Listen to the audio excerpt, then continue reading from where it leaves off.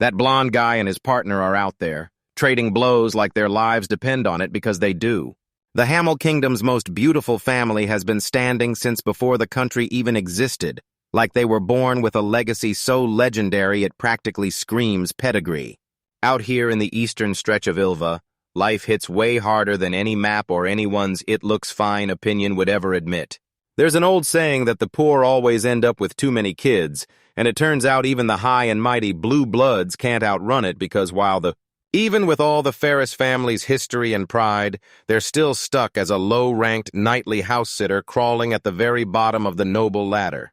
His paycheck could support 8 adults, but almost all of it gets burned just to keep up the fake act of being a fancy noble and the wool. And being captain of the guard comes with a price tag that absolutely doesn't play nice. Just seeing the two of them is wild. Each one of them alone is basically mowing down 7 portions of food just to keep the whole group stuffed. But the budget's already blown wide open just from 2 kids showing up in the picture.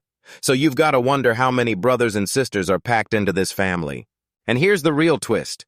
It's crazier than you'd ever expect. The Ferris family has 12 kids to take care of.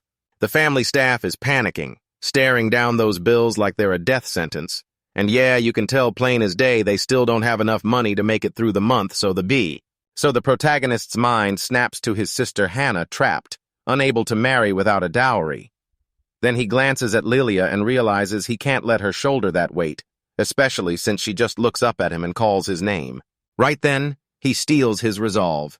He'll protect the family he loves, even if it means throwing away his noble life, so he chooses to become an adventurer. It's all for his siblings. He knows this broke house won't get rescued by anyone, so if money's gonna show up, it's on him, so he charges straight for the massive wooden guild hall. He strides through the front doors, then slams on the brakes for a second, soaking in every corner like he's seeing it for the first time. The guild is packed wall to wall with adventurers hustling gear and gearing up for the day, and as he watches them, he can't shake the feeling that the whole room is unnaturally quiet, like someone just snapped a silent spell over the place. A cheerful receptionist beams at him, grinning wide as she welcomes him to the guild and asks what's bringing him in today. He tells her he's here to sign up as an adventurer, and she snatches the registration book on the spot, eager to kick everything off. The receptionist shoves the paperwork across the desk and tells him it's all good, so she tells him, "Write your name and list any skills or experience you've got." And he just freezes for a beat, staring at that blank form like it just dared him. Then he halts mid-mission, staring down at the sword at his side, and starts racking his brain for the exact skills he should write down. Once he's done filling out the form and hands it over, the registration fee instantly bums him out until the receptionist grins and says they've approved his application before. Before she even starts breaking down how the guild runs, she lays out how they handle the quest money and exactly what it costs when you screw up a job. She starts breaking down how guild cards work, then leans in and warns him cross the law or lay a hand on another member, and you're done, for every guild in the entire country will kick you out. And that's exactly when and right then, she shoves a temporary tag into his hands and tells him, "Finish your first training request, and you'll get the real card." He snatches the item from her and stares hard at the basic beginner's tag they slapped onto him. He stares at it like, that's it, just a chunk of wood with his name scratched on it, and it leaves him feeling pretty unimpressed. He stares at it one final time, then snaps the wooden tag onto his neck like he's locking in his fate for good. The protagonist heads straight for the massive request board, and a sign practically guides him deeper into the rookie jobs. He pauses for a split second, and it finally clicks.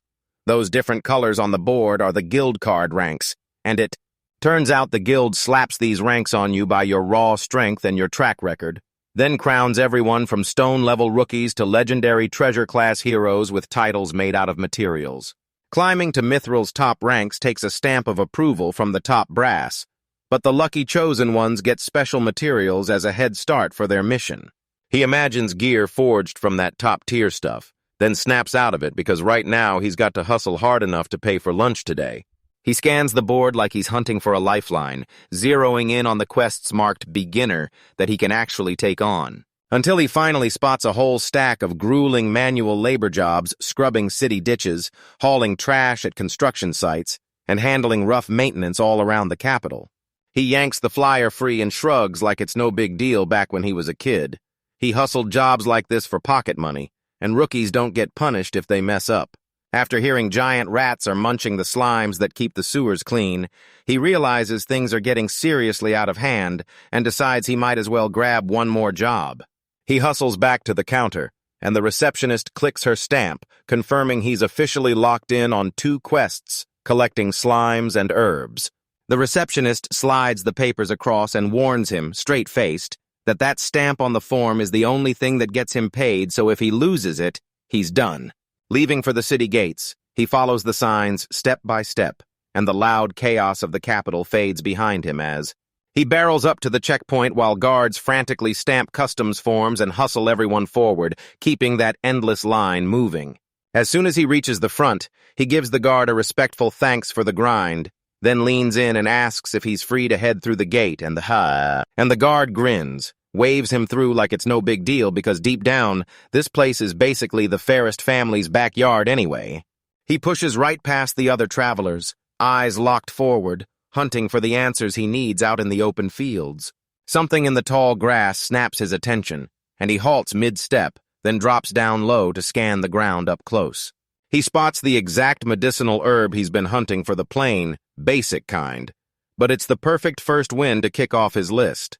While he's out there snatching up plants, he spots a slime wobbling nearby in the grass just vibing, and then it hits him. Most of these guys just munch on trash and dead leaves, so they're basically harmless unless you're small enough to count as food. He carefully snatches up one of the slimes, but you can see he's barely holding it together because that wobbly little thing is freaking him out. It's crystal clear, and he can't help picturing how the whole thing would probably rot the drains into a nasty sewage-stained color. He snaps the little guys into place, shoves them into his bag next to every herb he snagged until he strides back to the guild. But the moment those giant armored adventurers thunder past him, he feels weirdly small and out of place. The moment he steps in, it's instantly packed, and he just can't stop himself from staring because that crowd is massive, and he's like, no way, so he's stuck in line, listening to guys grumble about paperwork while everyone else is already celebrating their successful runs. Crowds are everywhere screaming cheers and banging their drinks together like the whole place is on fire, and then there's, in the middle of the room, a wild arm wrestling showdown is raging, and the whole crowd is absolutely losing it. Once he finally squeezes to the front, he leans in and asks the receptionist, "So the guild's always this chaotic?" She breaks into laughter and swears it's 100 true, like all this mayhem is just another normal day at the office. The receptionist tells him the guild is always this rowdy, and right then some drunk guy nearby slurs, "Didn't you enjoy the show?" But she points out that if you're an adventurer, you don't get to dodge the chaos, you learn to live with it. He stares at the handful of coins in his palm, shrugs, and says he's fine with the grind despite the fact that it's basically mind-numbing chores for pocket money like chasing down slimes or pitching in on the farm. Still, day after day, he kept mopping those floors, small job, big payoff until it started stacking up into real savings. And then he tells himself that if he squeezes every last bit out of his own food costs, his younger siblings back home can eat more, even if it's barely anything. Next morning, the receptionist starts grilling through his new request, and the regulars clock it instantly. He's at it again already. And then one of the old guard veterans wraps a hand on his shoulder, urging the newbie to give it everything he's got. He spots the fresh tag hanging from his neck and blurts out that he finally got his official plate, and it hits him hard. Yeah, he can finally take real requests now, but he's still frozen on the starting line. He just stands there, staring at the reality battling monsters means risking his own life for real, and that crushing thought hangs there But before anyone can blink, he barrels into the chaos at the guild board. People are shoving, scrambling, and fighting for the same job. People always warn you that every adventurer, no matter the quest, has to square up against 3 massive enemies. First is just a bunch of other guys scrapping for the shift in the morning, but the second is the real deal, the monsters they hunt out there. But the third enemy is usually their own greed because once it starts burning, they blow their money and stay stuck behind. Forever.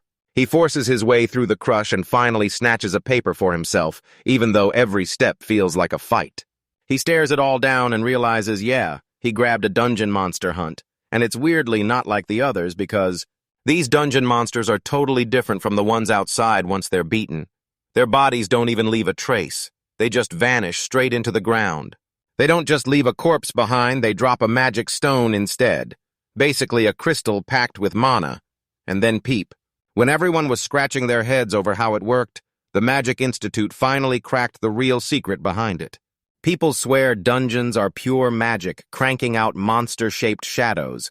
Basically a special pocket packed with magical energy, a massive pool of mana where these dungeons form and buy. And by jamming the magic stone into the core, a monster's shadow suddenly comes to life. It's a strange, wild process, and it only gets weirder from where a shadow is nothing but a copy of the real monster and the protagonist suddenly remembers something crucial about them. His oldest brother, Alburo, drilled it into him. These things never change, no matter what. Their power stays identical, and that makes them painfully predictable. But dungeons are scattered across the Ilva continent, and everyone's whispering that a monster stash of treasure is buried deep inside, so at the Royal Magic Academy, the researchers zeroed in hard on one thing: how to create these monsters and their magic stone cores, and once that secret clicked, it exploded into a massive business because once magic stones get remade into things like lamps and food storage, they become wildly handy, so every rich noble and big-time merchant treats them like an absolute must-have for their mansion. But here's the catch. Once the master of the labyrinth, the one guarding the treasure at the bottom, gets taken out, the magic stones just stop coming, and that chaos put everyone in real trouble. Until the nation's magic stone reserves began to crash the moment every dungeon fell, and the Mage Institute finally saved the day by learning how to force those labyrinths to wake up and live again. Even with all that magic at their backs, they still couldn't crack the spell to wipe those monsters out of the labyrinths for good. Dungeon hunting is basically mining with teeth. You dive into wreck monsters, rip out their magic stones, and grind until the pow. And the guild receptionist almost drops her clipboard when she hears the protagonist wants to smash into a labyrinth she's staring. She squints at his plain getup and tells him straight up, his gear is way too thin for something that deadly, and then she starts laying it out. She starts flailing her hands, completely panicked, yelling at him to wait and save up for a full set of armor first. But he just shrugs it off like it's nothing, insists he'll be fine. Meanwhile, the receptionist doesn't even drop the whole thing. She warns him that even chasing a stone tablet for something so simple can turn deadly the moment things go south. And then she reminds him that, told him, "Hey, rookie, stop showing up unprepared. Bring at least some decent gear with you next time." He stares at her like he owns the moment and tells her, "Don't worry, I've got a plan." And later, at the pitch-black dungeon entrance, a goblin suddenly crashes in and starts screeching like it's losing its mind. But the protagonist barrels in at full speed and lands one sharp, clean strike, dropping the monster the moment he steps through.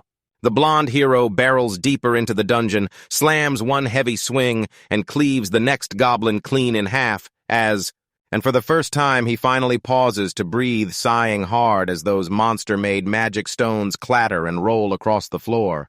He stares at the loot and realizes it's packed dozens of them, and then hits him somehow. These legends really pulled off wiping out an entire mountain of enemies. So he starts scooping everything up, dropping to his knees on that freezing floor to jam his bag full of stones as he wipes the whole area clean. Then, out of nowhere, just when it seems over, another goblin plummets from the ceiling, screaming its head off, and lunges to catch him off guard with a brutal surprise jump. But the guy's way too damn fast. He shoots in, pins the monster, and lands a brutal face-first strike before it even gets a chance to swing. The impact blasts the goblin backward in a violent skid, and the protagonist just shrugs like it's nothing, finishing the fight without even breaking a sweat. He stows his weapon, grins like it's time to move, and stares at the last few glowing stones on the ground. Then, later, he heads straight to the purchasing office by the labyrinth, where a dude is lounging behind the desk, just waiting. The protagonist strides up to the clerk, demands he wants to sell his things, and then drops a monstrous bag packed solid with stones. The clerk flips through the loot, eyes widening. That's a wild pile of magic stones for a low-ranked guy. While he's hunched over the paperwork, he suddenly freezes and gapes at the protagonist's gear, then starts jawing about the armor, saying He's way too generous for some rookie. He's basically bragging that he's got high-quality stuff, and the protagonist just nods like, yeah, I hear you. Turns out that gear doesn't belong to anyone else. It's Alburo's, the guy who's supposed to take over the Ferris family, so the protagonist just rents it under a formal contract, while his brother is off on break and even with the money coming in, the second he pays the rent and grabs food, there's barely anything left. But he knows this is just how it is for now, staring at that tiny pile of coins compared to the crushing mountain of his expenses. And once he thinks about how the gear gets wrecked and then costs a fortune to repair, it hits him. His brother didn't just help. He took a real gamble. For a big brother, taking care of his little sibling at the start of their adventure wasn't just helpful. It was a massive favor. For a brief second, the protagonist freezes, realizing he still owes his brother big time for coming to the rescue. Right in the middle of all the chaos lately, I've got one quick side note for you.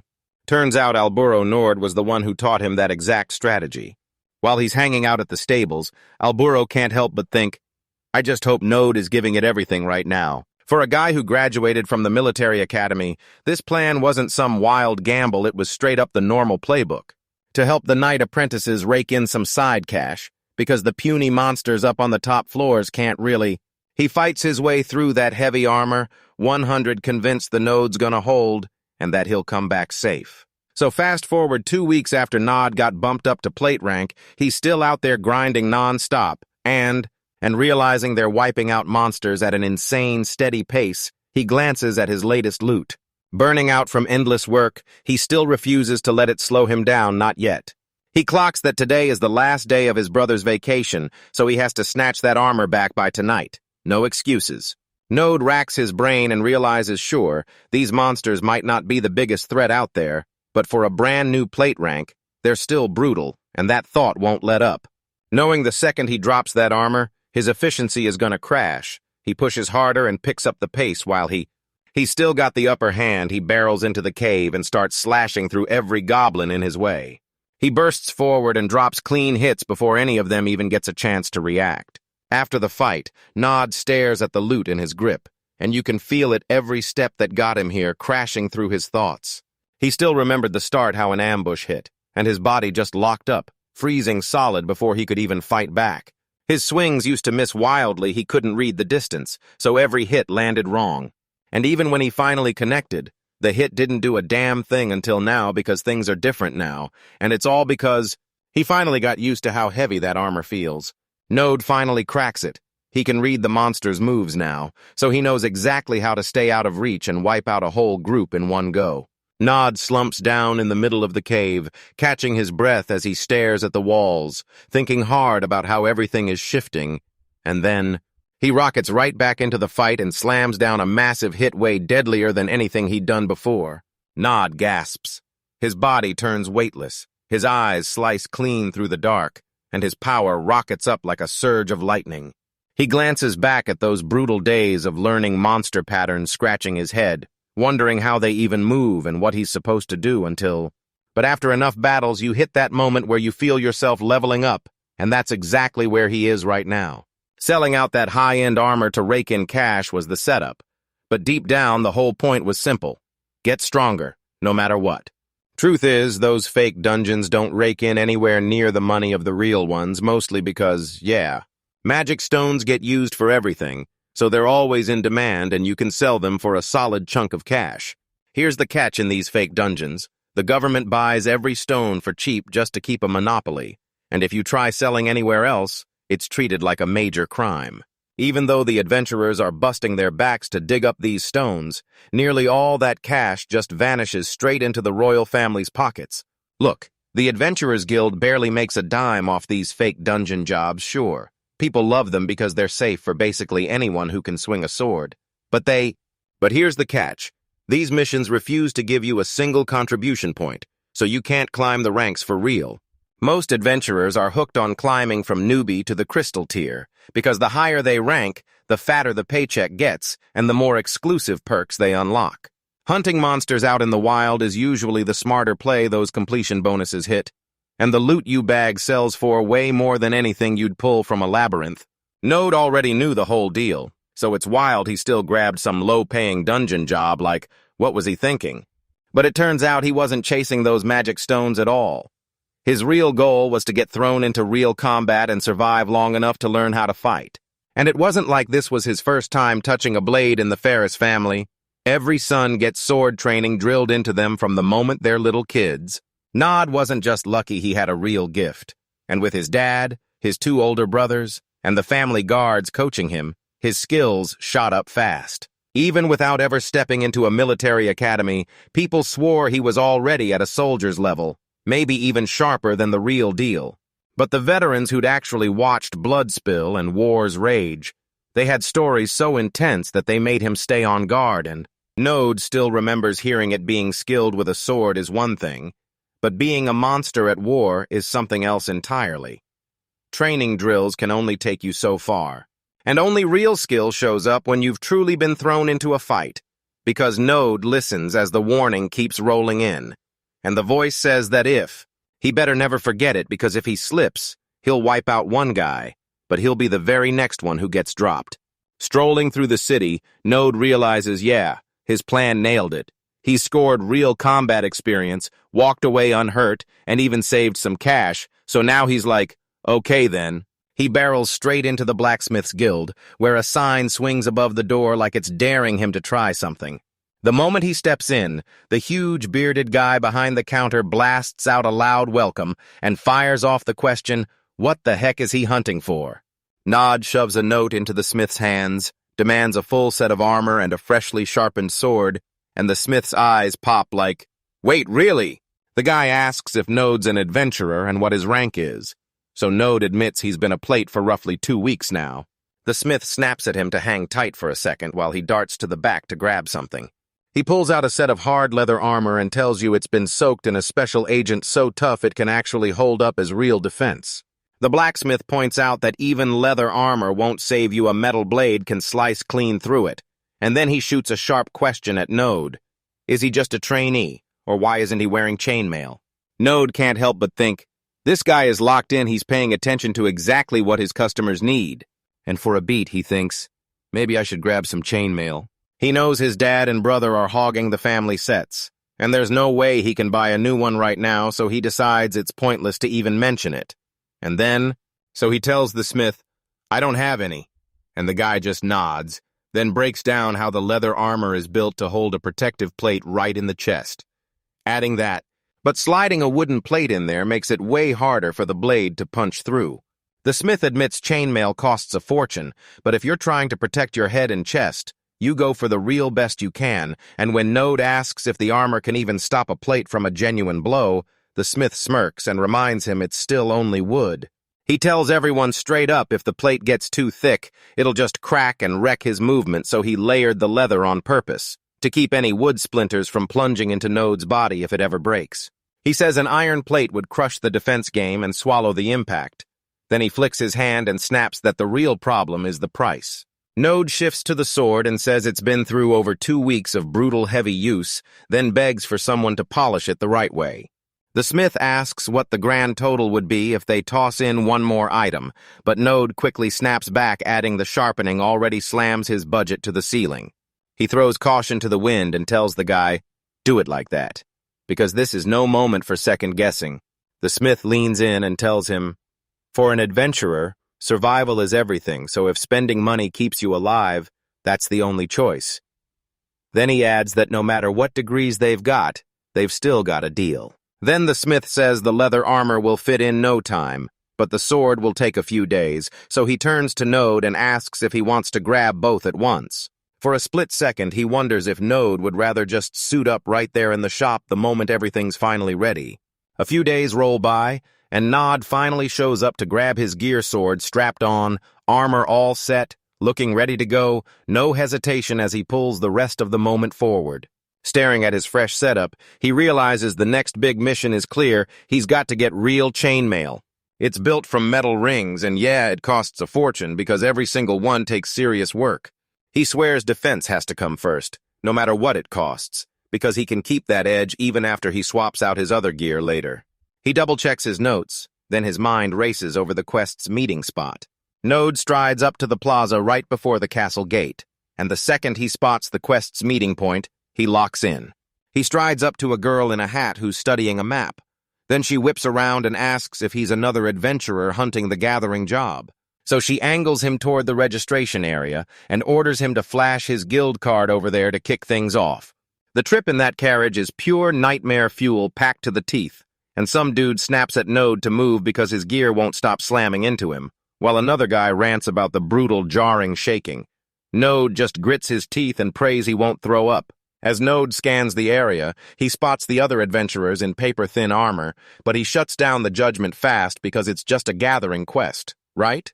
And honestly, the job is pretty simple. He took the guild's request, headed out to harvest medicinal herbs, and then... But these aren't ordinary weeds at all. These are top-tier plants that showed up nearly half a day's ride from the capital. And because these herbs are perfect for potions and the season's in full swing, the Alchemy Guild dropped a massive request for them. You get a solid base pay, then a commission for every find, plus the best part is the monsters don't ghost you. They actually show up at the site, so one trip to grab that fancy chainmail won't cut it. But after a few days of hard work, he'll still haul home a solid profit. So Nod has to play by the rules, meaning he packs his own survival kit, preserved food, bags for the herbs, and the basics like a lantern because out there, that carriage ride rattles him like crazy bumps, jolts, and all. Yet it somehow keeps his mind locked on the mission ahead. They finally roll up to a huge open field by the mountains, and as everyone spills out, the guide flashes a sample to the crowd and urges everyone to grab one right away, because once the explanation ends, they're getting to work. Node slips into the trees alone to kick off the search, and it doesn't take long just before he spots strange markings on the ground that snare his attention. He leans in and peeks around that thick tree trunk, checking if he's in the right spot, then there it was, the exact plant he'd been hunting right there in the brush, waiting for him. He drops to his knees, replaying what training drilled into him. Every precious medicinal bit is packed in the leaves and stems so he can... Now he swings in for a clean slice, knowing if he harvests it this way, the herb will sprout back later, then he'll dash off to hunt the next one. Nod just stands there, stunned at how those countless trips to gather herbs near the capital actually paid off. Then he mutters that he should write down where everything is, just in case he lands another job around here, and then he sprints back to his work by the trees, locked in on the plants until a tiny monster rockets out of the bushes and lunges straight at him. By the time the sun starts to sink, he's already nailed the first day's deliveries completely done. And as darkness creeps in, he tells himself he'd better get camp up fast before it gets too dark, so he charges into the nearby brush to haul back a massive pile of firewood. While he's out there, he spots wild mushrooms and instantly prays he'd learned which ones are safe to eat, because in survival, the right info can mean the difference between living and dying. And he hits on the idea if he can forage his own meals, he'll slash his food bills fast when he gets back to town. He tells himself he'll buy a scout adventurer a drink, just to soak up their tips. At last, he heads straight to the shoreline, steps right up to the edge of the water, and starts checking everything out. He decides to gamble on his luck and quickly cobbles together a basic fishing rod from a wooden stick and a length of string. The plan clicks, so he drops to work, guts the fish he caught, and lines them up on skewers for the grill, but he still needs a light, so he strides up to the nearest guy and asks to borrow some fire. Turns out the dude is totally chill. Node throws him a huge thank you, and then gets ready to cook. The fish nodes are finally hitting that scorching campfire, sizzling like crazy, filling the air with an incredible smell, and the other guy hands over some of his fire like a thank you gift. Node's caught off guard, blurts out an apology for all the trouble, but he doesn't mess around. He lunges in and rips a massive bite out of the fish. Sitting under the glittering stars with the other adventurers, he can't stop thinking about how every bite tastes insanely better than anything he's ever had. Like, seriously, nothing compares. And with that, the first night of the gathering mission finally grinds to an end. The other guy thrusts a blazing hot bowl into his hands for dinner, and then Nod shoots him a grateful look, then digs in while the guy casually points out that even in a warm season, these nights still hit bone-chilling cold. But the forest smothers the wind, so it's honestly not that bad. He even says his dad warned him the open plains would have been way worse, so yeah. Node leans back with a deep sigh, all warm and totally at ease, and thinks, man, this job is actually a pretty sweet deal. By day 3, Nod found the forest entrance stripped bare of herbs, but if he pushed deeper, he could still rake in plenty. Nod scans the whole place, and just like that, he realizes he doesn't even have to hunt around for herbs, because they're everywhere. And he's making great progress until a weird noise blasts out of the deep brush and freezes him in his tracks. He glares into the shadows, holding his breath, and asks. He keeps asking himself what that sound could be, and the louder it gets, the more he starts to fear someone nearby is in the middle of a fight. Which doesn't add up, because the monsters around here are basically just wild animals, and he's starting to think this is taking way too long, and it hits him hard whoever's out there is fighting for their life, no doubt about it. He can't just sit and wait, so he pushes, we have to go, even. He keeps drilling it into himself, don't go chasing stupid money-making risks when his family's waiting back home, but even if he's not training to be a knight anymore, he can't stomach the idea of leaving other adventurers to die, so he bolts into a sprint. He bursts through the trees until he finally spots them. Some nasty goblin pack has them cornered in a clearing, but the adventurers are wrecked, barely clinging to life, wheezing and gasping as the monsters surge in for the kill. Node doesn't hesitate. He lunges straight into the brawl with his sword already in hand, stepping right in front of the group to take the goblins head-on himself. The black-haired guy stares in disbelief, then explodes, screaming that reinforcements are finally here, like they're saved at last.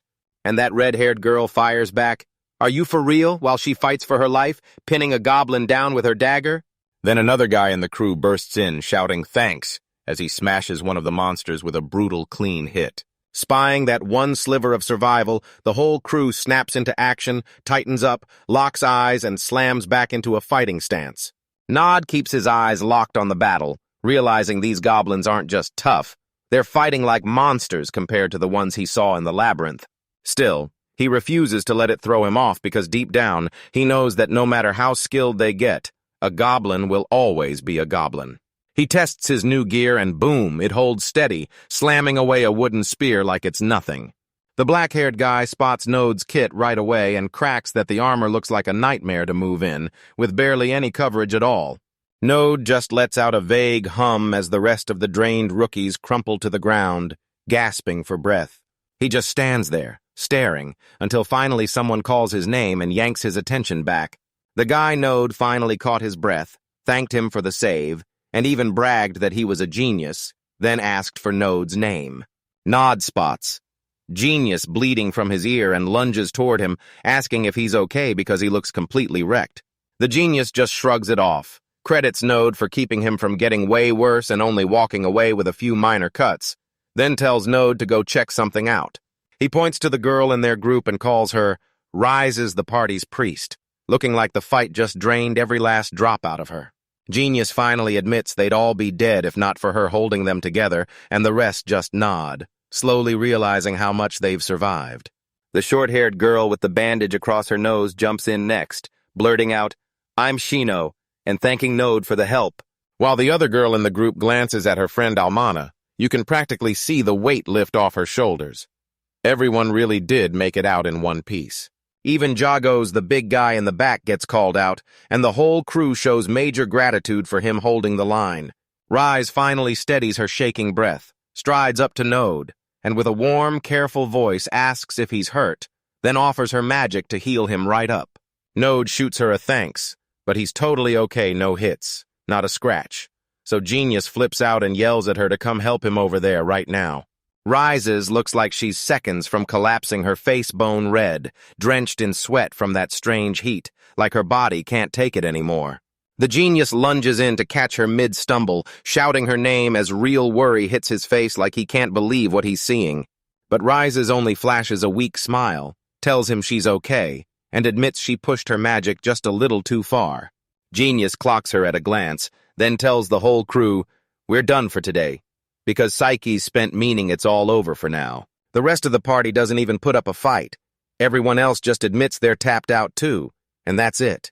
The crew starts tearing down the campsite, tossing gear into bags, and everyone agrees this is it. They're finally riding back home. As they push deeper into the camp, the other adventurers clock how battered they look and immediately start firing questions about what went down. Node Pool clocks his genius move, asks them one thing: how many monsters did they take down, and Genius grins, telling him they wiped out a massive horde. And when Genius says there are roughly 50 goblins, Node nearly chokes on the shock, blurting the number again and again like it can't be real. Before I praise Genius for surviving a battle like that, I notice he just looks totally wiped out. Genius breaks down how he tried to fight back in the forest, but the monster swarm was relentless, and there was just no way he could hold the line. Shino admits they couldn't slip out, so they got trapped in the plaza and forced to fight their way through, and she's still not sure they'd have survived if Node hadn't crashed into the scene. Right as the crew at the campsite spots them rolling back in, one of them throws out a quick "speak of the devil" joke the second they show up. Node tosses some food into the soup and tells Genius he has to eat up fast because he's probably bled out way more than he should, which has Genius convinced she's got this, as she flashes a confident thumbs up and orders everyone to step back and let her handle the cooking. She lets it slip that her family actually owns an inn, and then boom, she's ready to feed everyone a seriously delicious meal as a thank you. But first, she shoots Genius a quick check to make sure she can go all out with their supplies, and Genius just tells her, "Go for it." Genius leans in toward Node and grins, telling him he's about to get the real treat because Shino isn't just clever, she's an insanely skilled cook. Shino jumps into food prep, expertly slicing through the meat and throwing everything into a massive pot of soup until it's all cooked and ready. They finally ditch the whole party, find a seat, and dig into that hot meal, chewing together like they've been reborn. Genius points out that with goblins swarming their nest, it's gotta be a gold mine. So Almana figures even if there's no giant treasure, they've still gotta have something valuable stashed away. Which makes Shino finally admit she was so stressed earlier she couldn't even think about it, while Genius shouts Node's name as he's locked in, scribbling away in his notebook. Genius blurts that tomorrow is their last day out here, then leans on Node like, "You in, let's go hunt down that goblin nest." Nod starts to panic because today's chaos stole his focus and left him with only about 60 of the herbs he needs. And now he's stuck wondering if he can even afford to take a day off. He couldn't stop thinking goblin hunting wasn't even in his paid contract, but the thought of actually stumbling on real coins in a nest? Yeah, that sounded dangerously tempting. Everyone knows these creatures can't resist stuffing their dark little dens with random treasure and stolen goods. Node jumps to his feet and tells the group, "I've made my choice." He sits there thinking a real adventure is worth more than gold, and then he blurts out to the party that he's coming with them because he's finally ready to meet them for real. Genius is all fired up, slaps an arm around Node's shoulder, and says he's just as hyped for it, like he can't wait. As morning rolled in, the whole group buzzed with excitement, Almana declaring that Node is worth 100 men, and Jago chiming in that an adventurer's true duty is to get out there and chase the adventure itself. Morning rolls around, and Genius insists they bolt the second the sun cracks the sky, no what-ifs in his head, just thinking they'll grab herbs if things go south. So the crew marches into the woods the very next day, buzzing with confidence about the hunt.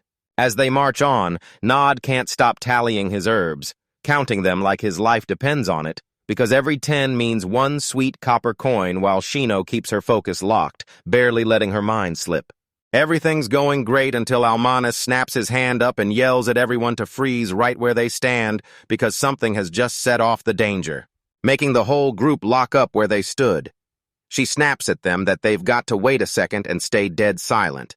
Genius scans the area and asks if she's taking the first watch, but she's already caught something moving in the brush.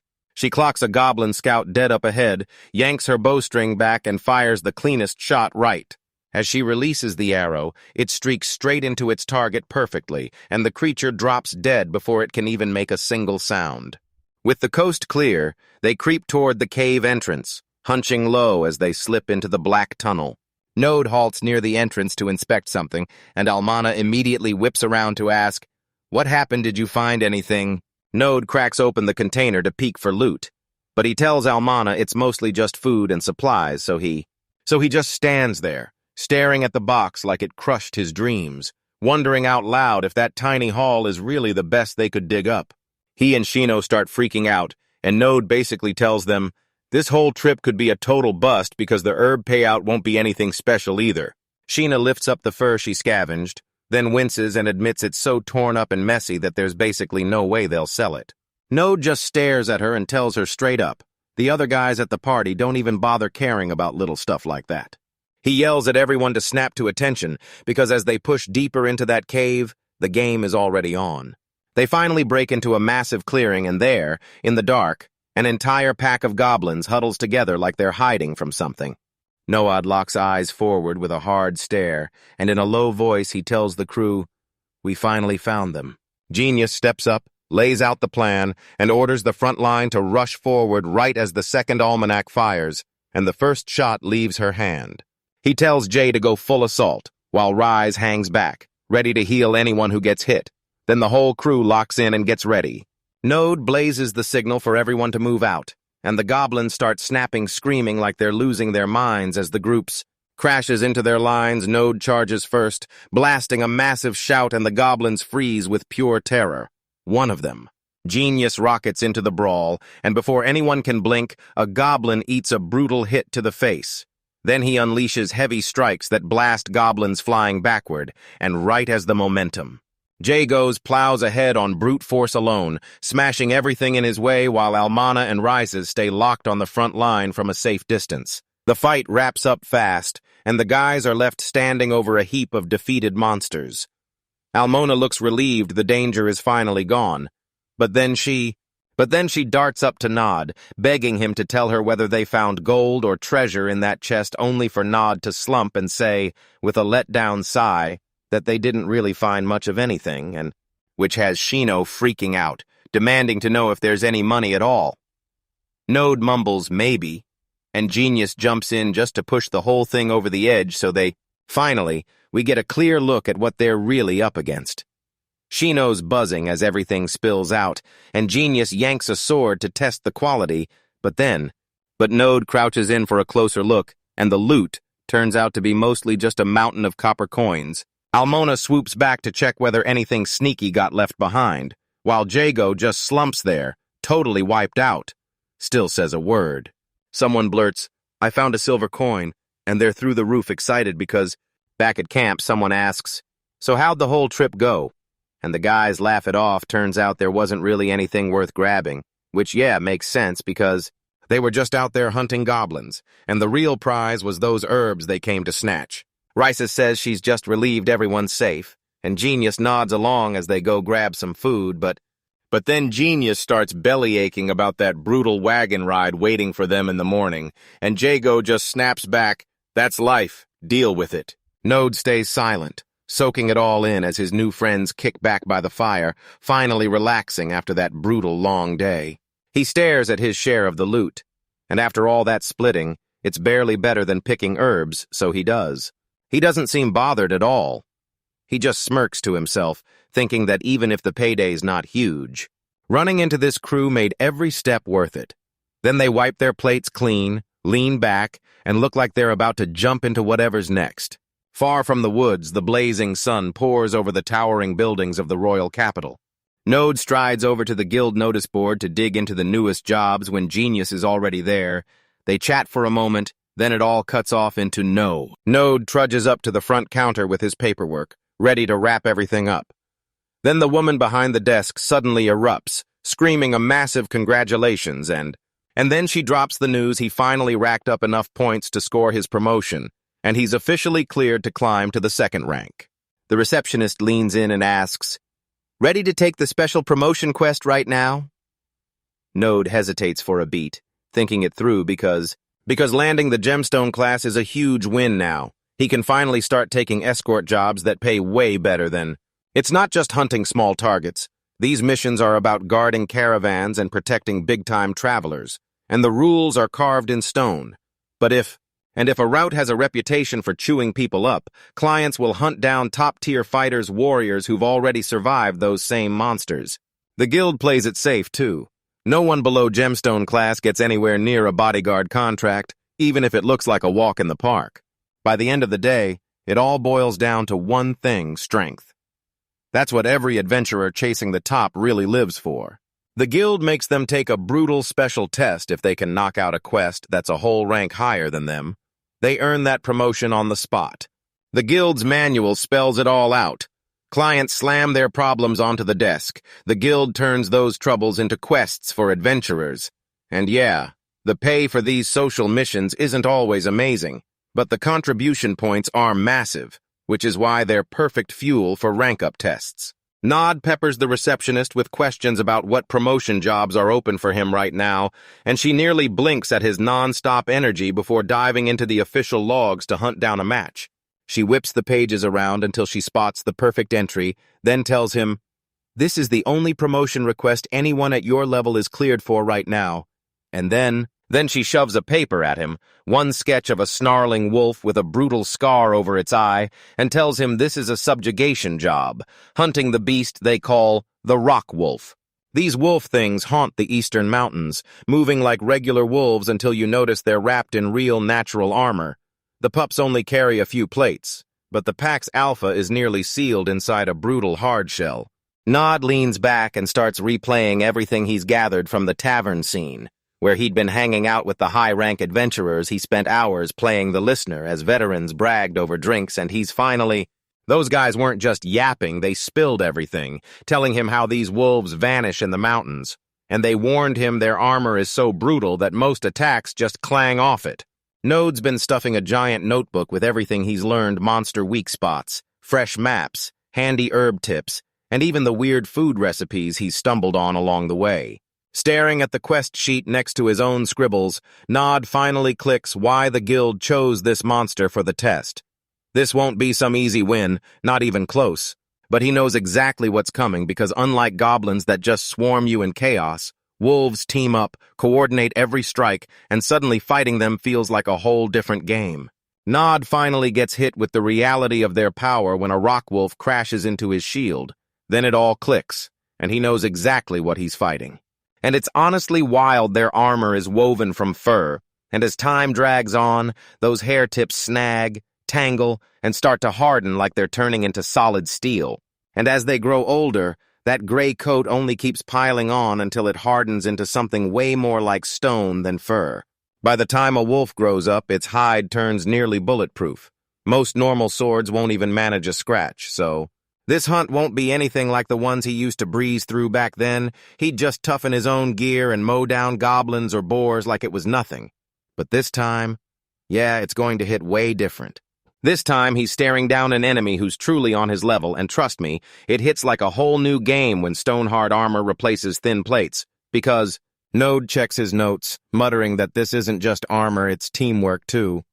These things don't stalk alone, and he's almost convinced he's got this, but he knows he can't afford to act wild. One wrong move and they'll shove him way past his breaking point, especially since, after he crunches the numbers on his skills and gear, and seeing how he wiped out those goblins, he reckons he can hold off 10 wolves at once, but here's the catch: PAX usually kicks off at 10 and can skyrocket to 100, and the latest reports are saying there's a massive bunch of them out there right now. Reports say a massive pack of rock wolves is clinging to the cliffs. Node spots the nightmare fast with 30 of them closing in. Being surrounded is basically death. So the guild receptionist leans in and asks if there's any other adventurer around Node's level he can team up with. Node just freezes, staring at the paper, already knowing. Things are getting brutal, she says. Multiple local parties shot up to stone rank at the exact same time, so it basically means all the easy promo requests are already wiped out. Node size just clocked it. This deadly wolf hunt is the only move left on the board. And it doesn't help at all that their genius partner isn't here to back him up. He's still thinking how their teamwork had been getting sharper lately. But the other guys he knows are slammed just as hard. This adventure Node says he's sprinting out on a long haul, gathering trip to score better armor, He dashes out, leaving the receptionist hanging, and while she's still waiting for his reply, she leans in and asks what he plans to do, so he double-checks his notes one last time. He can't stop doubting himself, wondering if he even measures up to the rest of the crew, so he tells himself to hold tight, wait for everyone to come back, and then work together as planned. And he turns down the wolf quest for now, tells her to forget it, and asks for a job he can actually handle solo for the time being. 3 days later, Nod slumps at a table with his head in his hands, utterly wrecked by how everything's gone. Node slumped there with his head in his hand, utterly wiped out, wondering if they truly had to go hunt those rock wolves right this second. But then a voice from behind cuts in, asking if they're running low on money. Node just freezes in place, turns only his back, and he fires a question at Alec, demanding to know what he meant by all of that. Alec leans over his desk, eyes darting through the records, and worry floods his face. He tries to spell it all out again, even though he knows Nod already gets it. Then he just tells it to his face. The Ferris family's money situation is getting seriously ugly, and points out the real problem in a heartbeat. They're blowing way more money than they're raking in. Alec points out that Node's been getting a whole bunch of younger siblings born one after another in just the last few years, and since they're still tiny, their food bill hasn't started draining them yet. But with 6 kids under 6, the everyday chaos never stops stacking up until the bill hits like a truck. No rubs his chin and admits it. Alec's probably right. Alec blurts that Lilia is already 13, so now they have to start worrying about tuition for the Noble Academy where their mom and sister once studied. And then it all snaps into place for Node as he finally feels the pressure and the truth hits. He stares at his own hand and admits it straight up. If he heads to the military academy, their household money is toast. Node flashes Alec a warm smile and says it's okay, but Alec just stares back like the whole weight of the moment is crushing him. Right now, they're barely staying above water living off Alburo's wages, plus the extra cash Johan keeps sending back after he marries into yet another family. And on top of all that, they've even pushed Hannah to work as a maid in some other house just to keep the family afloat. And it only goes from, which Alec points out is the only thing keeping them afloat barely, especially with everything Node keeps dragging in, and yet somehow, there's still a massive problem staring them in the face. He drops the bombshell they've got to scrape together a massive pile of cash by the middle of next month, or everything's going to fall apart. Node stood there with his head in his hands, realizing the moment he understood boom, the debt deadline slammed down. Alec stares at the empty coin pouch and blurts out an apology because he's already done everything humanly possible to make the numbers work. Up to this point, the Ferris family has been barely scraping by grabbing loans every time their cash hits rock bottom. And yeah, it's pretty standard for noble families to be drowning in debt, but most of them still own real land, so once the harvest rolls in, they can just cash out and pay it all back. Here's the problem: the Ferris family has 0 land, just a measly pension and their run-down old house, and it sure doesn't pay like real wealth. Other than a couple of relatives, the only person who ever handed them money and didn't care about getting it back was Albert's friend. And a Node stares at his hands, and that debt is still dangling over them like a loaded blade. It's straight up desperate. They've already pawned every single thing in the house over and over, so there's nothing left to trade, and that means nothing's left. Their home was stripped clean, only the family swords and armor were left standing. But they can't just throw that away if they lose their gear. The Ferris family's legacy as a line of warriors gets wiped out right there, and that's huge because whenever things turn ugly, the kings of succession always lean on their direct military force to save them. In their world, your status is tied to how close you live to the capital. So the fact that the Ferris family gets to stay in that prime district is a huge, top-tier honor. They live even closer to the royal castle than any top minister or count, because this is a warrior house that served the crown for generations. Node knows if they ever hand over their weapons, they won't stand a chance when the real fight hits and the family gets wiped out. Yeah, you could chase other cash routes, but borrowing from loan sharks or crooked nobles is a death trap that ends in tragedy.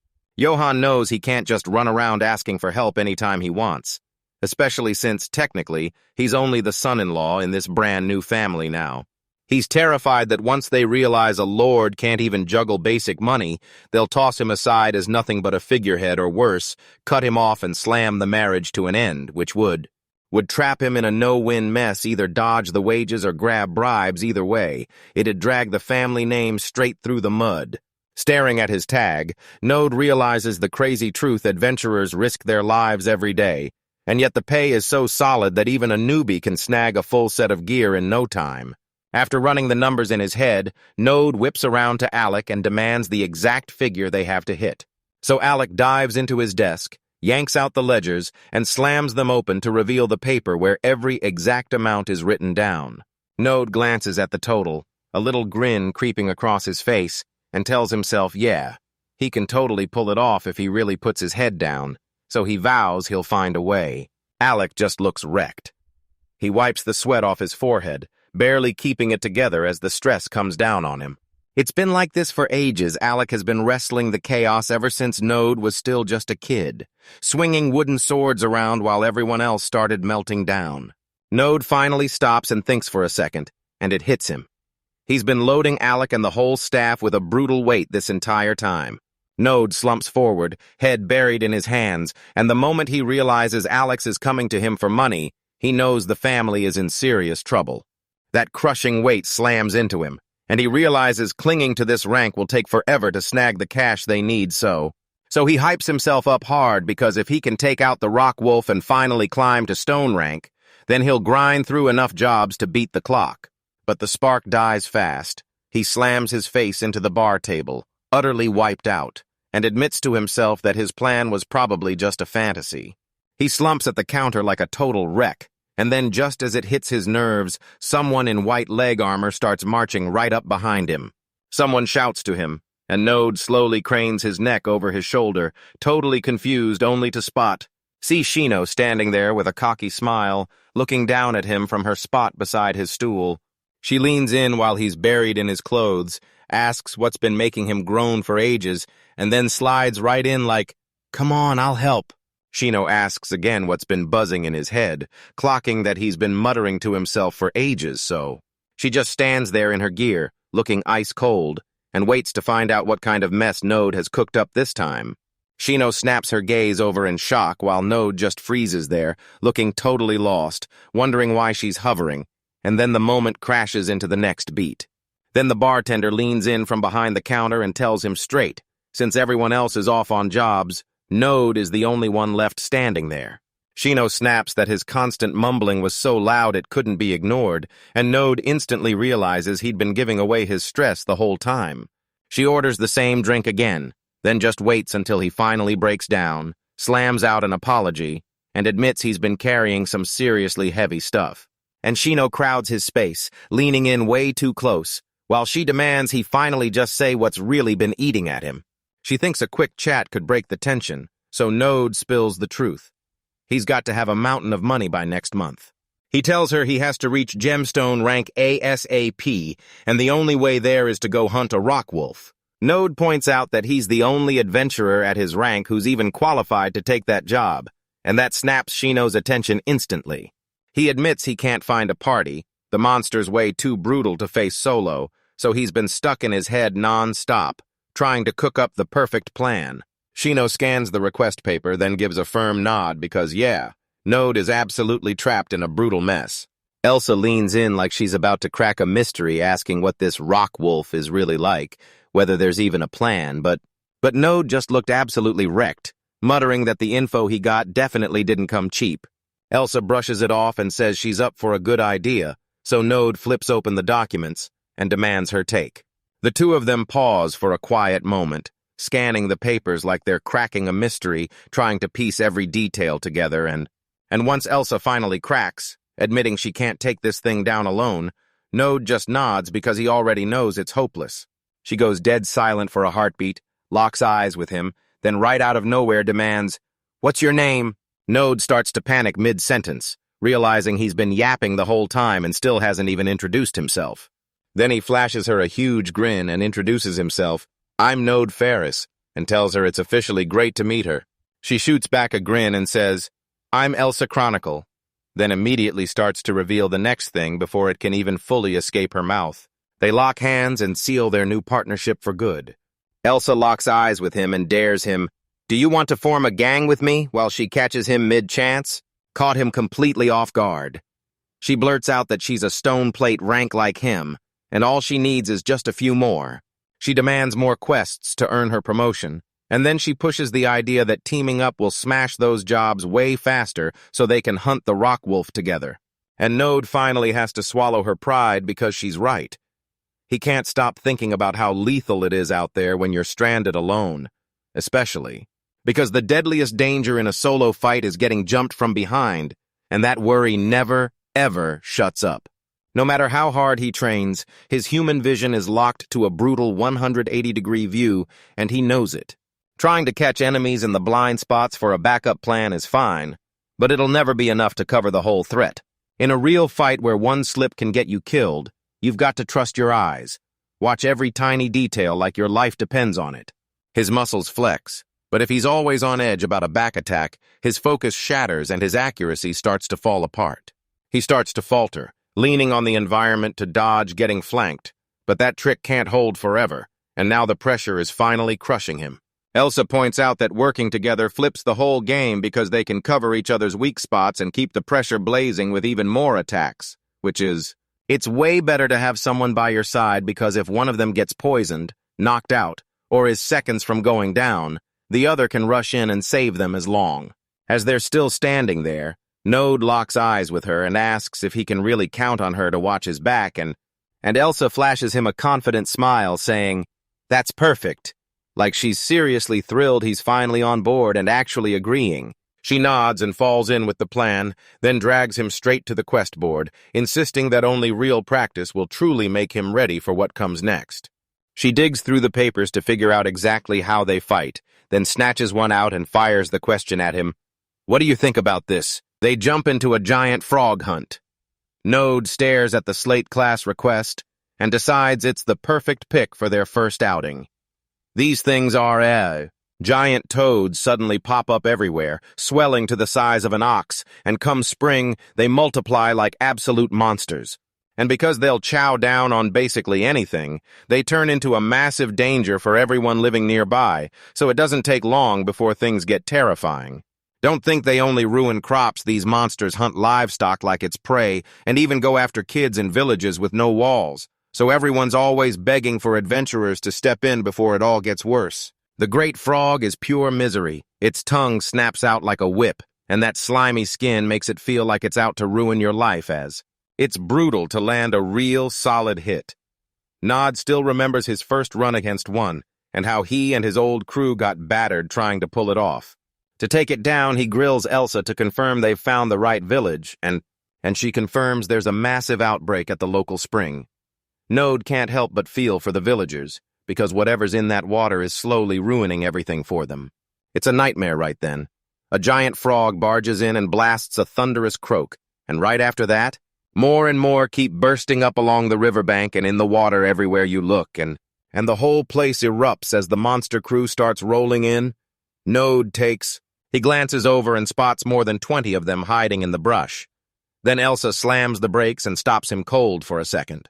Node asks what's going on, and she blurts out that she wants to be the one to charge in and make the proposal.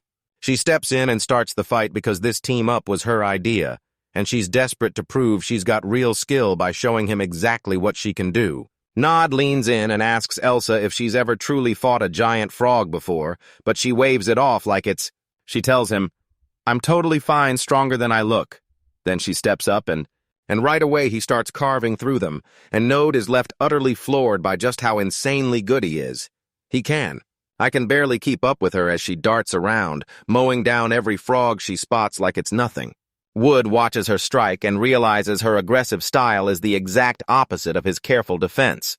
She's basically a walking literal, burning through the battlefield, and before he can even lift a hand to help, Elsa steps over the last one, shoulders tense, and apologizes for. She takes them all out alone, turns back with a wicked grin, and asks, "So are you convinced I'm strong yet?" Once the area was cleared, the two of them grabbed their stuff and tore back through the forest, heading for home. A few days later, they gear up and head back into the woods to take down some forest wolves. Node's already convinced it's a smart move, and he's not wrong. Elsa says it's a solid way to get some practice, but she laughs it off because these guys aren't even real enemies. They're barely a warm-up. Node just gives a quick nod like, "Yep, it's official."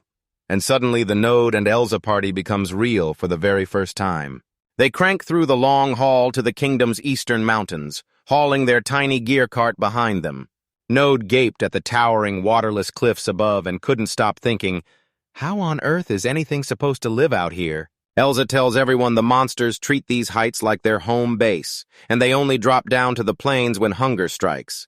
She says that hiding in a rough, brutal spot is actually their smartest move, so no one can track them and hunt them down. Bigger predators than that Node remembers some wasted drunk once said so, and that's all he's got. He grunts as he hurls the final heavy bag onto the pile, then shoots Elsa a look like, "Is that the last one?" That little handcart rattles and groans as they cram in all the supplies like one more bump, and it'll finally snap in half. Nodesi wishes he had the money for a real carriage ride, but he knows they're so broke it's not even an option, so he just trails off. Elsa doesn't care about the budget one bit. She slams her spear into the ground and fires off, "So, are you ready to do this?" 2 things. That's it. These are what make a rock wolf totally different from the forest wolves you're used to. First thing, those wolves' fur has basically calcified into this tough, hard shell, so they're packed with way more defense than any normal wolf out there. The second huge difference, their hunting style, because their mountain home is safe, but there's basically no food, so they've got to scramble all the way down those brutal cliffs just to eat, and that constant struggle makes them way less efficient than the other monsters. They solve that fast breaking into tight little squads and hunting in a spread-out pattern to track down their prey. Their packs are usually tiny, more like 5 or 10 members, never the bigger numbers forest wolves bring. But once they've got their armor on, their odds shoot way up and the guild starts treating them like an honest-to-God nightmare. Node shouts for Elsa as the first one charges in, and he keeps his eyes glued on the pack's moves while the chaos erupts. The real problem is their strategy. Those squad leaders hang back and howl to call in a whole wave of backup. So, Elsa barrels straight at the snarling leader, snapping the question, "Are you the one we need to take out first?" Nod lunges forward, drives his spear straight through the rock wolf's defenses and crushes the things. While he scans the area to make sure no more wolves are closing in, Elsa leans in and asks if they're ready to start carving. Node yanks out his knife and goes to work, slicing through the thick hide and stone plates with razor care until, as he finally rips the huge pelt free and snatches a quick breather, he looks up, and Elsa is already miles ahead. He sneaks a look at her while she works, and it hits him hard. She's ridiculously faster than he is. He kept his guard up as the realization hit this fight was too easy, and he didn't even need the tear gas he'd brought along. Elsa keeps tallying her kills, and Node can't help but stare, because even at the same age, her skills are... On another level, he knows there's no way he could have squeezed hits into those tiny armor gaps. Yet she drilled every vital spot like it was nothing. Node lets out a small laugh at last, finally clocking the huge gap in natural talent between them. He wrapped up the job, and couldn't stop thinking how insanely lucky he was to be stuck with someone that good. The next morning rolls in, and Elsa already feels the trip pressing down on her, saying, "If the hunt stays this easy, we definitely brought way too much gear," and Node just shrugs it off, laughs, and agrees she's probably right. Maybe they really did overpack. But then he realizes the pack is way bigger than he expected. Yet Elsa's spotless kills keep every pelt perfectly intact. Those rockwolf hides are top-tier armor gold. People pay a fortune for them. And that's when Node finally clicks there's way more than enough cash to pay Alec back. No stress at all. The two of them hoist their giant packs and keep charging through the rocky hills, scanning every crack as they track down their next pack. By the 4th night, Node's back at camp, breathless with focus, tallying their haul and already marking down that they've wiped out 25 wolves. And that's when it hit his gut feeling about the guild's request form was dead on, because it totally undercounted how many monsters were really out there. Elsa says they didn't stumble into a single fight all day, and now she's convinced they'll smash through the job in just a few more days. But on the 5th day, everything flips. An infernal chorus of howls fills the mountain as that massive pack finally traps them in a tightening net. Nod grinds his teeth as everything spirals downhill, muttering curses under his breath while he scrambles to keep his footing against the wolves are closing in like a living nightmare. Elsa screams that this place is pure disaster, that they're seconds from getting trapped all the way in so. Then Nod finally clocks it he got himself caught in a trap, and he's furious at no one but himself for dropping his guard, even though the hunt felt way too easy. But, looking back, yeah, there was always a real shot this could blow up in our faces just like it did.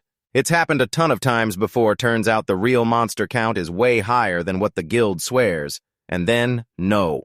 Joe really should have remembered those warnings the veteran adventurers at the guild had thrown at him. He snaps back to reality, steels himself, and tells Elsa it's time to unleash that one exact move they talked about. As he snatches his gear, he bellows over the roar, demanding to know if she's ready to bolt with him. Elsa locks in, tells him she's ready, and braces as the wolves explode toward them from every direction. Node throws the signal, and the two of them explode forward like a bullet sprinting straight through the pack to tear open a path. Elsa's scream cuts through the chaos as a wolf lunges and clamps down on Node, and Node just grunts through the pain, apologizing for the slip-up while the two of them lock back to back because now the danger is escalating fast, and it's about to get even worse. Elsa's eyes go wide with pure terror. She screams for Node to look out. Then he spins around, totally blindsided by what's about to hit. A giant shadow crashes over them, and Elsa snaps that this is officially the worst situation imaginable. No way. Totally agrees. And then boom, the armored wolf shows up, towering over the regular pack, its thick plates clanking across its body like a suit of iron. Node stares up at the giant beast and starts blurting out everything he knows about these monsters because it's a top-tier beast that only grows more brutal with age. Its skin hardens into something like metal, and that's exactly why everyone calls it. Node flips through his notes and laughs. Armored wolves are unbelievably rare, and yeah, he even joked that hunting one would be a great way. To steal a little time with that pretty girl, those books insisted this kind of stuff is only for top-rank adventurers, and that grumpy old guild guy told him, "Don't panic. These sightings are insanely rare." Node watches the beast tower over them, then rages at that old drunk for being dead wrong. Nod looms over the fallen pack, sneering at his own bad luck as he mutters, "This is just my luck," as he stares down from the cliffs at even more of them piling up below. He can't help but wonder how did it all spiral this far out of control. A ravenous wolf comes at him with a vicious snarl, and that's when he slams into a backup plan, one he swore he'd never touch. The whole area detonates in a brutal explosion, and fire and smoke rip through the pack like tearing rockets. Elsa glares at the burned-up mess and rants that it's a total waste. Those pelts usually fetch a fortune. The last wolves burst into flames and sprint for their lives, but the damage was already done, leaving nothing behind. Nodes stood in the choking smoke, and when reality finally hit, they had to burn their way through that armor. Sure, it wrecked the loot, but it was the only path forward. That's what it really means to be a top-tier adventurer. Your whole life is about choosing the perfect move and knowing exactly when to dodge a direct fight. Promotion quests throw these wolves at you as the test, because if you're truly ready, they're manageable, and Elsa stares down at the Node like it's nothing, telling him to drop the burnt fur, because his life was worth 1,000 times more than a few ruined pelts anyway. Elsa demands to know if Node's truly confident he can win when they're surrounded, because she's definitely not, and he just blurts out a shaky, "Yes." Node admits he grabbed that insanely expensive oil just so he could get home alive, but the moment he spots the price tag, he snaps. Then Elsa shrugs and says, "Desperate times demand desperate moves." Turns out the oil doesn't just light up. It roars because those wolves wear armor coated in thick natural grease. So Node pushes past the doom, convinced the promotion and the chance to befriend Elsa makes every penny feel worth it. Everything goes dead silent for a second as Elsa blazes his name into the air, both of them frozen in place while Nod stares forward with laser focus, confident enough to tell her he already knows exactly what's coming next. The flaming wolves suddenly start snarling and snapping their jaws like they've gone feral, way more aggressive than ever. The entire pack barrels in together, and Node yells that it's time to move while Elsa insists she's right on his heels. Node snaps the first one out of the air and slices straight through the monster as it lunges in, but even after Elsa drives another blade in, the pack is still flying. Then one of them springs the trap, slams into Node, and knocks him clear off his feet. Nod grits his teeth through pure agony. This monster's grip clamps down like a vice, and he's barely hanging on as Elsa yells, "Are you okay?" But there's no time to answer as the wolf barrels forward with its wild attack, and Node realizes the chainmail won't save him completely. Sure, it stops the blade, but the beast can still latch on to him, dragging him, leaving him frozen stiff. They watch in silence as the massive wolf unleashes a roar that rattles the entire forest, both of them locked in place, staring. The flaming monster rockets through the air straight for Node's head. He slams into the dirt, barely yanking his shield up in time as the beast claws for his throat. Node yells as he shoves the snarling thing back. Its teeth are only inches from his eyes, and just like that, Elsa rockets in with one brutal swing, slamming the wolf right in the side of the head, and as she fires it back, she snaps at Node that this isn't finished. Node finally catches his breath and tells her she saved him big time. They both stare as the monster hauls itself back up.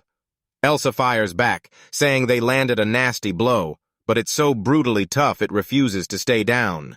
Node stares at the battered beast and snaps, "It's almost done, so finish this right now." He barrels in with his shield raised, screaming that it won't get to pull the same trick on him again.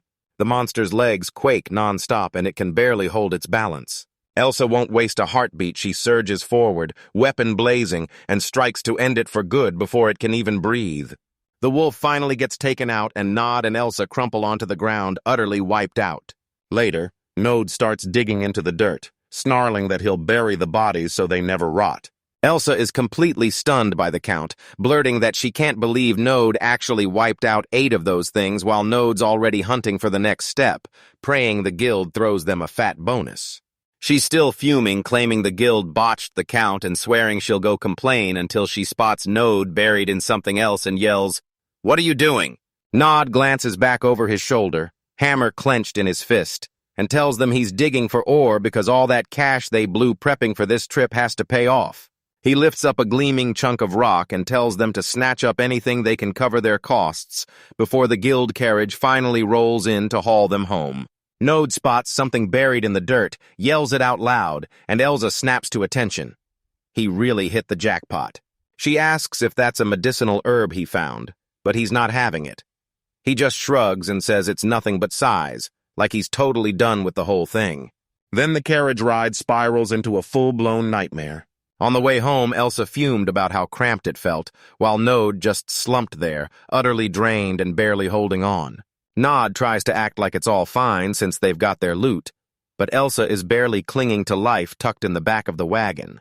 4 days later, Elsa storms into the Adventurers Guild, absolutely seething with rage. The receptionist starts trembling as Elsa demands answers.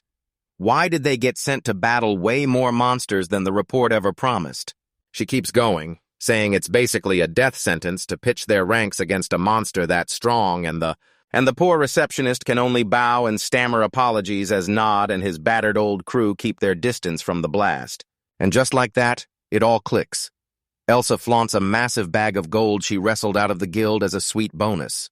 Nod tells Elsa that her outburst at the guild is exactly what he expected, and Elsa fires back that it was actually him who was the scary one in there. Node starts tallying their earnings, and once the rock wolf pelts hit the total, they're raking in a real profit even after the trap costs so. So Elsa listens, cheeks burning, but Node isn't finished talking because the next line is still loading, and he's not going to stop.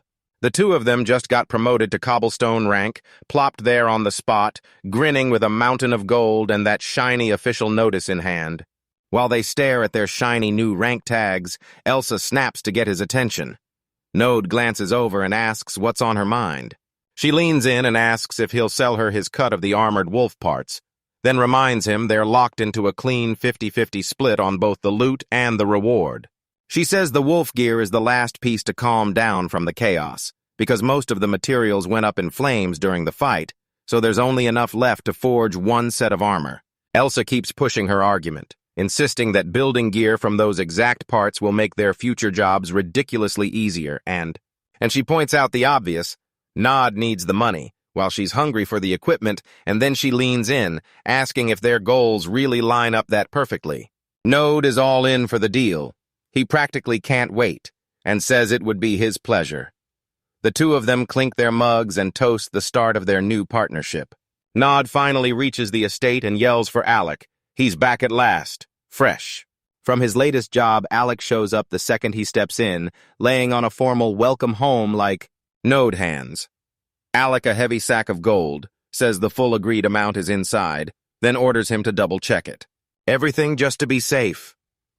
Alec says he's got it, and he charges after them, right behind as he heads down the hall, and Node waves him off saying he's totally finished for the night. He's going to hit the sack, and that's where he cuts the story.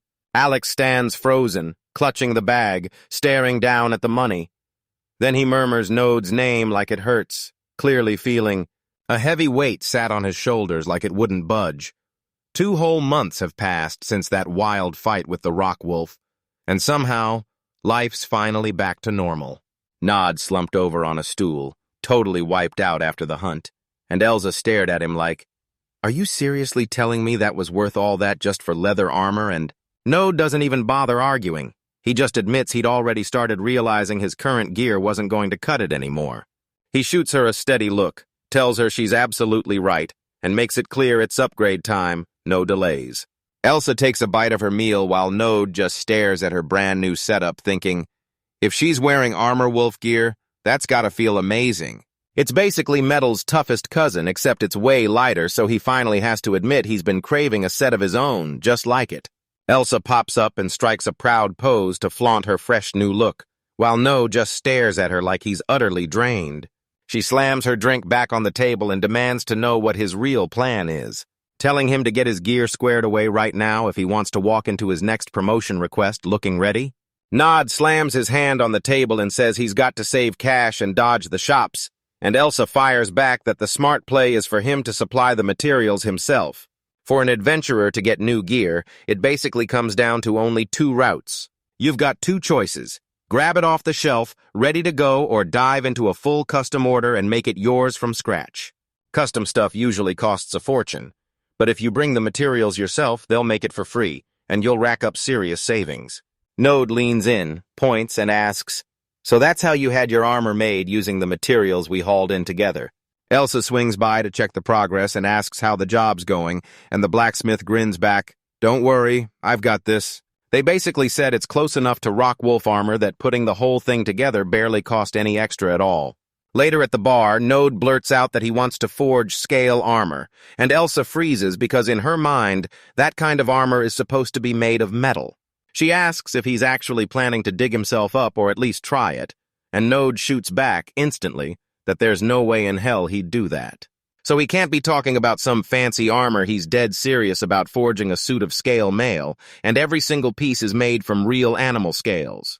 He knows the second people hear that name, they instantly imagine some top-tier gear forged from legendary dragon scales. Sure, Wyvern or the sub-dragon gear counts as scale armor, but what he's planning is on a totally different battlefield. Elsa clearly isn't buying the technical talk. She just calls out for another round of ale and keeps it moving. She throws an order of nuts onto the tab while the bartender says it's already on the way, then lets Node finish his thought. So get this, the armor he's about to forge actually pulls its strength from much weaker monsters, because that's the whole trick to making it work. Node explains that grinding up fish or reptile scales can forge gear just as tough as metal, and the best part, it's a cheap trick to keep armor from falling apart. The bartender plunks down their drinks and a bowl of snacks, but Node doesn't let the moment die.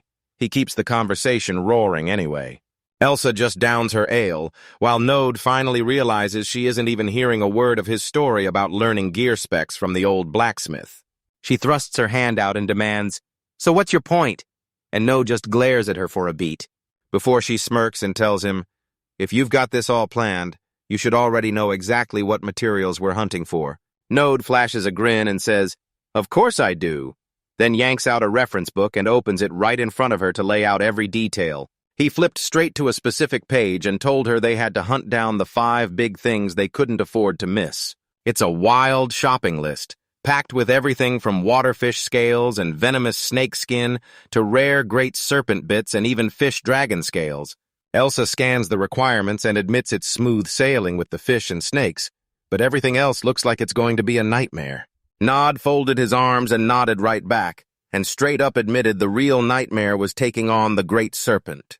Nod's mind races to the Great Serpent, and he realizes that even a single one lurking in the deep marsh is more terrifying than an entire pack of rock wolves. They slither low along the ground, so even though they're massive, you can barely spot them at all. Elsa yells that fighting in a swamp with zero visibility and ankle-deep mud is a straight-up death trap, because if they don't have a real pro scout, Node's just gonna get bogged down and plow face first into whatever's waiting for him. But Node won't budge. He explains that regular scales won't cut it, not compared to what he's got, so he's dead set on getting those specific top-tier skills for his new plating. Elsa locks eyes with him and snaps that she knows he's trying to cut corners, but then she demands to know why he won't just buy normal armor from the shop. Even if it's not flawless, it's still more than enough to power the crystal rank jobs they've got to handle. She says it's crystal clear, buy the gear and you'll be done in a flash, not by diving into a dangerous hunt, and even though No knows she's right, he just can't force himself to go that route. Mostly because the moment he did the math, he realized he'd need triple their current budget just to get the good stuff. Elsa tells him to keep that option tucked in the back of his mind while she finishes her drink, leaving No. He's stuck between a wild plan to triple his money or gambling his life in a fight against the Great Serpent. While Note just kicks back and relaxes, someone spots him and screams his name, calling him out loud. Zinnia strides up with a grin, looking genuinely thrilled to see him, then says, "It's been a minute," and asks if Node's been off on some huge mission lately. Xenius finally admits it, the one who disappeared was him, burning through a long-term hunting and gathering job miles out in the Western Kingdom. He scans the place and blurts, "Why is Node alone today like this is totally unheard of for him?" Xenius just laughs it off, saying his crew's on a 2-week break while everyone else deals with their own business and men. They say Liza's right now in the capital's temple, going all in on priestess training because she's determined to level up her healing magic and get even stronger.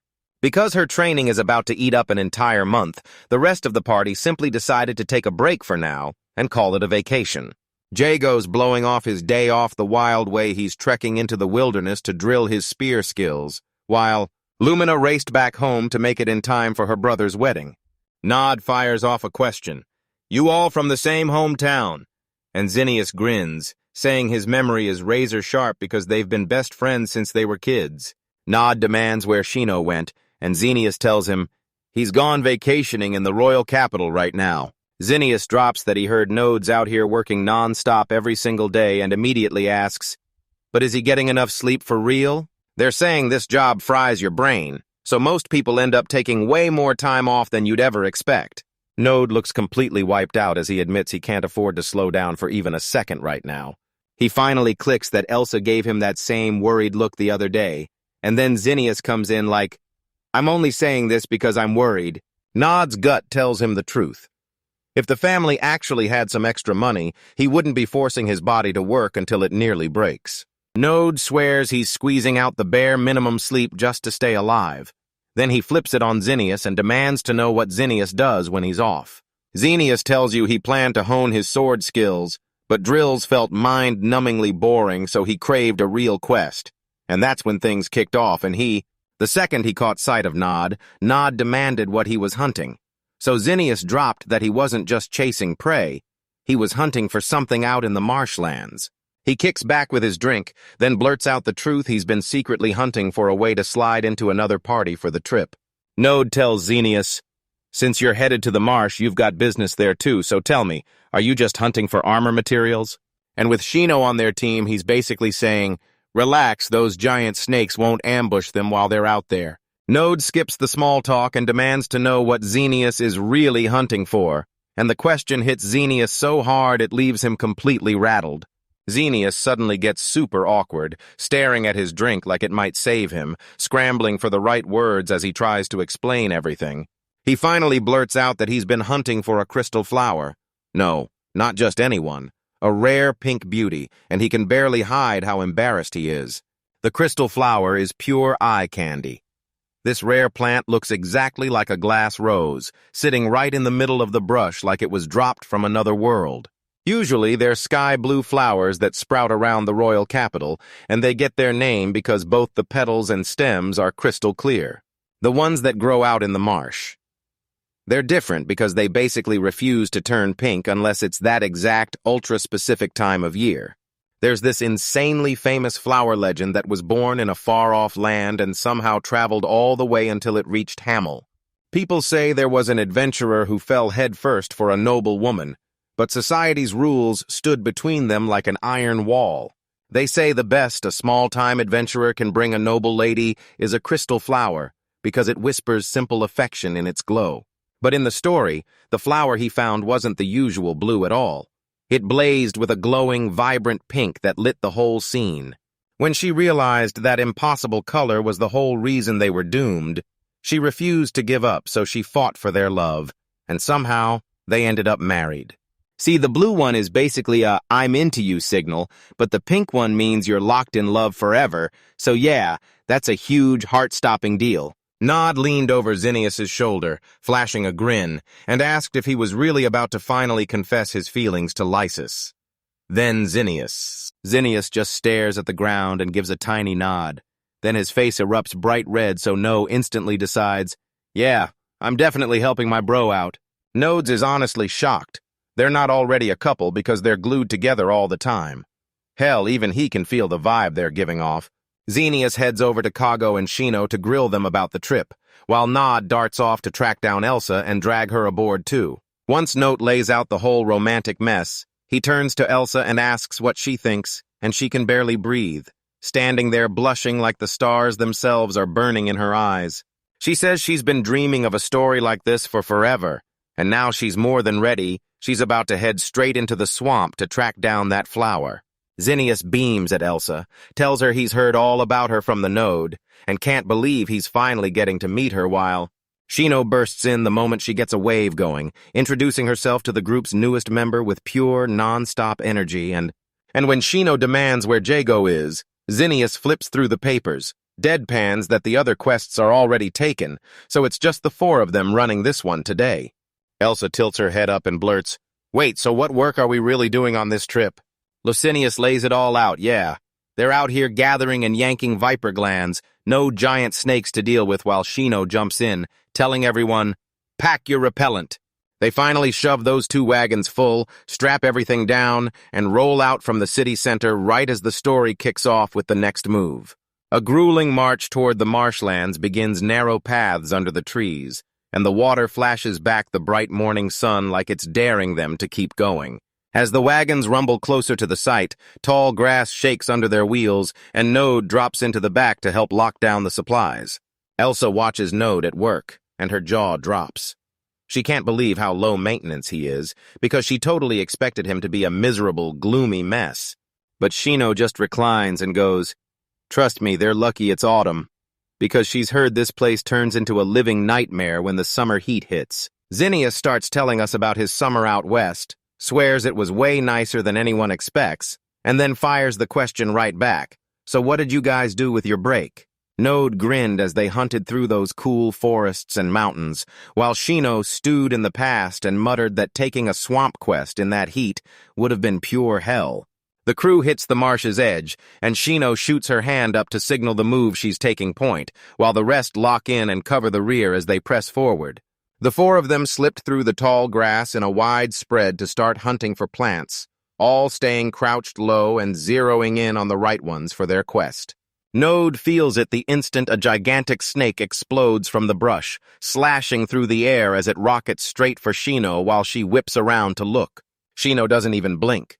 He whips around and drives a thunderous kick straight into the snake's head, blasting the monster backward and making it stumble and reel. They end the snake fast and jump straight back into the mission. No delays, no breathing room. Shino wastes zero time, slips back to the front, and starts scouting the area again. Sheena shoots her grin back over her shoulder and says a dedicated scout makes all of this way easier. Then she keeps him grounded as he admits it's just part of his job. Zinnius steps in and tells Nod that things always run way smoother thanks to him, and she now practically glows. She's absolutely honored by the praise. The road ahead is stamped with clear tracks in the mud, so he points it out like, "Look how easy this part is to spot." And suddenly the rest of the job feels like it's going to be a total breeze. Nod blurts out that Shino's shockingly amazing, and Elsa instantly nods, swearing she can't stop wishing they had a scout of their own. Nod's weighing whether to help Zinnius when the crew finally hits crystal rank yet. Shino's already a lieutenant, and with too many frontliners, sending the backline in would turn into chaos. Climbing into iron rank might force them to recruit more people.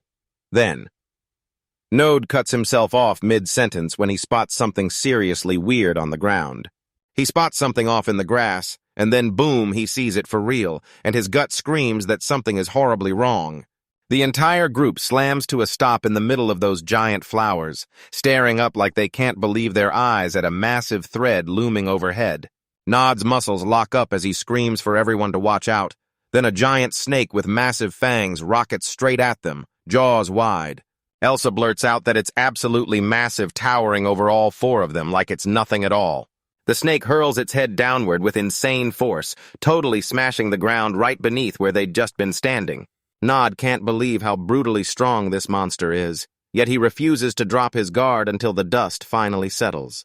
He tells the whole group to back off from its mouth because the second it bites, it snaps its body around you like a trap, and that's game over. No doesn't waste a second. He lunges forward with his sword drawn, slashing to close the distance as he and Elsa unleash a perfectly timed combo, their blades carving through the air at insane speed, no stopping it.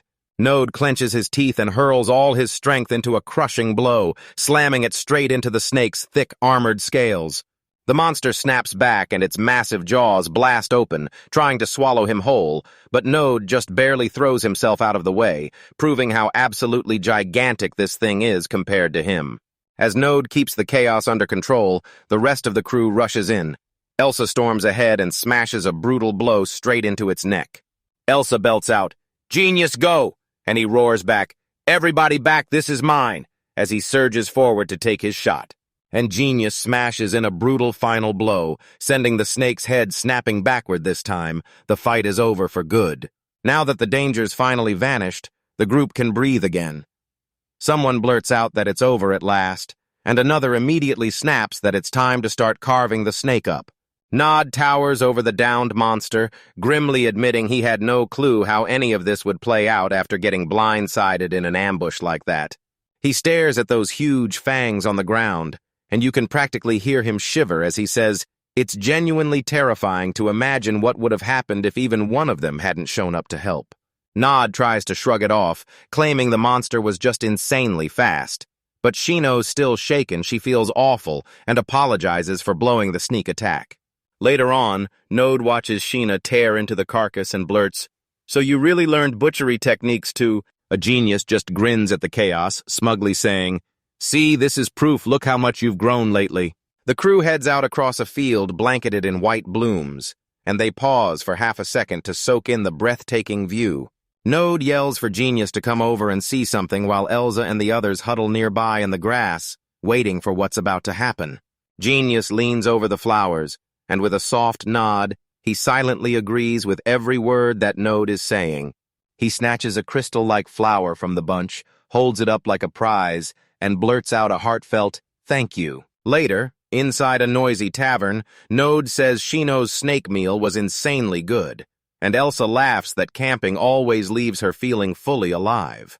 Nod snaps his gaze to the door and mutters, "Speak of the devil," as familiar faces come rolling in, and just like that, the entire rookie crew rolls in as one, grinning like they're on top of the world.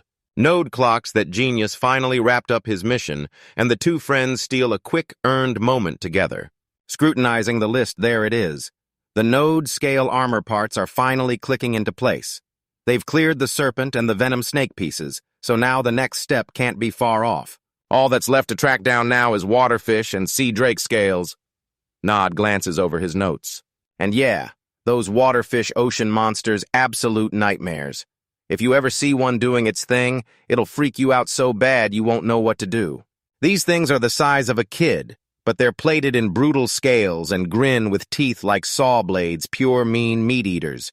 And if you get jumped by them out at sea, it's almost always a death sentence, but in the tavern, the whole crowd keeps raving about how good everything tastes. Someone swears the meat is thick and bursting with flavor, while Elsa zones out, lost in her own hungry daydreams. Node says that since it's peak season, the southern fishing ports must be packed with jobs, so he urges them to head there, and the others immediately snap, "Wait, are we going as guards?" Yeah, that job's actually a big deal once those fish bite. They go absolutely wild on the hook. The pay's only decent, sure, but the real win is you get to keep the extra catch for dinner, and that's why everybody's hooked. Node buys the plan instantly, and even Elsa looks convinced that this is exactly what they should do. She looks a little lost about the whole catching thing, but then she just bursts into laughter and tells her, "Yep, This is exactly what we're doing. Nod gets all fired up and declares they can totally go waterfish fishing too, then hypes it up hard. These fish are monsters. They yank with insane strength, and that's why the whole thing is a huge hobby for everyone. The pull from those giant bodies is so brutal it feels like the anglers are getting yanked straight into the sea. And while Node thinks being bitten is all part of the fun, Elsa snaps, saying he needs to stop before it goes too far. She shoves him back and snaps, "Yeah, I know you're obsessed with fishing, but it's not the fish in the water."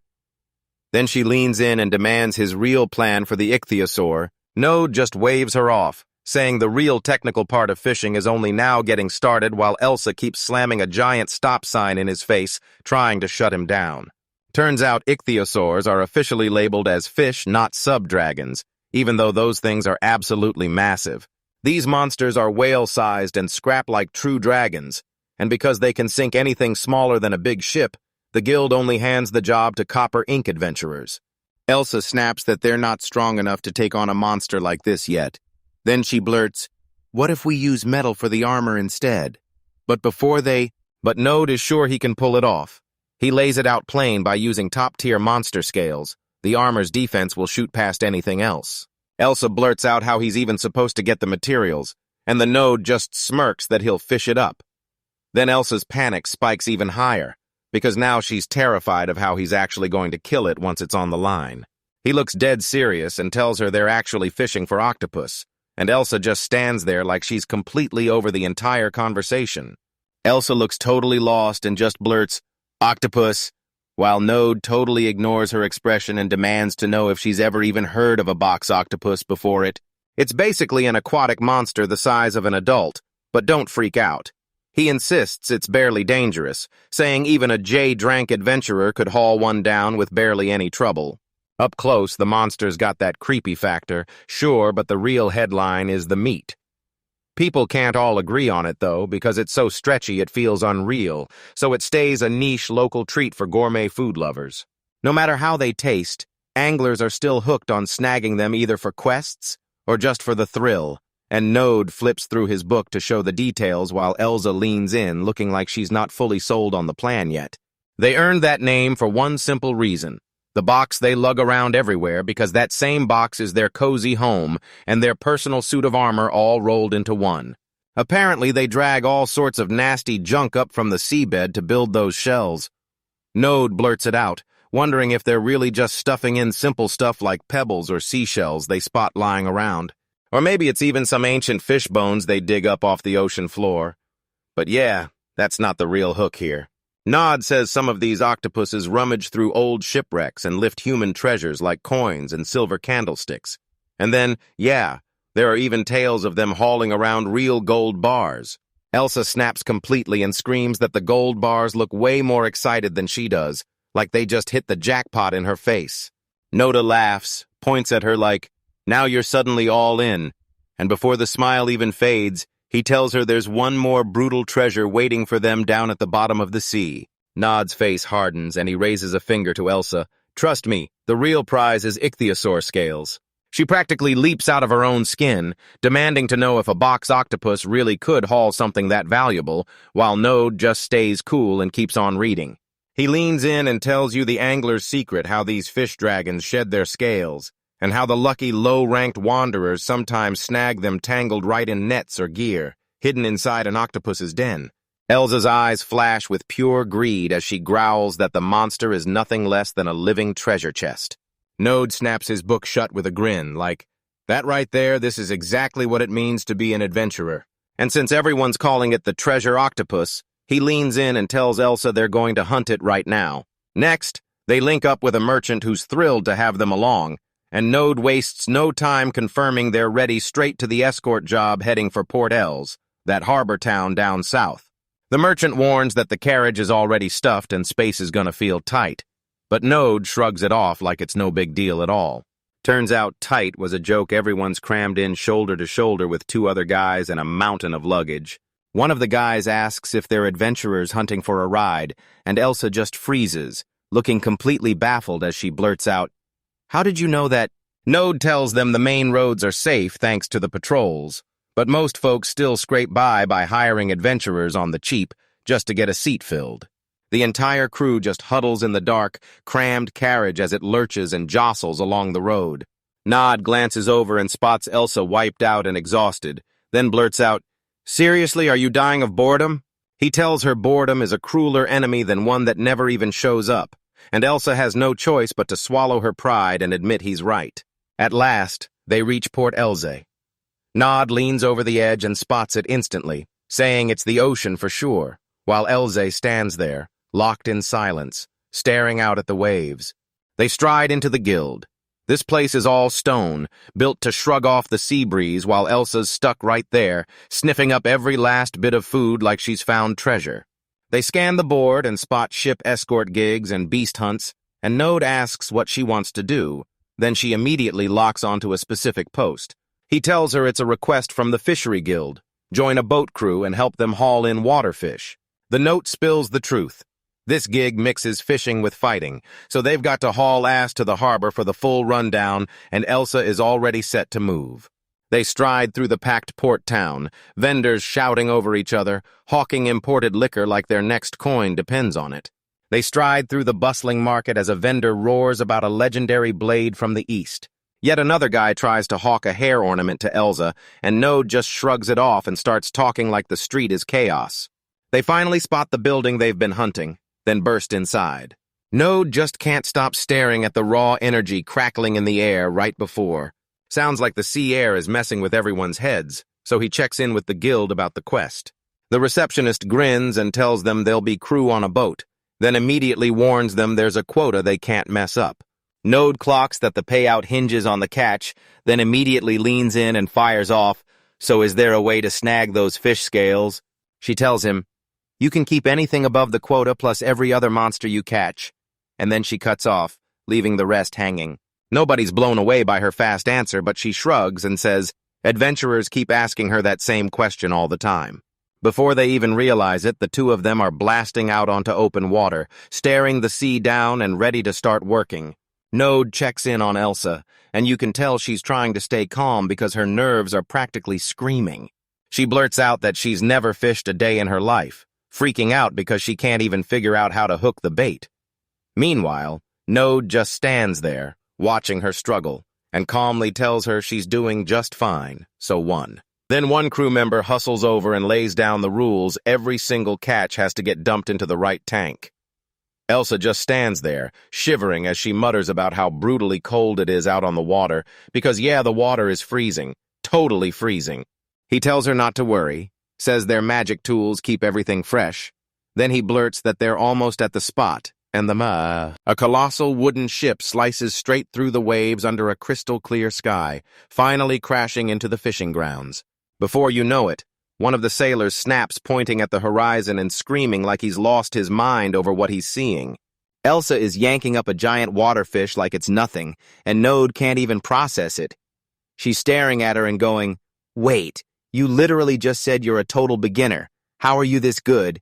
The whole crew is stunned too, because the moment they see it, they realize these two are total naturals, like, seriously, and it's only getting more intense from here.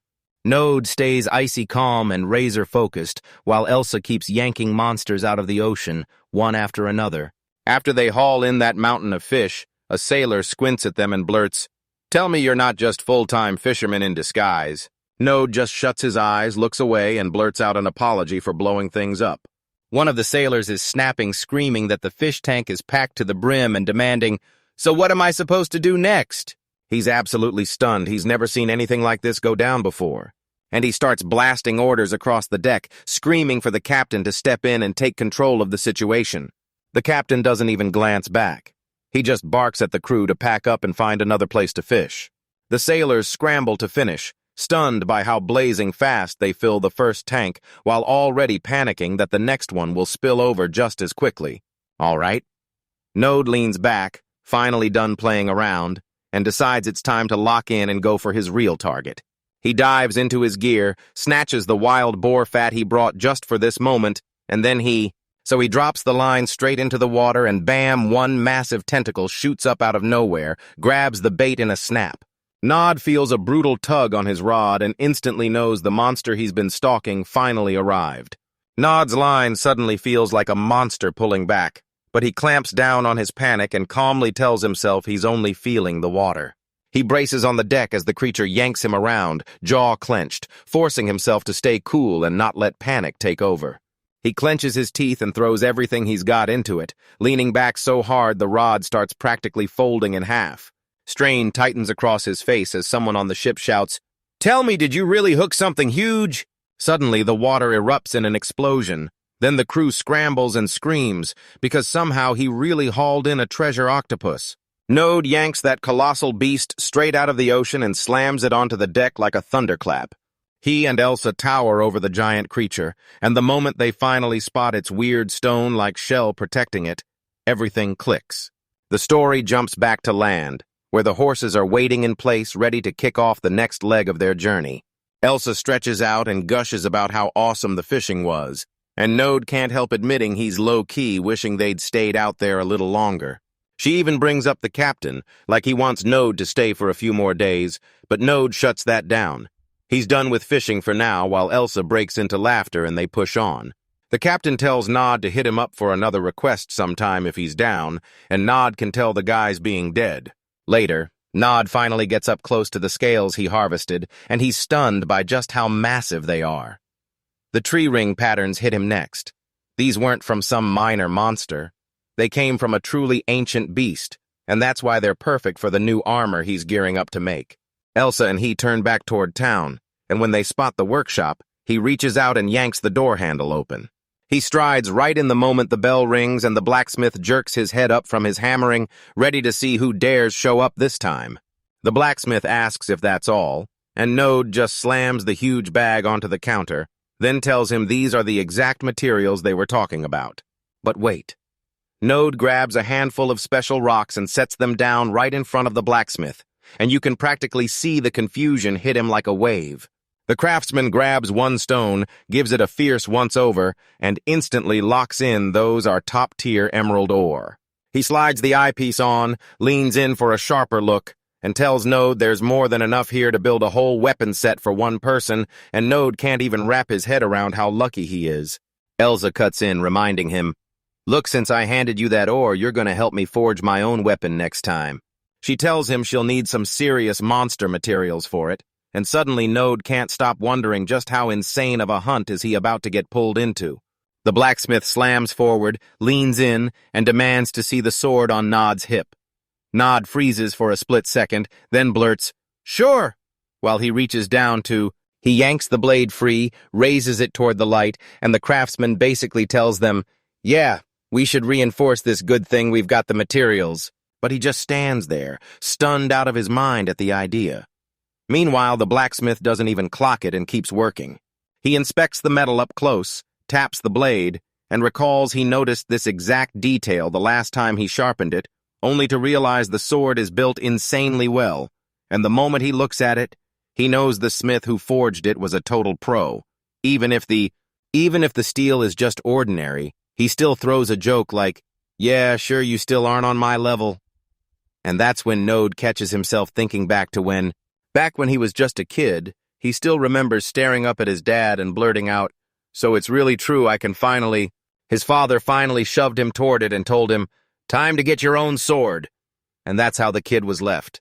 He clutched his tiny bag of coins as his dad slid a hand onto his shoulder and told him to pick the weapon himself, because judging your own gear is a huge part of the job, and Nod threw him back a serious nod. Then his eyes dropped to the 3 tiny coins in his palm, and he instantly knew buying the right sword wasn't going to be easy. With that budget, it's basically a pipe dream. He trudged off feeling oddly defeated, realizing his family's way poorer than he'd ever understood. He stared at the coin pile and realized, at this pace, he's probably trapped with some bargain-binned junk or a practice blade and apprentice hammered together. Still, he barges into the shop and shouts that he's there for a sword that catches the blacksmith off-guard. Node thrusts his hand out and confesses that his tiny stack of coins is all he's got to work with, which leaves the blacksmith staring in disbelief. This dude just snorts like it's nothing, tells him that's basically pocket change for a kid, and turns right back. He dashes back to his work and leaves Node to roam solo. Then his eyes lock onto a giant wooden barrel spilling old blades and more, and decides to dig through the pile.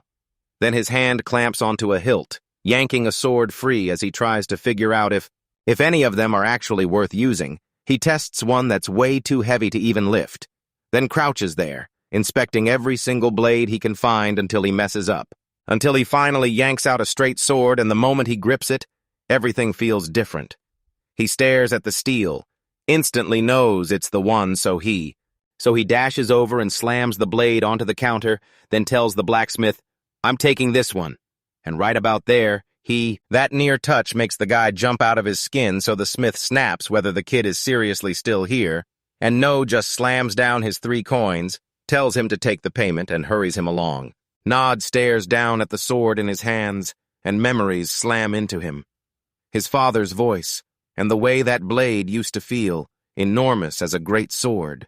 The blacksmith stares at the weapon sitting on the counter and fires back, asking straight up what this is. Are you hunting an upgrade, or do you want a full-on replacement? Node doesn't even pause. He grins and blurts that it's an upgrade, sounding seriously pumped about the whole thing.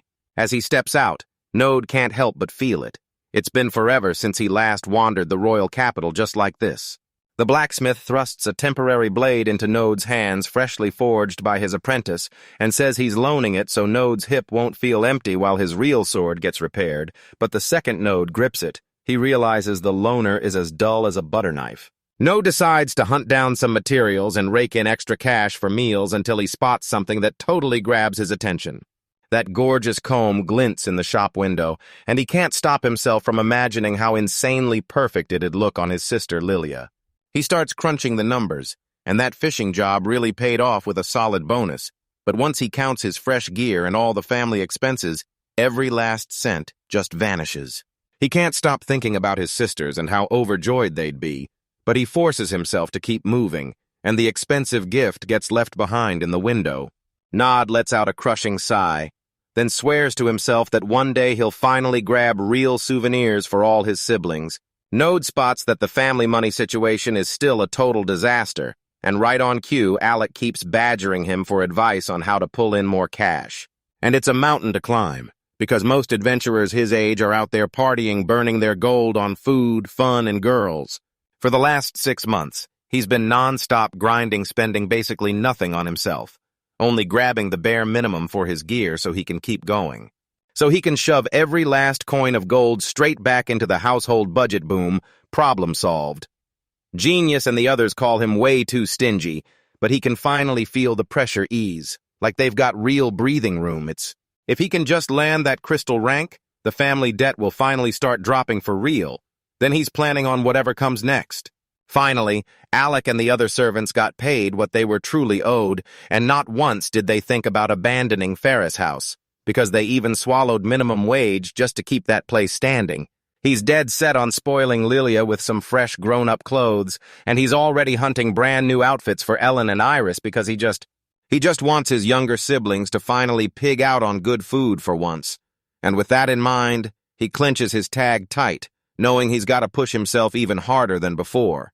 Just thinking about his loyal staff keeps him charging forward. If he keeps stacking wins like this, he'll finally be able to treat Alec and everyone the way they deserve.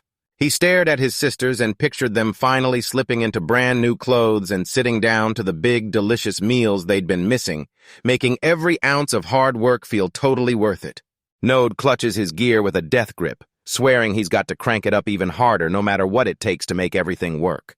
He lets out a deep, dragging groan, then throws his arms back and stretches hard to burn off the tension, and he sweeps the park with his eyes and watches the kids laughing as they play, then decides, all right, it's finally time to head back home. But he slams on the brakes when something near the trees grabs his attention, and he can't stop staring, wondering what it is. Nod's eyes snap up. There stands his sister, Hannah, rocking a maid outfit and grinning like she's got nothing but good news. And just as he's about to say, so he slips behind a fence with a bunch of kids to stay hidden while his mind screams, her job is close by, and he tries to catch a glimpse of who she's talking to. His mind jumps straight to the worst-case scenario. If some creep is messing with her, he's going to make him pay. Then he spots her strolling off with that person like it's no big deal, and his protective instincts instantly collapse. He scratches his head and grimaces. Yeah, he overreacted. because it was probably just someone she already knows. Node heads home, already planning to scrub his gear before dinner, and he can't forget, he promised he'd hang out and play with Ellen later. Every Ferris sibling and their whole crew crowd into the giant dining hall for dinner, and that long table is packed shoulder to shoulder with kids while the maids and staff hustle non-stop to keep the food coming. One of the older sisters yanks Melia into place, barking, "Sit up straight," determined to keep the whole dinner from falling apart. Another sister leans in and asks Albero if he wants seconds. He grins and says he'll come back for more later. Little Helena gets called over, trying desperately to haul that huge bowl of soup in both hands. And then she realizes it doesn't end with just carrying it. Mode pauses and rushes to help one of the tiniest kids, guiding her grip on her spoon and telling her to lift it all the way up to her mouth. He steers her hand through the move, urging her to give it a try and do it herself. She blurts out a huge, excited, "Yes, brother," then dives into her food, and Node can't help but grin, remembering how Hannah used to spoil him the exact same way when he was just a rowdy little brat. Right then, Node's father snaps up from the end of the table and tells Albaro the army's hunting for more dragon knights, and this could be the huge break that finally gets him promoted. Albaro takes this personally. He locks eyes with his father and promises he'll grind harder than ever to earn the spot. The little kids look completely lost. One blurts out, "Node, what even is a dragon knight? Is it different from the regular royal knights?" Nod kneels down to the younger kids and starts spilling the secrets. He raises a hand and tells them there aren't just one knight order in the kingdom, but 4 different ones.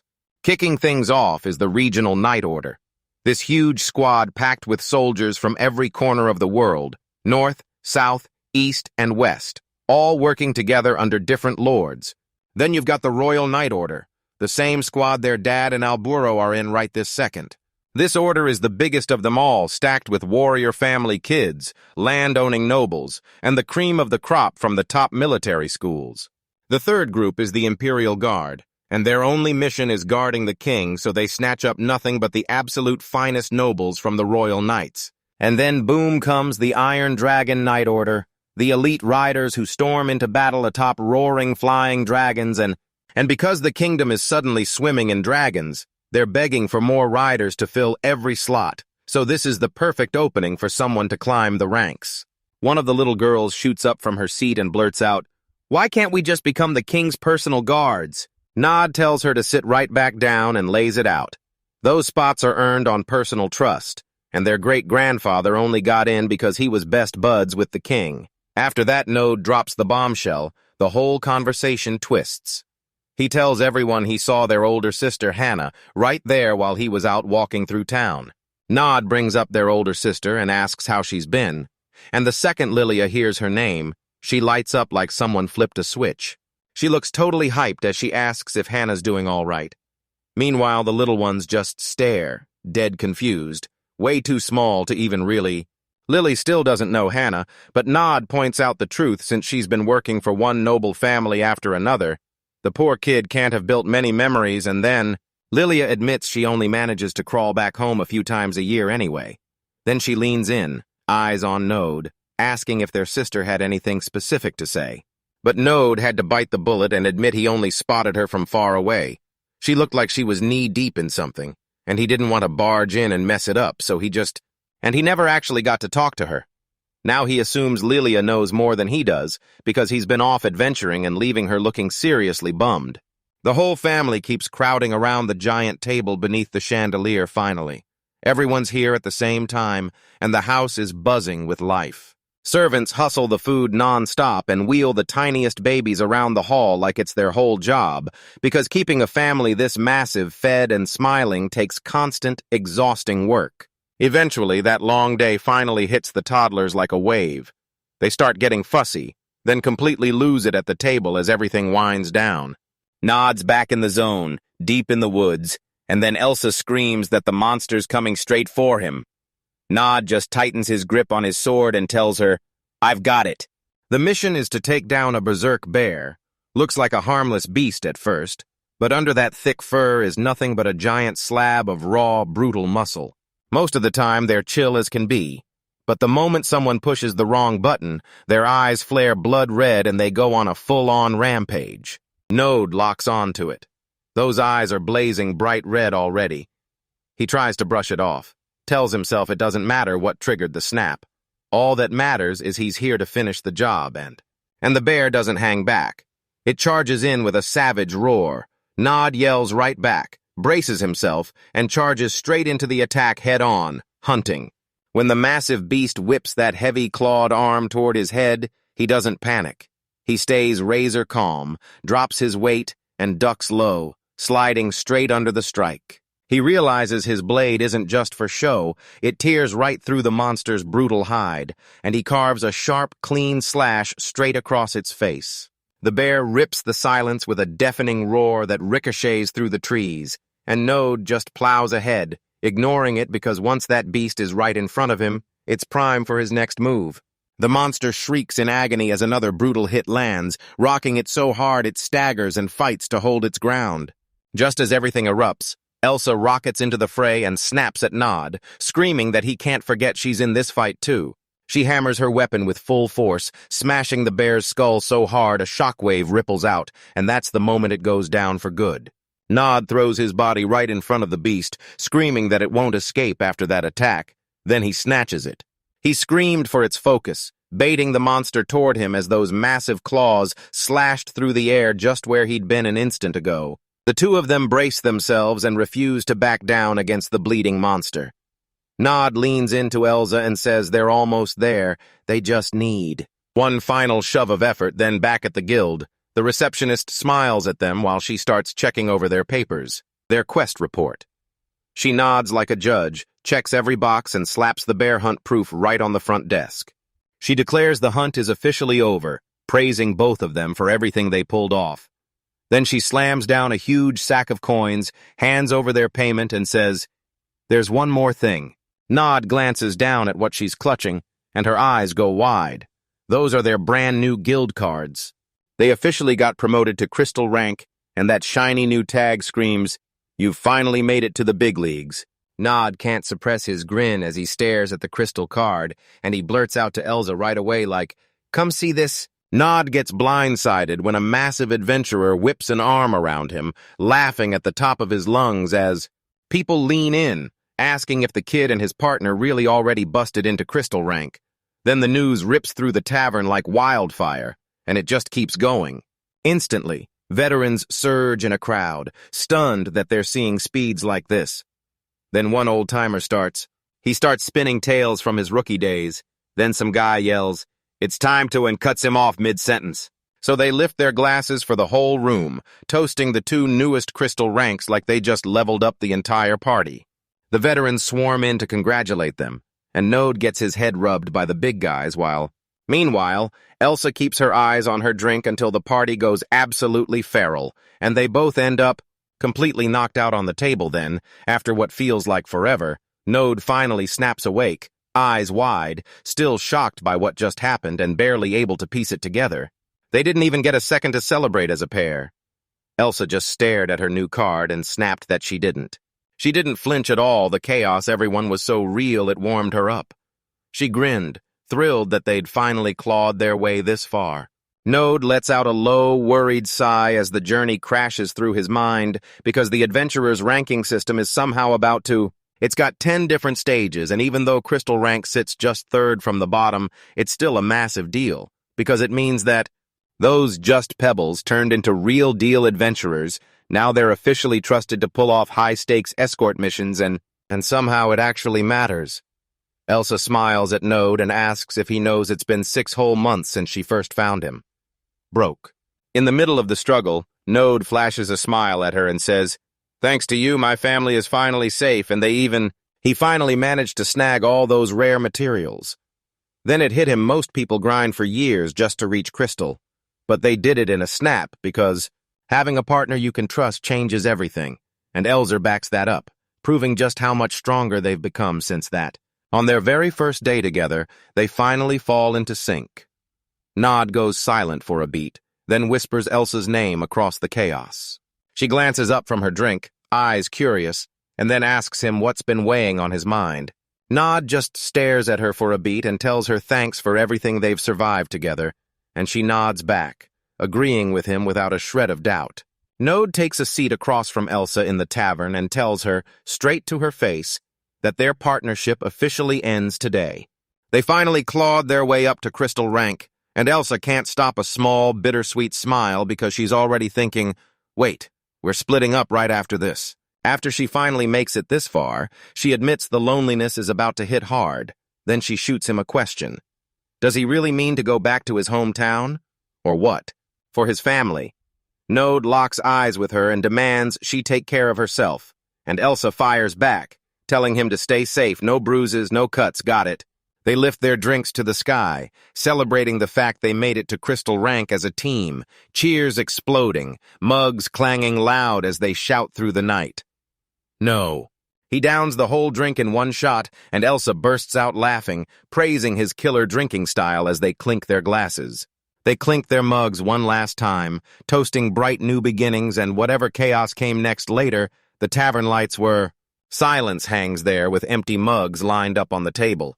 Then Nod snatches his bag to leave, and right as he's about to walk out, someone calls his name. His name, then he whips around and freezes. His mother stands there with arms crossed, glaring like she's got all the answers, and tells him, "You just got home, but we still..." He needed to talk to her in her room, and Node shot back immediately, promising he'd be there the moment he tore himself out of that armor. Nod strides down the hallway toward his mom's room, drenched in sweat, because he has zero clue what he messed up. Now he's frantically digging through his memory, trying to find the exact reason he's about to get chewed out. He stops at the door, shouts that he's here, and his mom just waves him in, "Come inside." The second Node steps into the room. He tries to smash the awkward tension by firing off, "So what do you really want to talk about?" His mother lingers at the window, staring down at the grounds, then snaps her attention back to him, telling him a marriage proposal has finally arrived for their sister, Hannah. Node's face lights up as he blurts out that it's amazing news for her, mostly because, for once, he gets to breathe easy and not be the one thrown into the hot seat. But his mom's face stays icy and stone serious, and Node immediately knows this visit won't end with smiles, so he cautiously calls out, trying to figure out what's really going on. She spills it all, says everything's already falling apart before it even gets going, and Node fires back asking why, until it finally clicks that this is the exact reason he was summoned. His mother leans in and tells him the truth. This guy's a baron, and he's tied to the noble house Hannah works for at the royal palace. The real issue is this. His family doesn't think much of the Ferris house at all, and lately they've been whispering non-stop about some nasty rumors they've heard. Turns out the baron's family is dead. Sure, Hannah's nothing but a gold digger only eyeing him for his money, not for love. Nod grits his teeth, thinking about how he and his brothers have been busting their backs for every payment, but the family is still knee-deep in debt, and it's so heavy it practically crushes his... So his mother lays it out if they want to save face. They've got to prove they can pay back what they owe. Node pushes for the exact number they need right now, and he pumps himself up, determined to earn the money for Hannah's wedding pressure crushing him, sure. But he's ready to grind anyway, telling himself, since it's snowing and Elsa's nowhere in sight, he figures he can snatch every high-paying winter job for himself, maybe grind through enough to rake in 20 or 30 silver coins. But then his mother drops the hammer and yells that they actually need 200 silver coins. No, just freezes, death pale, like his soul just vanished because he can't. He can't even process the number she just dropped. His mind starts glitching out while his mom just shrugs and casually asks what the whole family's debt is at right now. The two of them just stare, stunned, at this massive scroll that spells out every last thing the family owes, and it's way longer than he ever expected. Node's jaw hits the floor when he asks how they even pulled off borrowing that much money, and he's joking right on the spot like, "Were you guys secret high-ranking lords or what?" But his mother just looks worn out and tells him straight up that they're low-level nobles who scrape by on less than 30 silver coins a year until their big brother Alburo showed up and everything started going wrong.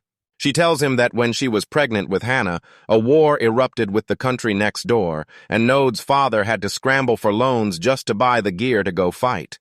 The mother keeps the story rolling, telling how the family finally clawed their way into the official positions they hold today, but turns out this was only the spark. She clasps her hands as she tells it, and from that moment on, she and the father only grew closer, while No just stood there, looking dead tired of hearing their parents' romance before.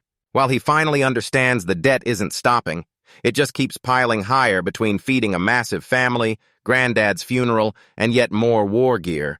They're drowning in red ink before they can even make their first payment. And with interest stacking on top, not even those 200 silver coins can wipe the debt clean. Node can't help thinking, with a sick kind of awe, that his family's financial disaster is honestly impressive. Especially, some folks have been holding their breath for nearly 20 years just to get their money back, and the mother lays it out paying only a few would light a fire under everyone else's rage, and Node can't even process that people have been waiting 2 whole decades because now they've got to cough up money for Hannah's wedding, and the neighbors are already buzzing if the family can throw a huge party. Why aren't they using that cash to smash their loans first? So she's decided to settle it by confronting the loudest complainers all at once, determined to keep their family name from getting dragged through the mud any further, because, knowing Hannah's future in-laws are already getting cold feet over the rumors, Node just has to pull in a way to grab those 200 silver coins so the wedding goes off without a hitch, and it all leads to Node getting totally fired up. He clenches his fist, tells her he's got this, and promises to do anything in his power to get that cash. Node stares at the little thing in his hand, panic swirling as he realizes he can't possibly tell his mom how he feels, so he starts crunching the numbers on those 200 silver coins, because that kind of money is basically what a tiny territory earns in a whole year. And when he stacks that up against a normal adventurer's life, the gap is straight up unreal, because even a high-rank crystal adventurer only pulls in about 40 silver coins a year. Nod drops to the ground with his head in his hands, crushed with stress, scrambling for a way he can possibly pull this off. But he won't stay down for long. He stuffs on heavy winter gear and charges into a freezing mountain range, grinding through deep snow. Then something catches his eye. 2 glowing gems lie half buried in the dirt. And just like that, he finally finds what he's been searching for. These ice spirit stones are insanely rare magic treasures, ones you can only stumble on when winter hits. The air is freezing, and you can't force them to appear. Node digs in and starts loading them up, staring at that huge pack like it's a payday puzzle because no matter how hard he pushes, he's still nowhere near that 200 silver goal. That bag was brutally heavy. He stumbled and nearly went down, muttering, "Close one," because the weight almost dragged him straight into the snow. He stops to re-tighten his straps, locks in his gear so it sits right, then steels himself and mutters, "Let's go," ready to grind through the cold no matter what. Node plows through the deep snow, gear dragging and breath burning, muttering that this winter is deadlier than any monster. At least he's not dumb enough to ignore that shopkeeper and ditch his old leather armor, because right now that's the only thing standing between him and freezing solid. Even with the gear upgrades costing him a fortune, he knows it paid off because in a world like this, the only way to survive is to be able to move, so he keeps his eyes razor sharp as he scans the mountain ahead, feeling that cold, dead silence creeping over everything until, out in the distance, he spots a strange, shimmering light that makes his breath catch as it starts. Right away, his heart drops. He fixes his gaze on the glittering sparkles across the frozen plains, and he can't help wondering if those are real ice spirits. Nod remembers those spirits are famous pranksters, but the scary part is they're so powerful that even a harmless joke from them can instantly trash an ordinary person, and that's where he's about. So he makes a smart move. He bolts before they even lay eyes on him, because he's not about to end up minced into meat just because some spirit wants to play. He keeps his head down and keeps moving, telling himself the foothills should be just a minute away, so then, boom. A gigantic sound rips through the valley out of nowhere, and Node freezes cold as the pressure slams into him, warning him that something massive is right on top of him. He plows his face into the snow and locks every muscle tight, refusing to move. Then a massive shadow roars over his head, sweeping the ground as he freezes, and he strains his eyes just enough to spot a giant winged beast slicing through the storm, then freezes to the ground, staying invisible as he watches it vanish into the clouds, praying it doesn't spot him. Nod stays buried in the deep snow, crouched and staring over his shoulder at the sky, praying that huge thing finally bugged out. Then he hesitates. As the dust finally settles, he cranes his neck and confirms it, no doubt. That was a wyvern. He's safe for now, but the ride back beats him up, and the trouble keeps pushing him closer to a hard stop. He slumped over the tavern table like all hope died there, eyes glazed and defeated, while the waitress leaned in and asked what he wanted. He could only squeeze out a miserable, pathetic groan. He slams his face into his hands, realizing he's officially broke, and the waitress clocks that he's completely checked out while another regular just cackles, still talking about that kid's latest mess. Nod doesn't even budge from the table, totally disheveled. And it's such a sight then some random guy nearby clocks that Elsa's gone and mutters how rare it is to see Nod alone. So he leans in close and asks his buddy if he's heard the news yet, because everyone at the bar is whispering that Nod's party has finally shattered for good. The guys burst into laughter, tossing out wild theories. Did Elsa dump him, or did he dump her? Everyone's got a different version, and before long, the gossip drowns out the room. Node drinks it all in, catching every word they spill, thinking, man, they're just talking nonsense. His face stays buried out of sight until then. Then one of the guys shoves a drink into his reach and tells him to snap out of it. No doesn't say a word, just stares at the mug like it might finally talk back. And he just shrugs, letting them yap their trash like it's air, then chugs a massive gulp of ale, grinning because, hey, he still walked away with a free drink. The bar guys are still yapping about Node, and one dude leans in to tell his buddy the party's totally dead. Then his friend snaps, shocked, like, wait, was Node the one who got dumped? But the first guy shrugs and says, nope, it was the girl who got the boot. Node just sinks into his seat, soaking up their trash talk like they don't know a thing until someone pats his head and tells him to cheer up, which finally tears a reaction out of him.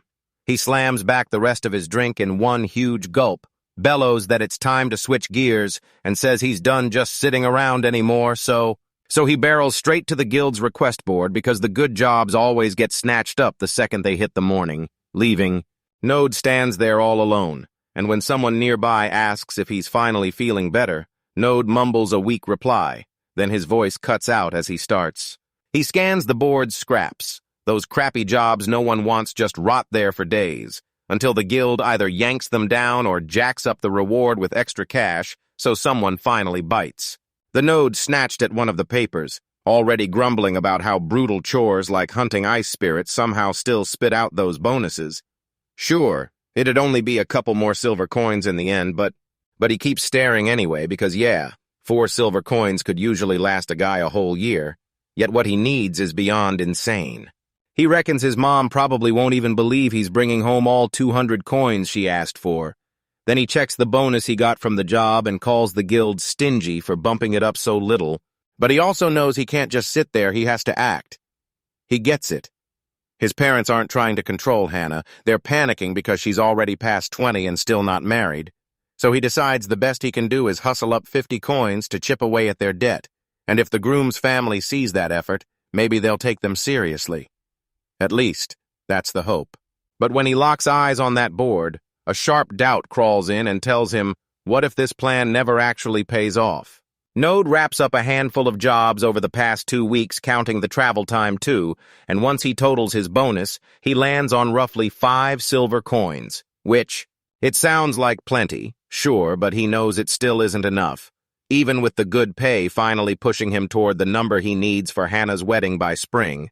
And somehow that feels like a pipe dream. And when he checks the numbers, the guy just freezes, staring off like he can't believe what he's seeing. He knows it's basically impossible to pull this off alone. He can't help but think how much easier things would be with Elsa still around. But then his gut twists, would her help even matter, given that everything's about... Since the Ferris family debt isn't just big, it's a whole different monster. So he trudges through the silent streets, knowing even top crystal or bronze adventurers couldn't cough up that kind of money. Walking away, he's left seeing Elsa grinning at him and reaching out like she's urging him, keep going, don't stop, snaps him out of that funk. He tells himself he can't just throw in the towel, his sister's happiness is riding on him, and there's no way he's walking away now, so he starts aiming higher if crystal rank pay won't cut it. Then he knows iron rank quests are where the real money's at, because those jobs rake in dozens of silver coins in one go. Then reality smacks him hard. Those monsters are way too dangerous, and his sword won't even manage a scratch, and the guild, They'd never let a low-rank nobody like him near those papers, but he stares at his hand and a wild idea sparks. Should he ditch the guild completely and track down a client who'll hire him straight up? Nod stretches toward the board, fully aware that if he's going rogue like this, it's his life on the line because the guild absolutely won't have his back. But the poor guy's totally stuck. He has zero idea where to even track down the high-level monsters he'd need to hunt. Then it clicks when the job's 2 whole ranks above his, he can't even begin to think how to start. In the silent hall, he lifts his gaze and snaps to the truth he's staring at the silver rank bulletin board. He stares at his hand and wonders if this iron rank stuff already feels beyond him. Then what kind of monsters are the silver rank guys really facing? Because that's a whole other level. So he grabs a random flyer for wyvern parts. This client is dangling a wild reward of 800 silver coins for just 1 single head. Node lets out a dry little laugh because that kind of money might as well be nothing compared to the dream burning inside him right now. Even the fiercest fighters who claw their way into iron rank hit a brutal wall. Most of them never manage to smash through and reach silver. As he walks off, he can't stop thinking those guys are on a whole other level because they can actually drop a dragon, even if a wyvern is the weakest thing in that lineup.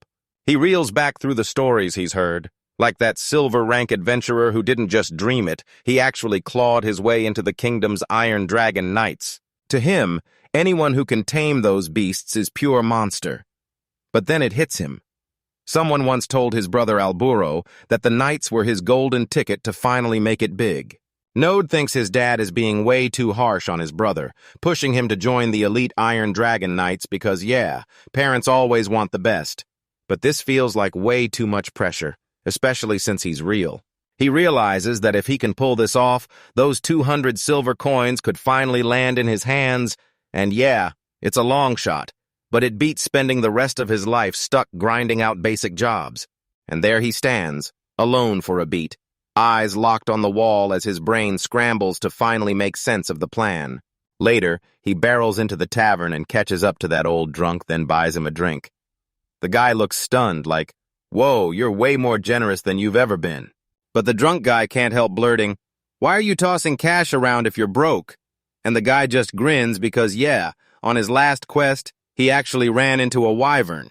And he straight up tells him it's not some random kindness, he's desperate to learn the right way to deal with those beasts, or he won't make it out alive. He slams a huge swig from his barrel, then grins and says, "I get it now, meeting one of those things is a total disaster for anyone." He tells Node to lean in and listen up because those monsters aren't the kind you play with, so Node plops down with his notebook and straight up asks Elsa to spill some of her battle stories. She grumbles like it's a chore, but you can tell she's dying to show off, as Node leans in and demands the old veteran spell out what's coming on the snowy mountain, only for the guy to warn him that the snow golems start crawling out around this time of year and he'd better be ready. The old drunk leans in and demands to know how Node somehow escaped when that wyvern came for him. Node just stares at his drink and shrugs that it was pure luck, so he flips open his notebook and rips through every note he's got on monster habits and their weak spots, anything to stay alive and outsmart them because he knows one thing: if he can figure out how these creatures move, he's got a shot.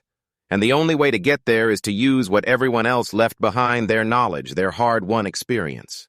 And when he slams the book shut, he vows to himself the right facts are the deadliest weapon he's got. While the tavern's going wild cheers, shouting, and non-stop drink requests, Node slips into the shadows in a corner and stays alone. He finally slips off to a quiet corner, takes a deep breath to clear his head, and goes over his notes one last time, He checks that everything's rock solid, then drops into this intense, dead, serious stare and tells everyone it's finally time to get to work. Then he barrels into the freezing mountains and starts climbing a towering ice wall, swinging his pickaxe with brutal force into the cliffside. But this climb is brutal. He nearly slips, grabs his breath, and can't help admitting he barely made it. Then bam, we spot his hand sticking out of a massive snow pile, still buried after everything that knocked him down. Nod finally spots a place to drop, crashes against his gear, and pants through the heavy cold creeping in. He's completely wiped out, and then he realizes no matter how stacked his winter gear is, the cold air out here is brutal. So he decides to boil some water just to keep his temperature up. And that's when he's So he builds a tiny stove and feeds it magic stones, because there isn't a single scrap of wood in sight, and yeah, he knows this is a waste, but it's the only way to melt the snow and get a hot meal going. He yanks out his rations as the wind screams around his hood. Then, he shoves a chunk of tough, dry bread into the pot and dunks it hard until it soaks up the heat and turns soft. The second he bites, his eyes widen. This jam is insanely sweet, and it hits like the exact warmth he'd been starving for. And after he drained his drink, he stared out across the snowy ridge, then spotted a monster huddled in the distance, barely moving in the biting frost. He admits he'd stay planted and watch it all day if he could, but he knows he can't linger, so he shoves his cup away and keeps climbing that towering frozen cliff, snow pelting down as they scale higher and higher. He hammers stakes straight into the ice, then swings himself over a massive drop like it's the edge of survival itself. Node crouches on the ridge's edge, staring down the endless mountain range ahead, then points right at the distant cliff like it's already his next destination, and starts the grueling grind of hammering stakes into solid frozen rock. He hauls himself higher, step by step, locked in on reaching the top while the wind howls harder, whipping icy snow around his cloak like it's trying to tear him off the edge, so he throws his weight forward, fighting for balance on that razor-thin ledge, and he darts between towering boulders, shrinking into nothing but a tiny speck in their shadow. He clamps his gear tight and stares ahead like a man on a mission because deep down, he's finally ready to hunt down that wyvern egg. And then right there on a jagged peak sits the monster itself, staring down like it owns the sky. And the wyverns choose spots like this to nest because they know smaller predators can't crawl their way to the young there. Node knows there are other nests, but they're either miles away or tucked away in wild lands. Monsters that aren't just scary, they're on a whole different planet, and trying to land hits on those weak spots without knowing the area would be a guaranteed death sentence. So he clings to this cliff like it's home because he's tackled these winter quests before and knows every tricky step. Then he starts climbing the sheer ice wall, until he finally crashes into a gigantic opening carved into the mountain's side, then slips into the icy cave, knuckles tight, while the wind howls and chases him from behind. Nod finally slips into the massive cavern, and right away he's staring at a brutal frozen maze of ice and rock.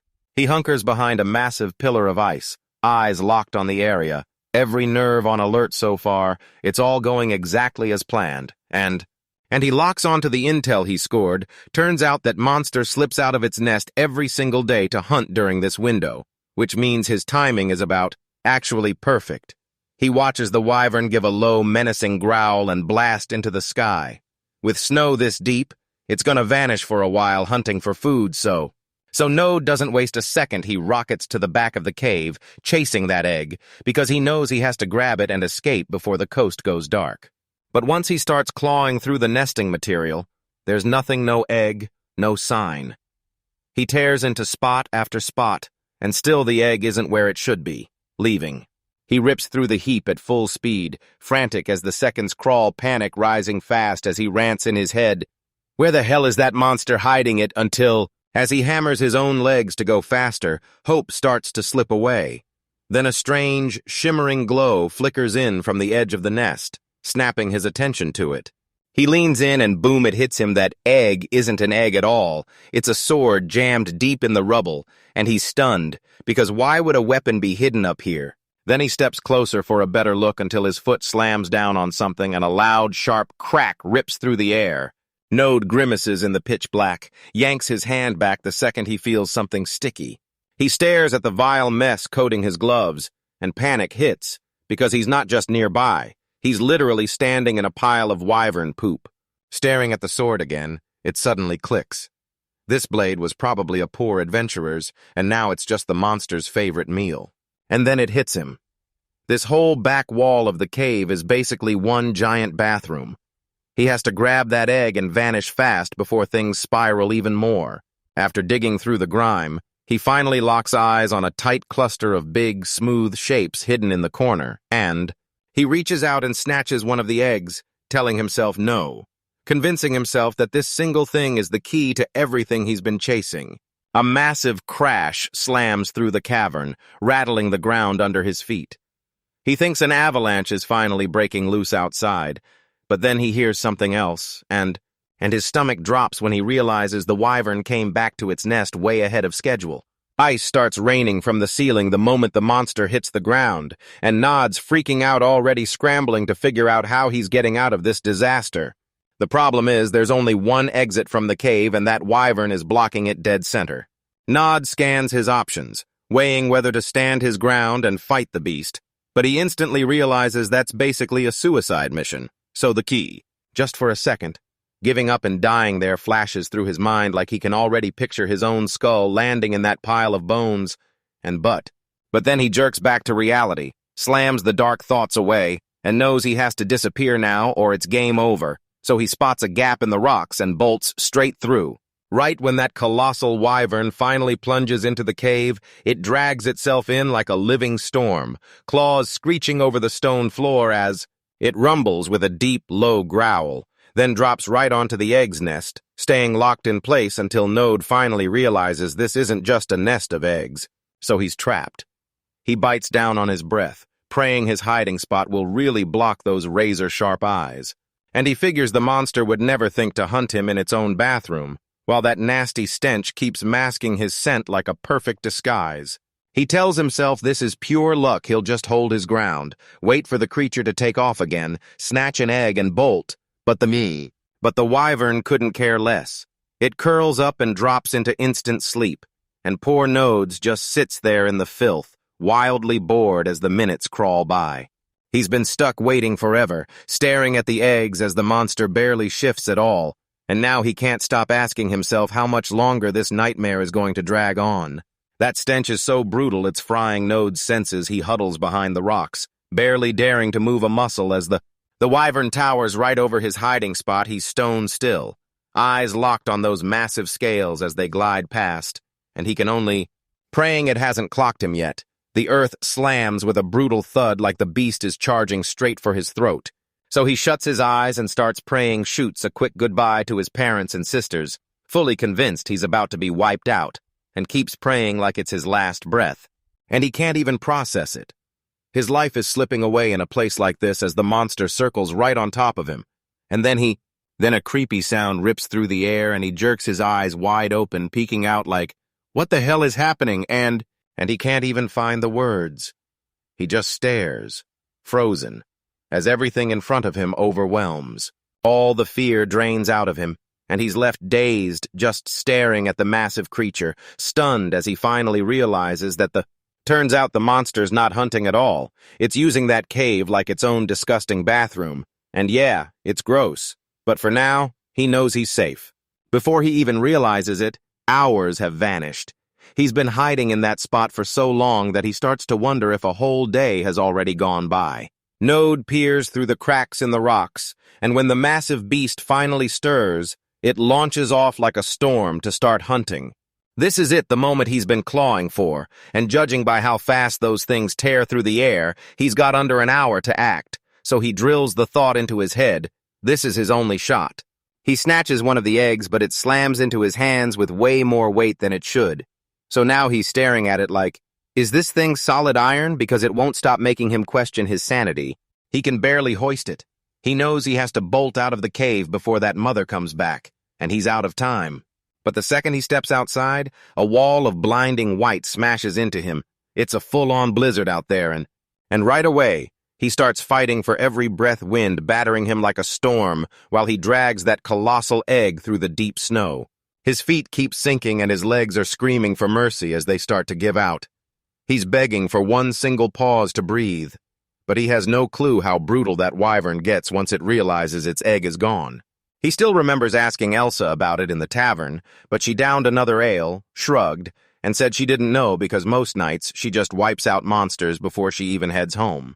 Turns out those top-tier adventurers' advice hits them hard, and while it works, Node realizes he's still leagues away from their level. He's still way too close to the nest, and he knows it if he doesn't back away fast. He's a dead man. Node's hands are trembling out of control as he clamps down on that heavy egg, and he knows one wrong move he's finished. He lunges to move, but his coat's turned rock hard like wood so he can't step at all. Then it finally clocks him right in the face. He can't stop remembering his dad and his brother chatting about folks up in the north who use wooden boards to rocket down mountains at insane speeds. And so he pours in hot water to thaw his frozen coat, melting it down and reshaping it, turning that stiff mess into homemade skis. He lines himself up, launches down the slope, and once the sliding finally clicks, the wind howls past him, leaving him. He got yanked away and sent ripping down the mountainside as the wyvern finally slipped back to the nest, then froze when it realized its prize was gone. Later, Nod glances back at the towering peaks and realizes no way he'd have made it if he'd tried to walk down the normal way. He's finally safe, tucked into the back of a carriage, curled up and gulping air after that hair-breadth escape, so he lets out the breath he's been holding. He stretches out his hand, grabs the egg, and tells it, straight up, that it really put him through hell. He realizes every month of planning was worth it. This sale is finally going to pay off his debt and free his sister Hannah to get married. Nod slumps in the back of the carriage, staring at the egg, and his mind spirals because after all this time, the family debt still won't be paid, and that interest is downright terrifying. He just keeps staring at the shell when something feels off, and then he blurts a low, quiet noise because a massive crack rips across the surface and he flips completely out. Panic slams into him. He's scrambling to figure out where he might have bumped it, terrified that if that egg gets cracked or turns, the whole price will crash, and this was his family's last real shot. Nod slams his face into his hands, crushed to the bone, because he can't see any possible way to get back to that nest and snag another one. But he clenches his jaw and pushes through, reminding himself he has to strengthen the shell because they're basically on the doorstep of the royal capital. Right when he lunges for it, the shell finally collapses, cracks open, shatters, and leaves him roaring in pure, shattered disbelief. In the chaos of shattered shell, a single tiny eye snaps open. Something alive is in there, and it's waking up. Instead of a ruined egg, Nod suddenly finds himself cradling a tiny baby dragon that chirps, snuggles, and tucks itself straight into his chest while he froze on the spot, still stuck on the bright future he'd sworn to Hannah, his sister. Nod watches his family cracking up together, and it hits him.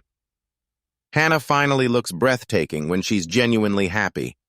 But then the moment wobbles, but just as the moment hits, his panic explodes. He can't even get the words out because the little creature in his arms chirps softly, still wearing scraps of its shell like a tiny hat.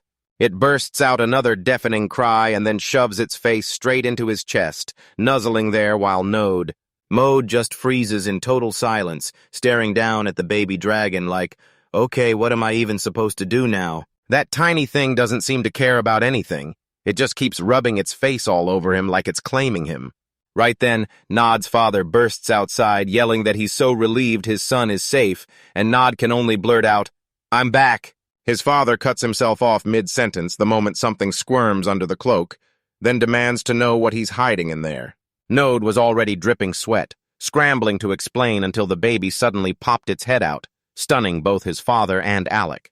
The little wyvern peeks out, tilts its head, and chirps at them like it's hiding in plain sight inside the cloth folds. Nod stares down at the tiny creature cradled in his arms, and the moment it all hits, his face erupts into a bright red glow. A tiny chirp bursts from the baby wyvern as it swivels its head around the room, and while Nod scrambles to explain it to his stunned father and the weirdly calm Alec, the truth hangs in the air. This is just how things are now. Before Nod can even open his mouth, his father snaps around, storms out the door, and yells at Nod to stay home while he goes handle whatever's coming. Then Nod crumples onto the couch, drowning in pure stress. As he sits there, memories hit him hard. Everything he knows about these creatures, especially the Iron Dragon Knights only train dragons that hatched from eggs because the wild ones are too savage to ever tame. He stares down at the little guy nuzzling his arm, and all he can think is, they say these things are supposed to be insanely aggressive, so why is this one so insanely calm? He can't help wondering if it's just a baby thing. Suddenly, the door bursts open, and a voice from the hallway snaps that the rumor about the dragon being tied to him is real. Yet it somehow doesn't make his skin jump. Nod's father strides back in with two grim-looking men. Then he introduces one as the vice commander of the Iron Dragon Knights, and it absolutely destroys Nod's mind. The tiny wyvern senses the wild tension in the room, gives a shaky little chirp, and starts trembling like it can barely hold it together. It wails even louder, and Node freaks out, scrambling to shush the baby and hiss, "Stay quiet, the important guests are watching." The vice commander just shrugs it all off, laughs through the whole mess, tells them it's totally fine, then drops a quick apology for barging in while they're still wrecked from their travels because that's what adventure life is like. The vice commander stares at the baby dragon, then shoots Node a question, "Is he yours?" Because the little beast clings to him like he's home, and right when, nervously blurts out yes, then tries to laugh it off. Maybe it's just because he still reeks of that mother dragon from the nest, though Right then, the vice commander looks genuinely blown away until Alex suddenly barges in, declares he's back. Then he drops a tray piled high with raw steaks. Nod stares at it, shocked. They're handing out straight meat right away, like the real deal starts here, Then the vice commander barks for Alec to feed it, so Alec shoves the tray to Node, who nods and vows to try it, even as while the tiny wyvern leans in, sniffs that meat for ages, and stares like it's about to decide. Then it snaps its jaws wide open and rips off a massive bite, no hesitation at all, and Node can't. I can't believe the little guy's still going. He says he's got a crazy appetite and asks if it's already hunting for seconds, which makes the vice commander shoot him a message for more. Then he personally delivers the next piece to the baby. And that wyvern straight up loses its mind on the food, tearing into the meat with way more ferocity than anyone ever expected. Vice Commander Goldwyn and Walter stare at the baby dragon, shocked that it looks just like a normal wyvern until Walter spots the way it moves and realizes its behavior is nothing like they've ever seen. Then the vice commander blurts out Nod's full name on the spot. Nod just freezes, totally baffled, while that tiny dragon chirps away happily in his arms, and then Goldwyn wastes 0 seconds and blasts out the news he's officially naming Nod an apprentice of the Iron Dragon Knights. Nod is so stunned his brain nearly shuts down, and all he can spit out is a broken, confused stutter, which snaps Goldwyn to turn toward Walter and say, "You're the one starting now? You watch that kid?"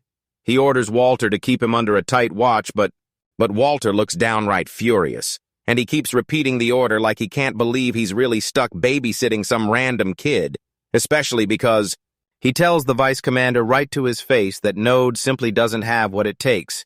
Then he stares at Node and flat out can't spot the skills an Iron Dragon Knight needs, so he tells them, "Hold up, let's at least wait until the kid graduates from the military academy," because he's clearly trying to dodge the job, but never Goldwyn snaps that if they drag it out that long, they'll lose every scrap of their best data dead. Then he blurts that the hatchling only clings to Nod because he's soaked in the mother's scent. And poor Nod just freezes there, cheeks burning, realizing he really has to stop face-planting into dragon nests. Goldwyn straight up says it's actually pretty simple, like, shockingly simple, yet somehow nobody ever had the guts to try it before. And that hits like a full game changer and he tells Walter to grab this like a lucky break. He's dead sure. Nod and the dragon looming over things is going to be a massive win for the Iron Dragon Knights down the road. Everyone piles onto Walter, the vice commander, teaming up like a storm. And even Node's father, Albert, is practically on his knees begging him to just take the job, and Walter is clearly buckling under the pressure. He rubs his eyes, blasts out a huge sigh, and can't believe these guys are pulling him into this.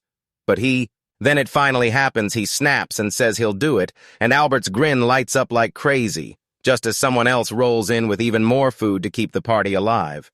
Node just stands there in dead silence, sweating like crazy, wondering how his normal adventurer life spiraled into this absolute nightmare. Walter snaps his full focus onto the kid, using his full name like a warning bell, then vows he won't spare a single bit of mercy until Nod is a real dragon knight. And a panicked Note blurts out a frantic yes on pure instinct, without even sparing a thought inside his own head like he's fully unraveling, and he has 0 clue what he just got himself into. His brain is basically frying. He can't wrap his head around how insanely fast everything is moving. Later on, the crew's enjoying a wedding ceremony until the tiny dragon suddenly decides this is the perfect moment to start a full-blown scene. In Nod's arms, the baby dragon is freaking out with non-stop chirps, and Nod just stares down at it like, "Wait, are you seriously awake already and ready to go?" That little stunt winds up irritating the guy who's trying to read his speech. He snaps at them to shut up and show some respect while he's talking. The guests are already trading juicy gossip about Node, and this older noble suddenly points him out like it's fireworks, saying he's the third Ferris son and that he heard the kid really made it into the Iron Dragon Knights. Nod fights to stay calm, drags his thoughts back into place only for the baby dragon to keep chirping like a tiny chaos engine while his little sister Iris shrugs off the chaos to chase the buffet. She's snatching snack after snack while that dragon won't shut up and keeps roaring the whole time. The tiny dragon snaps its mouth wide for a bite, then just keeps going hungry, and it's freaking you out like, when is this thing ever going to stop? The ceremony's actually amazing there at the altar. The bride and groom stand shoulder to shoulder, grinning like the world couldn't steal their happiness. This is a huge moment for the family. Then the mother's emotions hit her hard, choking up and dabbing her eyes as everyone watches in silence. Staring at that shattered shell, it hit like a punch. Our big scheme to flip that egg to the knights for a quick fortune completely collapsed into nothing. Even as an apprentice, it wasn't all doom getting picked, for the kingdom's top knight order was enough to make the groom's family finally respect him. But just like that, the party dies down and reality punches Node in the chest, leaving him gasping for air, right back in the real world. As Walter closes in right on his heels, exhaustion and nausea slam into him, but Walter just barks at him to keep going, then drops another 100 rounds of training on his plate. Node is sprinting for his life, fully in shock that this is real, wiped out cold as a baby dragon rockets straight behind him. He whirls around and yells at the little guy, but the dragon only chirps, and then it rockets at him head first like they're playing tag. The dragon slams down right on his head, and the weight hits way harder than it looks. He nearly face-plants from the impact.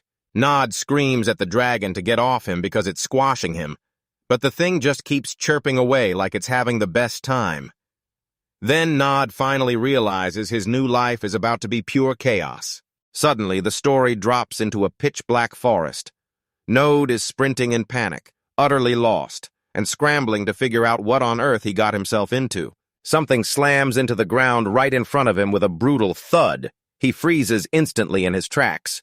He jerks his head up and spots a massive wyvern hanging over him, and ice-cold fear floods his veins as he demands to get out of there right now. The monster throws its massive jaws wide and unleashes a roar that rattles everything. Then Node snaps into full-on screaming at the top of his lungs. His sight floods to pure white, and he keeps screaming as he lunges his hands out, clawing for anything at all to grab onto. He jerks awake in his own bed, choking on air, half dazed. Then he feels something heavy pinned right on his chest under the covers. That baby dragon's passed out cold on Node's head, snoring loud and drooling all over him. Nod finally jolts awake, feeling totally wrecked, and can't stop wondering if that wild nightmare he just had was because of this little guy's weight. He jolts upright and screams "Newt" at the top of his lungs, but the dragon doesn't care one bit. It just chirps back with a huge, happy grin on its face. No just sprawls on the bed, dead tired and furious, while Newt acts like everything's totally fine. Then he just walked away, and the little dragon instantly flipped its mood, looking up at him with those huge, sad eyes and letting out a tiny, heartbreaking whimper. Nod can't even keep the rage going. He tells the dragon it's the real deal, while Newt just fires off one more long, happy chirp. Next, the tail rockets straight to the Iron Dragon Knight's secret home base, hidden deep inside the mountains. It's a brutal, miserable patch of ground that screams perfect wyvern nest, so badly that even the other night groups don't dare lay claim to the land. And that's exactly why it works, because it makes it ridiculously easy to spot any spies trying to creep toward the capital. Newt keeps striding forward, and then he snaps and starts yelling at his own cloak, because Newt is squirming in there, wriggling like crazy and trying to poke his head out. He leans in and tells the little dragon, "If anyone sees you, it's over, so stay silent until we reach the camp," while the girl nearby stares at them like she has zero clue what's going on. Then the tail kicks into the training grounds, a giant stretch cut straight into the mountainside, where adult wyverns are raised, and the kingdom's top knights grind every single day to get stronger, and and Node's right there with them face down in the dirt, gasping like he's about to explode while a voice above snaps, asking if he's done yet, and he can't even lift himself up. Instructor Aarons towers over him and snaps that Nod is clearly lagging behind. He never even made it to the military academy, and that no matter his special circumstances, he still has to prove he truly belongs in the best night squad in the land. Nod gritted his teeth, shoved himself back to his feet, and told the instructor, "I'm not done. I can still keep going." They slam into each other again right away. Aarons winds up for a monstrous swing that looks like it'll cave him in, but Node snaps his sword up just in time. The weight slams into him like a nightmare, and Nod can feel his arms trembling as he fights to stay standing. It doesn't feel like a sword at all. It feels like a giant sledgehammer smashing into him, and somehow, against all odds, he still refuses to fall. He thinks he's found a chance and yells that he's got Node. Then Auron just rockets past, vaults over Node's head, and lands behind him before he can even blink.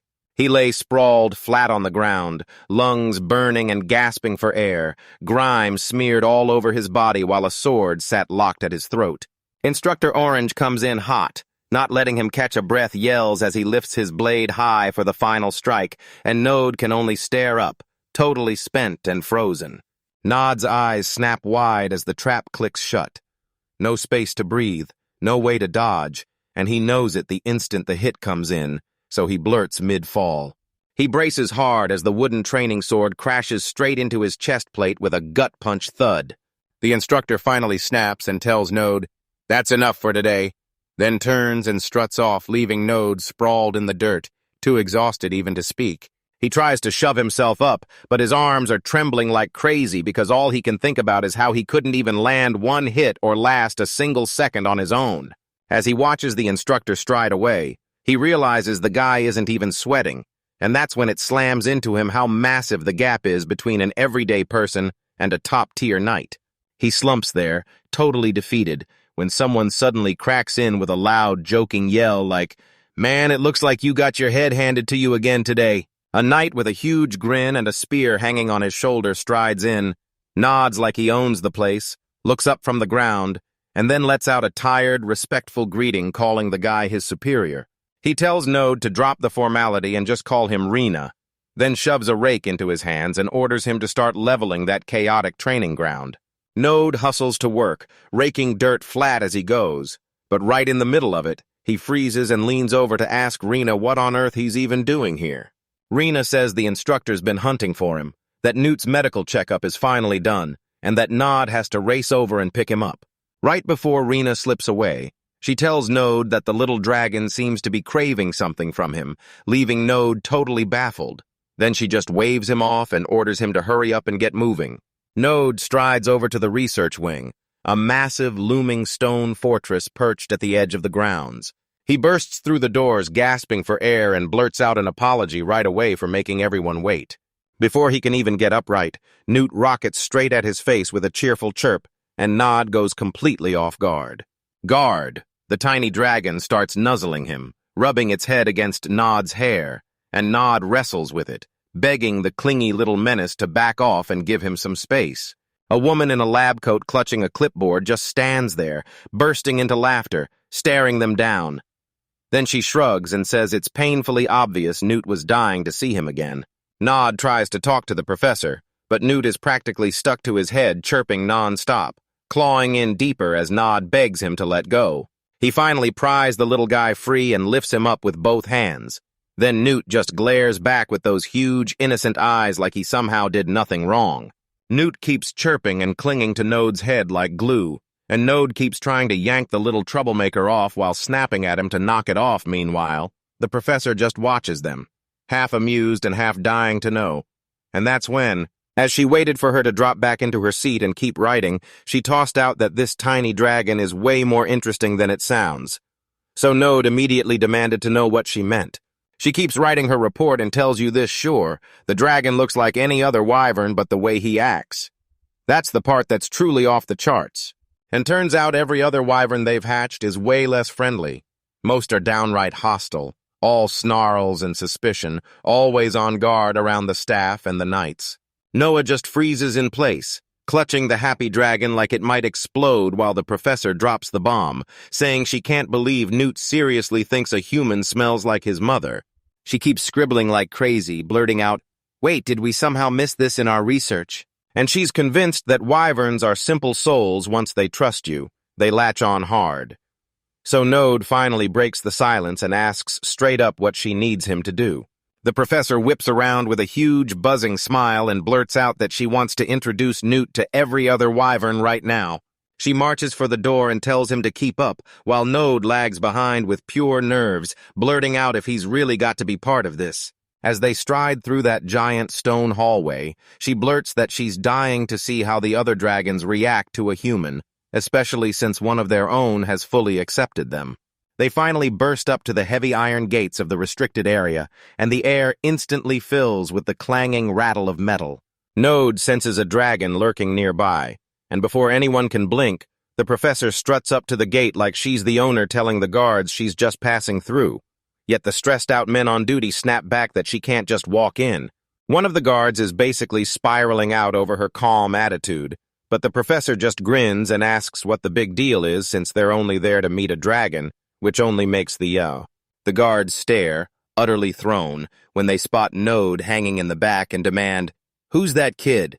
Node just freezes there, awkward as can be, clinging to Newt Finally, the guard throws up his hands with a miserable scowl and agrees to let them in on one condition: he gets to tag along and keep a close eye, while the professor's practically glowing with excitement. But the guard slides a Node aside with a totally stone-faced look, practically pleading for him to make sure he doesn't so much as breathe wrong and trigger the dragon. As they plunge into the dark stone corridor, Node finally clocks it. Almost everyone in this place just gets yanked along by the professor's every whim. He darts his eyes across the gigantic, icy hallway and can't shake the feeling that he's back in the real wyvern nest, the very place where he first stumbled onto Newt's egg.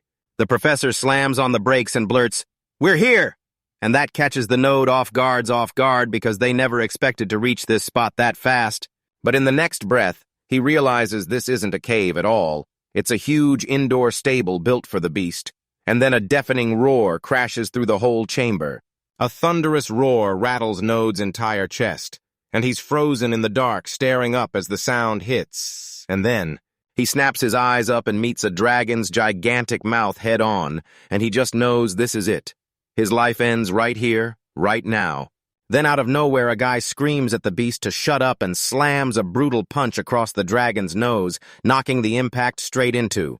The massive creature recoils, but the guy casually hops onto its back like it's nothing, leaving Nodes rooted in place, totally dumbfounded by what he just witnessed. He keeps grumbling about how loud the dragon is until he finally stops, turns, and spots the professor and the guard standing right nearby, and then everything goes sideways. Spinning around the moment he clocked her, he shoots, "So you're here for business," and then he presses hard, "Why's Node tagging along with you?" The professor flashes a bright, cheerful grin and dives straight into her plan right as she tells him that. So she decided it was a smart move. Let Newt meet a few of the older dragons and watch how they really clicked. The guy's like, "That sounds like a blast, can I stick around to watch?" And the professor practically beams, letting him join without a second thought. With that, the professor steps in and starts giving the dragon Zephyr a proper rub-down, all while praising how unbelievably healthy its scales look today. Riche keeps bragging about how awesome the dragon's scales are, and the second Nod lays eyes on them. He can't believe how calm that massive beast stays just getting petted, tail toasty, no bite especially. Once Walter strides in with a torch and snaps whether Riche's slacking off in the stables again, Node and Newt both jump hard because they definitely weren't expecting him. And Node can't stop thinking that trying to slacken a dragon's nest is a wildly dangerous move to even. Turns out this guy's full name is Reinald Harlow. But he just tells Node to call him Riche, flashing this fake friendly act like it's nothing, and Walter steps in to explain, "Yeah, the guy plays the clown 24/7, but when it counts, he's one of the Night Order's top-tier fighters, and that hits Node like a thunderclap as he stares up at the gigantic dragon, because in that moment he realizes, yep, he's got a mountain of things to learn if he wants any chance of keeping up. But Riche just smirks and goes, "I swear I'm learning something new every single day, and it feels amazing." Nod stares at his brand-new uniform, fingers clenching the fabric, and it hits him hard. He feels so green that he barely deserves to wear the robe of the Iron Dragon Knights. But Newt totally ignores all that. He just keeps happily licking Nod's face while clutching the little guy close. That little dragon just stares up at him with those huge, sparkling eyes, acting like Nod is the only person on Earth, and Nod flashes a grin, reassuring himself that it's fine. He knows he's still a rookie, with a mountain left to climb, just like that tiny creature tucked in his arms. Nod glanced at Newt with a tiny grin and told himself, I just need to get stronger my way. He knew he couldn't rush anything. He had to take it one step at a time, and then thanks the little guy for showing up. Newt shoots back a curious chirp, staring up at him while Rena flashes a grin from across the training grounds and yells for Nod to come over for introductions. Nod yells back that he's on his way. Then he barrels over at full speed until Rena sweeps in, introducing him to the towering beast in front of them. Then he tells everyone the dragon's real name is Zephyros. But yeah, everybody just calls him Zephyr. Turns out, Rena grabbed the dragon from a retiring senior the moment he joined the Knights. She took over right away, and he says Zephyr's a battle-tested veteran who's already 15 years old. But then Rena leans in, clothesline and all, and flat out tells him not to show an ounce of fear because these dragons are insanely smart, and if they sniff your panic, they'll come for you. Nod feels that giant thing staring at his every move. Panic breaks out in his sweat, and he blurts, "What am I supposed to do to keep the peace?" So Rena leans in and tells him it's all about guts. And then he juts his hand toward Newt, who's staring down that massive dragon like fear never even showed up. Rena points out that the baby would get wiped in a fight, but Zephyr isn't scared of him one bit. And he even tells Nod to copy the kid's mindset, so this is where things start to go bad for. He forces himself to take a deep breath and tells his nerves to cool down, then asks Rena if he can reach out and touch the dragon, prompting Rena to light up with pride at how fearless his new student is.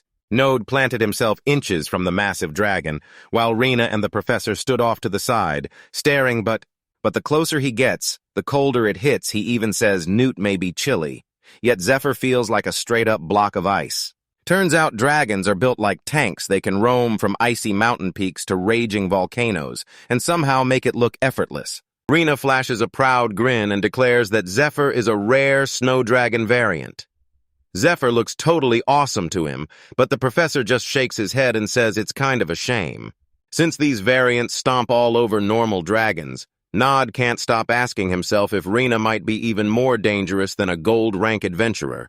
But Rena snaps at him to stop overthinking, just introduce the two dragons, and she even lifts the baby up, praying everything. Everything runs smooth as the giant beast glares down at the little guy. Then Nod hesitates and asks, "Are you sure this is really the right way to do things?" Right as Zephyr lowers his huge head to get a perfect sniff of the baby. Nod clocks the dragon straight up sniffing Newt's scent, and Rena can't help but find the whole reaction hilarious right up until the ma. The big dragon whips its attention to Nod out of nowhere. His stomach drops instantly as he panics and blurts out, "Am I next? Are you sniffing me?" Nod stands right behind the massive dragon, staring at it like, "No way you're not attacking." Even as his thoughts spin, he just can't figure out what's happening. The big guy actually buys into Newt, so Newt perks up and starts rubbing all over his fur like they've always been best friends, while Rena just stands there, watching, humming thoughtfully. Half a year vanishes in the blink of an eye, and Nod can't help it. He finally asks his instructor if he's really earned that vacation after all this time, because the instructor has to deliver the warning things are about to get wild. Then he explains the Iron Dragon Knights are being shipped out for massive joint drills and border duty, so things aren't going to be normal anymore. So Nod pieces it all together and realizes that nobody's got time to babysit a rookie like him anytime soon. His instructor snaps that this isn't a true vacation yet. Nod still gets 2 whole months off, so he turns to Nod like, "All right, then what am I supposed to do with all that time until Newt suddenly rockets forward through the woods. He dives straight for a monster's throat, and with a brutal snap, it crumples in a spray of blood. Nod strides over and tells Newt he absolutely killed it, saying those monsters don't even scare him anymore. Newt can only chirp back, especially since they just skewered a spear deer, one of those monsters meant for way higher-ranked adventurers, And yeah, it's notorious for being fiercely territorial, with horns that can tear straight through armor. Node just flips through his paperwork, stamps it clean, and officially seals the deal, ending the quest that wiped out the monsters terrorizing the local fields. Node leans in as Newt snatches a chunk of meat out of midair, and he admits that with just a little help, this kid is already getting damn good at hunting solo. He plops down against a massive rock to catch his breath, then just watches Newt tear into his meal like he's loving every bite right there on the forest floor. Newt's been growing at a crazy pace, and Node can't ignore it. His body's gotten noticeably bigger lately. He snaps back to his instructor's question, what he'll do with his 2 months off, and then his grip tightens on the blade, like he's ready to cut through anything. And with fire in his chest, he turns back toward the guild, an adventurer on a mission to sharpen his skills and push himself even stronger while he's off. Newt chirps, begging for more food, so Nod tosses him another helping. Newt makes that tiny happy sound, and then Nod finally hauls himself back into town, and when he steps through the guild's buzzing halls again, nostalgia hits hard like every old memory is crashing back in as he just stands there. He stands right before the quest board, locks Newt back at the family home with Iris so she won't feel alone, and sets his sights on one thing, landing a job that finally pushes him forward. He spots a request that screams, "That's you!" A top-rank monster hunt called land sharks right in Alco's territory, and then, once these problems hit full force, they burrow into the ground, vanish into the dirt, and lie in wait ready to ambush anyone who happens to walk past. Land sharks swarm in giant packs, but the good news is out there solo, they're pretty weak, so no. So Nod glances over the board and groans because with the day already nearly gone, all that's left are the annoying, low-paying jobs. He figures battling land sharks is the perfect training for Newt, tough enough to sharpen him, but not so risky that it'll wipe him out, so he commits to this safe bet of a quest. As long as he doesn't bleed money, he's fine. And then it hits him. He finally has breathing room to think this way. And suddenly all those past risks feel like they paid off. But then he spots something off on the paper, eyes widening as he realizes the order for 20 monsters actually came all the way from Wasina City. He's baffled this hunt is meant to happen in Alco's territory, so why is some guy from the city next door the one begging for help? Usually the local lords handle monster duty, but most of the soldiers are really farmers who've got to keep the fields alive, so the higher-ups usually shrug, toss money at the Adventurers Guild, and let them mop up the mess when things spiral out of control. Nod keeps replaying the name in his head, sure that paper is meant for a village chief or some lord, yet he can't wrap his mind around why an outsider is here until a hand slams down on his shoulder, and a voice from behind growls that he'd be better off turning around and walking away right now.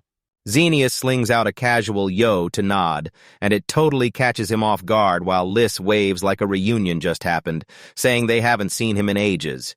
Xenius asks if Node knows what this request is about, and the moment Node realizes which one he means, Xenius tells him it's all about the cleanup after a monster stampede. A stampede is basically when monsters crank out too many kids, then swarm the whole area like a living storm, snatching food and hunting a place to call home. It happens to every kind of group creature, bugs, birds, even the nightmare fuel like locust plagues, so that's why.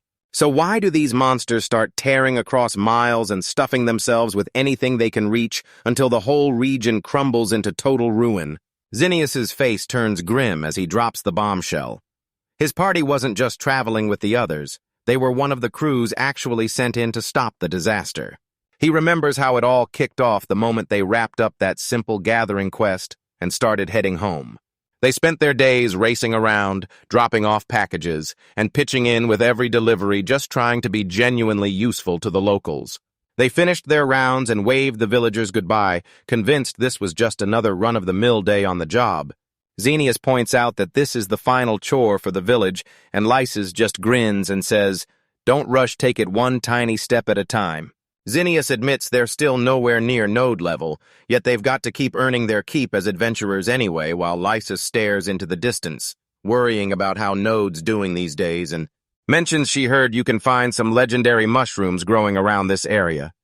Xenius clocks it and shoots a question. So is it finally Shino's moment to flex those cooking skills? but he hammers home that they've got to get back to the royal capital ASAP. Then Jago abruptly freezes mid-step. Dread hits his face like a punch, and Zinnius snaps, "What's wrong?" just as the ground starts to buck, and a monstrous impact slams down right beside them. Someone blurts, "Did you feel that?" And before they can even finish, Zinnius yanks his sword out of panic, yelling that a colossal swarm of land sharks is closing in on them from every side. Too late, he finally clocks it. They've stumbled straight into the heart of the nest, and Shino just goes rigid with shock as she blurts that it can't be real. Monsters exploded from the ground in every direction, and Zinnius and Jagos had to hack frantically just to slam the jaws shut and keep them at bay. She now shrieks that they're about to be wiped out if they stay here, especially with the whole group fighting for their lives just to hold the line while Zinnius barks an order, "Drop the fight, book it straight to Wasina City, and save your lives before it's too late." Later on, Zinnius slumps there, clutching his head in raw defeat, realizing that amid the chaos, they didn't just mess up the delivery, they lost every single piece of the cargo they were sworn to bring. Wasina City's streets are usually a non-stop trade hub, but right now everyone's snapping, shouting for answers about what the local lord and the guild are doing, and why the help isn't showing up. Casualties are piling up everywhere, adventurers are crying out in agony, while frantic people shout for healers, demanding they get their hands moving before it's too late. Down at the guild, the whole crowd is packed tight around the notice board. Everyone's staring in disbelief because an emergency quest just got posted, and it's for a full-blown land shark disaster. Zinnius admits that with the whole city in total panic, his crew had no choice. They jumped into the emergency hunt to stop the swarm. But the moment they started mowing down sharks, the nightmare doubled no matter how many they sliced through. More kept crawling in until the healers collapsed from sheer exhaustion, unable to keep up. In the middle of the chaos, a shark rockets toward Almana Zinnia. She screams her name as the monster bears down on her, pinned to the ground. Back in the present, Zinnius demands to know if Shino really made it out okay, but Lysis just stares down and admits she got hit hard, like really bad. Zinnius taps his own hip to pinpoint the exact spot where she got wounded, and it comes out a little awkward like, "You know what Slice's face flashes bright red, and she looks totally mortified as she blurts out, "Are you seriously talking about my butt in front of everyone?" Zinnius wraps it up by saying Lys is all fixed now, but they still had to bail out of the fight then. Just when things look doomed, a silver-ranked guy swoops in and wipes out the boss to shut the disaster down, and Node just nods like, "Yeah, exactly." Nod reels back to the armored wolf leader he and Elza battled, and the truth hits him. Ordinary mountain wolves can grow into monsters just like that. He stares at the paper and demands, "How is this supposed to connect to the job we're on when we already took the leader down?" Zinnius drops the bombshell. This whole monster disaster didn't kick off here at all. It was born back in the Alco's territory, and that leaves everyone completely blindsided. Turns out this lord is straight up obsessed with money. He slams all his duties onto his staff and boots anyone who even rubs him the wrong way. With taxes so brutal they might as well have crushed the world. The land withered into ruin and monsters swarmed it like a breeding ground. And the moment Elza hears how the Lord handled everything, her face crumples in pure disgust. Then she blasts that guy as the absolute worst. Zinnius snaps to it his friends didn't just show up on a whim, they grew up in that little village, so when they saw Alcos, panic hit hard like, "If we don't stop him now, our home is next." He points out that Alco's territory can't even clean up the leftover monsters, so Wasina's city crew is paying themselves just to get the request done. It's a total disaster, and Zinnius can feel it. The king could seize the entire territory any day now, leaving no. He was hammering out a node heading while muttering that these political jobs were a total nightmare, because if a trainee dragon knight got involved, everything would get even more tangled. Node hands the paperwork back, grateful that Zinnius warned him, then immediately decides to walk away from the Alco job because it sounds like a political trap waiting to explode. With that job shut down, Zinnius snaps into action and asks what they want to do next, because he's pretty sure the smart move is to sit tight and wait for the board to refresh in the morning. Node's like, "Yeah, that sounds perfect," and then bam, the guild receptionist strides over and asks if he's got a minute to talk. She dropped a bombshell and told Node that a nomination request had just arrived tagged for him, no less. Normally, Clients only trust these requests to famous adventurers or top specialists because they're demanding one specific person by name, and taking these jobs is the fastest path to power-level connections, and that usually comes with some seriously sweet perks. Working the Merchant Guild gets you first crack at rare gear, and the alchemists swing the spotlight your way for powerful magic meds, but only if the whole operation doesn't blow up in your face. The receptionist shoves the request into his hands with a letter, and Nodes just stands there, totally stunned because he has no clue who could be famous enough to land him a private job. Panic claws at him, so he corners the receptionist and demands to know who really sent it, because he suspects someone's trying to set him up. She scans the files, blurts out the client's name, Johann Daubrière, and then the shock hits. It's Node's own brother, married into yet another noble house. Node stands there stone still, stunned out of his mind. Johann, his own brother, is the one who just sent the request. He double-checks the envelope like it might bite, then reads the letter inside where Johann calls him his dear brother and stops right there with a S, and then he rips into what the job really means. Johann lounges in his office, looking way too calm, while as he scribbles about monsters trashing his turf, he shrugs that they haven't shown up in ages, so he tells Node to swing by, crack some skulls, and take care of them for a bargain price. The receptionist shoots him a worried look, asks if he's really sure because the pay is straight up awful, yet Node just grins and tells her it's fine, because he's taking the job no matter what. Yeah, it totally checks out ever since Johann married into the Daubrière family. It's been them, year after year, quietly pumping money into the Ferris household and keeping everything from falling apart. Nod tells Xenius and Lysis, I can't say no, my brother would never let me, even if the reward is basically pocket change. He didn't stop for anything because the only real worry gnawing at him is how he's going to survive a whole week on a carriage ride with Newt right there. Lucky for him, the Iron Dragon Knights hand him one of their own carriages, and Node practically can't thank them enough for saving his life and making everything easier. Horses huffed and snoozed around Newt, while the little dragon only had one mission: play. Enote slumps in the carriage's driver's seat, eyes heavy and completely wiped out from the long ride, and as the horses keep pounding along the path, he slowly starts nodding off mid-journey. Suddenly, Newt snaps his head out and unleashes a terrifying screech right behind him. Node freezes, jumps out of his skin, and screams as he desperately clutches the reins. The horses freak out and bolt, and Node has to throw himself fully back in the saddle, yanking the reins with everything he's got just to calm them down. He whips his head back to Newt and asks, already bored of being trapped back there, but the dragon shoots him a restless glare like he's seconds away from starting more chaos. Newt just chirps like a little angel and pretends nothing happened, and then Node snaps at him, telling him to finally act right for once. Newt lets out a little satisfied sigh, shuts his eyes, and wears a ridiculously proud grin like he just nailed the whole disaster. Node sits in total silence for a solid minute, forcing his nerves to settle before he tells Newt, once we start running into more people, I'm gonna need to slip back inside and hide. The carriage rumbles down the quiet road, and Nod can only pray that if anyone spots the dragon, they'll shrug and assume it's some kind of cat or something. A few days pass, and Node's back to lounging in his seat. Then he looks up and catches it at the last second as Newt finally snaps and launches into the sky. He clocks that Newt is totally done with carriage life, and then it hits him since he's up there flying high, nobody's even going to look up when a dragon starts circling overhead. Nod jounces along on his horse, and beside him rides an older man in a heavy coat, both of them holding a steady pace. Night crashes down over that giant fortress perched on the hill, and with the crescent moon glowing above, the carriage finally screams to a stop, right as it's about to.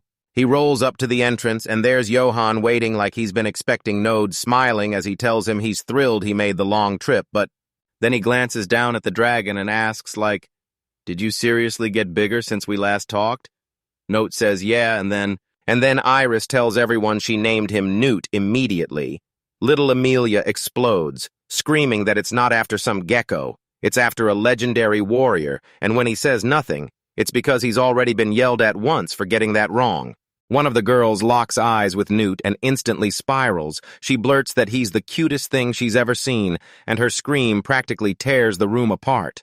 The woman behind her has to snatch her back and tell her to calm down. She hasn't even said hello yet. So she rushes to apologize to Node for the kid's wild energy, and Node just throws it off with a laugh. Then he greets Amelia, assuming she's probably about the same age as his sister Iris, as the two of them stand there totally hooked on the tiny dragon, sparkles blazing in their eyes. They can't pull away, so Nod gives Nude a quick nudge and tells him to say hi, and the dragon just chirps happily like it's greeting the whole world. Amelia pops in to introduce herself, blurts that she wants to be their friend, and as everyone finally settles in, the whole moment starts to crack into the next part of the story, right? As the clip cuts off mid. Johan says, they've got a ton to catch up on, and then pushes for a welcome meal first, so everything starts on the right note, and just like that, the staff slides the food out, apologizing like it's some simple spread. But Node snaps back fast. It's totally fine.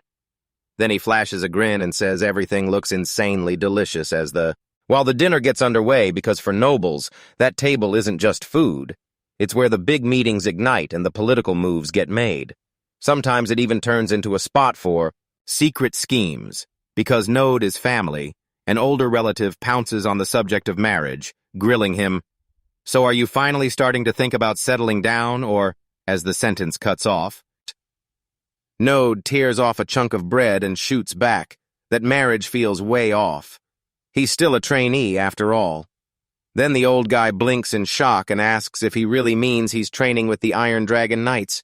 So Node drops his head and says he's only at the bottom of the ladder, but the man snaps back that his father is probably bragging about him to everyone. Yet Node just keeps his cool, staying modest, insisting he's got plenty more to learn. The older noble erupts in a laugh and tells him, it's not every day I get to talk to someone with ties to the Knights, and the best part is hearing the real stories straight from the inside. For people out in the provinces, he says the only time they ever get to see the Knights really work is when they're put through joint drills, which snaps their attention to the Eastern Knights' massive drill that's coming soon. Then the worry kicks in. When was the last time they even saw training this huge? Johan leans in and asks, back when Nod was still just a kid, was it really that big? One of the older nobles at the table lets out a heavy breath and explains that while everyone was busy celebrating their war victory, the kingdom's territory ballooned so fast it turned into a real problem because it's tough for younger guys to really wrap their heads around the scale. He points out that the border used to run right along the eastern mountains, so this whole region lived one bad day away from getting yanked into the middle of the fighting. Even though they're finally out of the danger of a war zone, life doesn't get easier being in the Royal Knights forces them to ship out far more soldiers than ever, draining the locals dry and putting farm work to a dead stop. Johan drops his gaze and thinks, this is it. Maybe the perfect moment to bring it up. And when Node notices his look, he twists around and asks his brother what he's thinking about as Johan finally drops the truth. He admits the real reason he begged Node to show up is tied to the military drills coming down the line. Node's eyes go wide, because he swore he was just coming for a monster hunting job, but Johan leans in, eyes locking on him, and says, technically you're right, like it suddenly matters way more than either of them expected. He tells them that some woodcutters spotted monster tracks in the forest, and when the guild sent adventurers to investigate, they stumbled on a huge spider nest hiding deep in the woods. The guild begged those adventurers to handle it, but they bailed hard, saying it was way too dangerous for them. The catch. The only high-ranked adventurers who could actually pull it off are off on an expedition to the east, and they won't be back for ages. The timing is brutal. Those massive drills have already wiped out the men. With everyone gone, the local militia might as well be gone too, and they can't lift a finger to help. Leaving. The villages are packed with nothing but women, kids, and the elderly people who can't take on monsters alone. Johan drops his fork and admits he's terrified of something worse. The bandits might spot how helpless everyone is and swarm in to stir up even more chaos. Johan lays it all out how some folks still turned a profit by selling food while everything fell apart. And then he's like, and look at my brother-in-law, that guy's a real sharp businessman for pulling it off. He goes on to say massive military expeditions are basically money machines, because once troops roll in, everyone starts moving and spending, but then he adds that the summer wheat harvest is looking grim, and he lays it out, every real adventurer is storming east for the money. So all that's left here are green rookies hiring a guild from out of town would wreck him with fees piled on fees. So he decides to cut the cost and fire a direct request to Node instead. Node looks completely rattled by the news and blurts out to Johan, "So what was your plan if you hadn't ditched the idea and decided to come visit right now?" Johan shrugs it off and basically says, "I'd just bring in another adventurer I know." Then he figures his brothers might at least hear him out, and you can see the girls in the back get uneasy right away. He slams the brakes for a heartbeat and reveals the real reason behind it all. This isn't just chaos, it's for a new family member who's about to join them any day now. Nod already looks worn out when Johan tries to reassure him like, "Don't stress, the reward's covered, my house is paying." But then his wife cuts in and fires back, "That's not what I meant at all." With a huge grin, Johan finally blurts out the amazing news they're expecting a baby, and his wife beams as she adds that the little one should arrive sometime this winter. Node is completely stunned by the news, and he blurts out his wild congratulations to both of them right away. But just like that, Johan yanks the vibe back into focus, steering the talk straight to business, asking which exact monster they're supposed to hunt in the forest. At last, they uncover the truth. The target is a colossal nightmare monster called a night spider, which is lurking deep in Alba's forest. Then the guide tells Nod to follow him and starts leading the way as Node cracks open his monster book to hunt down the details on tonight's spider menace, and Newt swoops overhead as the guide leans in. They warn these spiders are giant feral carnivores. Then they blast sticky silk and whip up enormous webs, and they've got this brutal, tough shell that turns them into a nightmare when you're stuck fighting them solo. All right, moving on. The guy says it's only been a few weeks since the Lord outlawed anyone from stepping foot in the woods, and now the local hunters are getting fed up, fast. He tells them they've never really had to deal with scary, strong monsters crashing in here before, so it was only going to be a problem if things took a turn. And he's already cutting himself off like no. So Node leans in and asks what kind of stuff they usually track or hunt around here. The guide swears it's mostly goblins, huge bats and spear deer out there, but they haven't spotted a single forest wolf lately. Node can't help but wonder if the deep forest is stuck with only weak monsters too, but the guy shuts it down saying they don't push that far in. The guide says herb bears sometimes drift right out to the edge of the woods, but Newt keeps scanning the air with his senses. Node figures. The night spider isn't really from this patch of forest. It must have been kicked out of its old territory, so the guide slams on the brakes, then tells Node, "That's it, I'm not going any farther." Node shoots the guy a quick thank you as they split up, and then, storming into the deep forest alone, he had Newt scouting from above. Nod tells the little dragon to lock in right now, and Newt chirps back like he's got it all figured out then. Then Davies burst out of the sky with a savage cry, slamming into the wild boar monster and catching it completely off guard. Nod slips him a few pets and calls it a solid job, and Newt leans in like, "Yeah, I nailed it," practically glowing with pride. He marvels at how wild a wyvern's sense of smell really is, and how Newt's scouting has somehow kept this entire trip running perfectly so far. With the sun sliding under the trees, Node decides it's time to stop. He drops his plan, then quickly sets up camp for the night. Node dives into the grind, piling up a huge stack of firewood, while Newt hunts for supplies beneath the low branches. And right there, he starts stacking rocks around the pit, leaning in like he's sharing a life-or-death secret. Monsters aren't like normal animals. They don't even flinch at fire. No, they've got to smother the light because a blazing flame could pull in something nasty, and that's when. So he keeps the flame low and locked in, a pot of soup simmering like crazy while skewers of meat sizzle on the side. Newt stares at the food with wide, hungry eyes, and then his stomach explodes with a thunderous growl that booms through the silent campsite. Node lifts a skewer at last and declares the meat's done, and Newt's eyes go wide like he's just witnessed a miracle. Then the little dragon tears into the food like it's the best thing ever, while Nod drops into his seat and digs into his own dinner. Nod grabs a massive spoonful of that scorching soup and his face lights up like, "Yep, I nailed this meal." They clinked their last bites together and slipped back into their secret hideout in the woods, safe and snug in that tucked-away corner. Under the crescent moon, the world goes deadly quiet. Only a thin ribbon of smoke curls upward into the night sky. And by By the next morning, Node's eyes lock in. There it is. A huge, chunky web stretches between the trees, exactly what they've been hunting.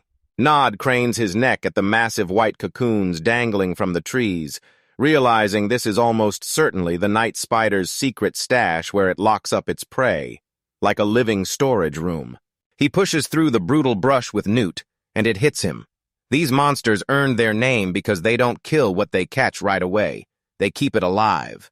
As they sneak through the clearing, Node finally clocks the giant beast crouched over the ground and shoots out a whisper, "I found it." The two of them crouch in the tall grass, eyes locked on the spider's hairy legs twitching nearby, just waiting for the exact second to strike. Newt rockets into the air first, just a streak of scales and claws, smashing the monster with a total blindside. That tiny dragon stays razor fast, darting just out of the spider's grasp until wham, the beast gets hurled back into its own sticky web. Node steps up fast and fires off a quick compliment to Newt for their solid teamwork, and the little dragon chirps right back with non-stop energy. Nod wastes zero time. He bursts forward yelling, then swings his blade in one brutal giant arc that cleaves straight through the monster. Blood splashes over the forest floor as the threat finally gets shut down, and Node just calmly waves the thing off like it's no big deal. He slips his sword back into its sheath and admits the whole thing was way easier than he expected, while Newt erupts in a long, happy chirp to celebrate the win. Newt sprawls on the grass, gulping air after the fight, and Node grins like the little guy's distraction was dead-on perfect sure. He can't fight back yet, but he'll be fine if he just keeps dodging like that. Nod leans down and hypes him up, shouting his name as Newt jerks his head up with sheer excitement, can't even finish the sentence. Joy. But that calm doesn't last. Newt suddenly snaps into a growl, blasting out a sharp warning right as... Then, like a heartbeat, this giant spider drops from the canopy, screaming through the air, and Nodi just freezes in raw shock as it comes for him. When that giant monster crashes down exactly where they were standing, Node barely throws himself aside in time. He dives out of reach as the ground pounds so hard it rattles his whole body from the impact and almost deafening shake from the... He's in disbelief another one, but he snaps into focus and hammers his sword down as he swings it straight into the next blow. Newt slips ahead and bares his teeth at the beast, while Node reassures him, "You're okay," and then starts to thank him for the "he's done it saved Newt." And he knows for a fact if Newt hadn't yelled right then, it would have been over. Node whips his gaze up at the monster towering over them way bigger than the last one, and as he counts the 12 eyes staring back at him, it hits this isn't some random beast. It's a high-ranked one, fully grown and already had ages to evolve. Node slips into the memory of when Newt was just a newborn baby wyvern fresh out of the egg, and it's honestly wild how fast he's grown since. But he knows Newt's still just a kid. There's a mountain of growing up waiting for him before he can finally call himself an adult. He realizes monsters aren't so different from anything else. The ones that survive the longest grind out the most experience, level up into their own tier, and get so terrifyingly powerful they feel like an entirely new species with scary names to match. Staring down the colossal beast in front of him, Node realizes this isn't some run-of-the-mill monster. It's the absolute nightmare version of a night spider, a general spider. The monster's leg slams down like a living pillar, and Node barely yanks himself back in time before it crushes him right before the impact lands. The impact lands and he lunges in to strike back, swinging his sword hard, only for the blade to skid off that brutal shell like it's nothing. He realizes the hit was too shallow to scratch a single thing. That spider's sprinting way faster than Big should ever manage, darting around the clearing and yanking Node into a non-stop chase to stay alive. It hangs over the forest like a nightmare, tracking every step with 12 glowing eyes. He suddenly blasted a brutal wall of webbing right on Node, smack in the middle of his swing, yanking his arms to a stop and making him realize, oh no, this is bad. His stance is shattered, he can't even get his footing. He's totally exposed, and the monster is already closing in to end him. The general spider drives a leg down like a hammer, but Node's eyes lock in. Everything around him crawls in slow motion. He stays low, bursts forward at insane speed, jukes the brutal hits, and launches into a leap. He rockets up into the air, slicing clean over a massive swing from the spider right as it reaches for him. The monster launches a nasty glob of fluid so he doesn't hesitate, just roars that this is the moment to go all out, and he surges forward even though the beast looks like a straight-up nightmare massive as hell and he refuses to step back. Nod rockets straight at the monster's face, bellowing at the top of his lungs as he pours every last shred of strength into one. With one massive swing, his blade shoots straight through the spider's head, slicing it clean in half.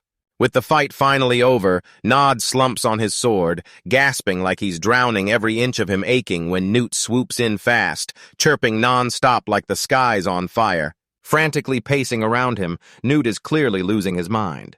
Then he just chuckles, scoops the little guy up, and crashes into a massive hug. He starts patching himself up, insisting the wounds are only bruises and a few small cuts. Then he tears into bandages and wraps his side tight. Nod yanks the last bandage tight around his waist, grimacing as he thinks, "Yeah, that spider bit off a chunk, but I'll patch myself up fast, and I'm not done yet." He clenches his fist, rides a wave of confidence, and knows after a battle like that he's getting stronger for real, so if a few days slam by, and finally it's time for him to head out for real. He hooks up with Johan, and Johan's wife shows up again because last time she won out there in the field, so now everyone's watching. He's flaunting the insane haul he scored. Johan's wife can't even process it when she sees those monster parts, and the moment Node says it's actually 2 whole spiders, she's left utterly stunned. Johan reaches out to Node and blurts that he looks completely wiped out, begging him to just crash for the night instead of leaving immediately only for Node to start arguing, but eventually he caves and tells them he'd genuinely love to stay here a little longer. Johan's wife's face lights up, and that joy turns into a knife. Nod finally drifts into bed after a good dinner, completely cooked while Newt's already knocked out fast asleep, face down on his stomach. Next morning, Node stood by his carriage, gearing up to roll out again, and Johan's wife asked, "Do you really have to go so soon?" But Node cut in fast, explaining that he's still just an apprentice, so he has to race back to his duties. As soon as the carriage lurches forward, she waves hard and yells about the winter festival, telling him he can come back any time he wants. Nod waves back too, Newt darting beside him, and they roll onward toward heading for the royal capital. He storms in and immediately halts at a workshop. He hurls his smashed armor onto the counter and demands the smith tell him straight, "Can this be fixed or is it done for?" The blacksmith stares at the smashed gear, says he can fix it, but then grimly admits the damage is so brutal it'll cost a fortune. And before he can finish, you already know this isn't going to be cheap. The Node can't stop thinking about how much he loved that set. Then he realizes his growth is sprinting way past his equipment, and he finally decides it's time to level up into something new. The smith snaps, "What could have destroyed my gear this badly?" And he doesn't even say it gently. He just casually admits he tangled with a general spider, leaving the man. He yells that Node is lucky to still be breathing, then demands he show off the materials he somehow hauled back. Staring at the estimate, Nod realizes Johan's reward won't even scratch the bill. Yet he also knows he can't put a price on his own life, so the blacksmith tells him it'll take a little time, then swears that the second he's done with his rush orders, he'll drop everything and forge it as his top priority. Nod spots the entire workshop erupting into chaos, workers yelling for materials non-stop, while the smith snaps and loses his temper. Turns out it's the military drills lords from everywhere are swarming into the capital and drowning it in orders, so Nod tells him, "I'm good with the wait." He storms into the Adventurers Guild to finish what he came for, and the receptionist shoves the paperwork for his material buyout into his hands. Nope. Nod scans the total and instantly demands, "Wait, did you mess up?" Because he's burned so many parts on his own gear that he figured the payout would be way smaller. The receptionist tells Node the total checks out, then lays out the brutal truth material prices are skyrocketing because the military drills are in full swing. So, Node stared at that massive payout and thought, sure, the drills wrecked his armor, but this extra cash was a damn good silver lining. Things hit a breaking point when Alec bursts in, panicked, clutching the ledger, and Node snaps, screaming at him, "What the hell is happening to the family budget?" He snaps, demanding to know why they're stuck again, especially after they finally started chewing through that debt. But Alec, he just lays it out, those same drills, shoved food prices through the roof, and Node finally realizes the military exercises aren't just messing with his head, They're wrecking him in every way. Next up in training, Walter suddenly launches into a brutal strike, and Node gets totally blindsided by just how fast he moves. Walter lunges through the air, hammering the pressure on, and just barely swings his sword up in time to smash away that brutal strike. They trade a quick clash of steel right before Node shoves him away, slips back to reset his stance, but the instructor slams the session to a stop on the spot, and both of them yank back and drop their weapons immediately. Nod gasps out a heartfelt thanks for the help, totally wiped out and slumped on his sword, while Walter looks so fresh he could keep going all day. Walter smirks after the session, blown away because Node still pulled off a real hit, despite the way everyone swore the kid took after his father, Albert, as Walter storms off, Note's still in the back, struggling to catch his breath, wondering if he said something, and Walter just smirks, saying the last 2 months of training definitely weren't a waste.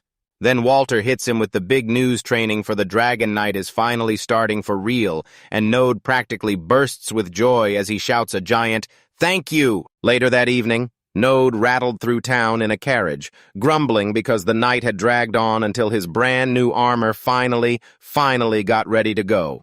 He sits there lost in thought about Elsa, convinced she's actually a good person no matter what happened. Then bang, he hears something weird outside, and his sentence gets cut off as he starts to panic.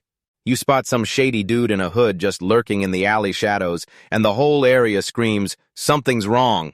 Noide's first move is to shrug off the chaos and let the city guards handle it until he hears someone screaming for help so desperately that his whole attention snaps to them instantly.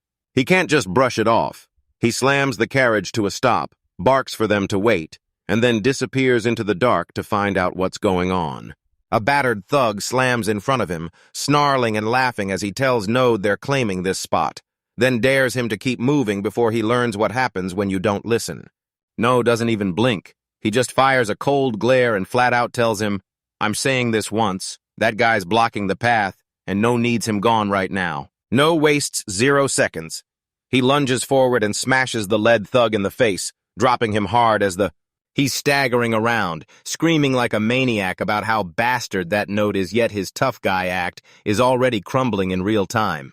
The thug starts screaming for help, but the guy just stands there, unbothered, like, "Yeah, this is over," and he's ready to wrap it up. It's over in a flash. Nod's standing over a pile of unconscious guys, while the girl he saved watches from the ground, her breath catching. And finally, she snaps into her voice, speaking up to tell him just how much she appreciates him stepping in like that. She introduces herself as Elisha, so formal it's almost intimidating. Then she thanks him again like she's trying to make sure he never forgets how he saved her from that group. He doesn't even check whether she's hurt, just fires off, asking if those guys were trying to rob her, but she darts her gaze away and then she blurts out the truth she's with the Magic Academy, and she's convinced those thugs weren't random at all, because someone hired them just to target her. Node suggests he can probably beat the truth out of them, but Elisha shuts it down fast, says they're nothing but low-level hired muscle, so it's pointless. He figures they should at least tie those guys up and starts offering to grab some rope, but Elisha snaps at him to wait. Nod whips his gaze back to Elisha and asks what's wrong, and then he sees she's frozen in her tracks. She drops her gaze and says, "I can actually make the rope we need right here myself." Before Nod can even blink, Elisha gathers raw magic and the street beneath her starts to crack open. The earth rips apart beneath her, and she yanks massive iron chains straight out of the shattered pavement. Node can't believe it, so Elisha snaps the chains into his hands and she tells him it's just alchemy, but Node instantly snaps back that tearing up the public road is a massive problem. Right on cue, the guards burst in to haul the thugs off, thanking the two of them for stepping in and helping. Nod blurts that fixing the street before the knights spotted it saved them big time, while Elisha. He thanks her again, and Node urges him to walk her all the way to the main road so she's kept safe. Elisha nods, agrees, and thanks him one last time as a carriage rumbles past them down the street. Node breaks the quiet of the night street, telling them to just hang on only a little longer. While the blacksmith raves that spider parts are a blast to work with, he swears that when you polish the shell just right, it turns as hard as metal, and the skin comes out silky smooth. Nod stares down at his fresh gear. This is it. His new armor at last, but his stomach drops, because it doesn't look anything like what he imagined. So the blacksmith leans in and tells him, "Now that you're officially a knight, I'll outfit it with real knight gear free of charge." Later, Node proudly shows his brand new outfit to his family, and the moment he turns around, every single one of them freezes, staring in total shock at the transformation. His mother bursts into tears, clutching her handkerchief from sheer pride, and even Alec can't hold it together, blurting that he never thought he'd live to see the day Node look like a real knight. She immediately starts plotting the biggest celebration ever, but then Node panics and blurts at her and Alec to slow down just for a second. Alburo, his older brother, strides up, lays a hand on his shoulder, and says how happy Mom must be. Then Node whips around to see Alburo standing right there. His Alburo tells him she's always hated the burden she put on his shoulders, and now she's probably just breathing easy because he's finally doing amazing.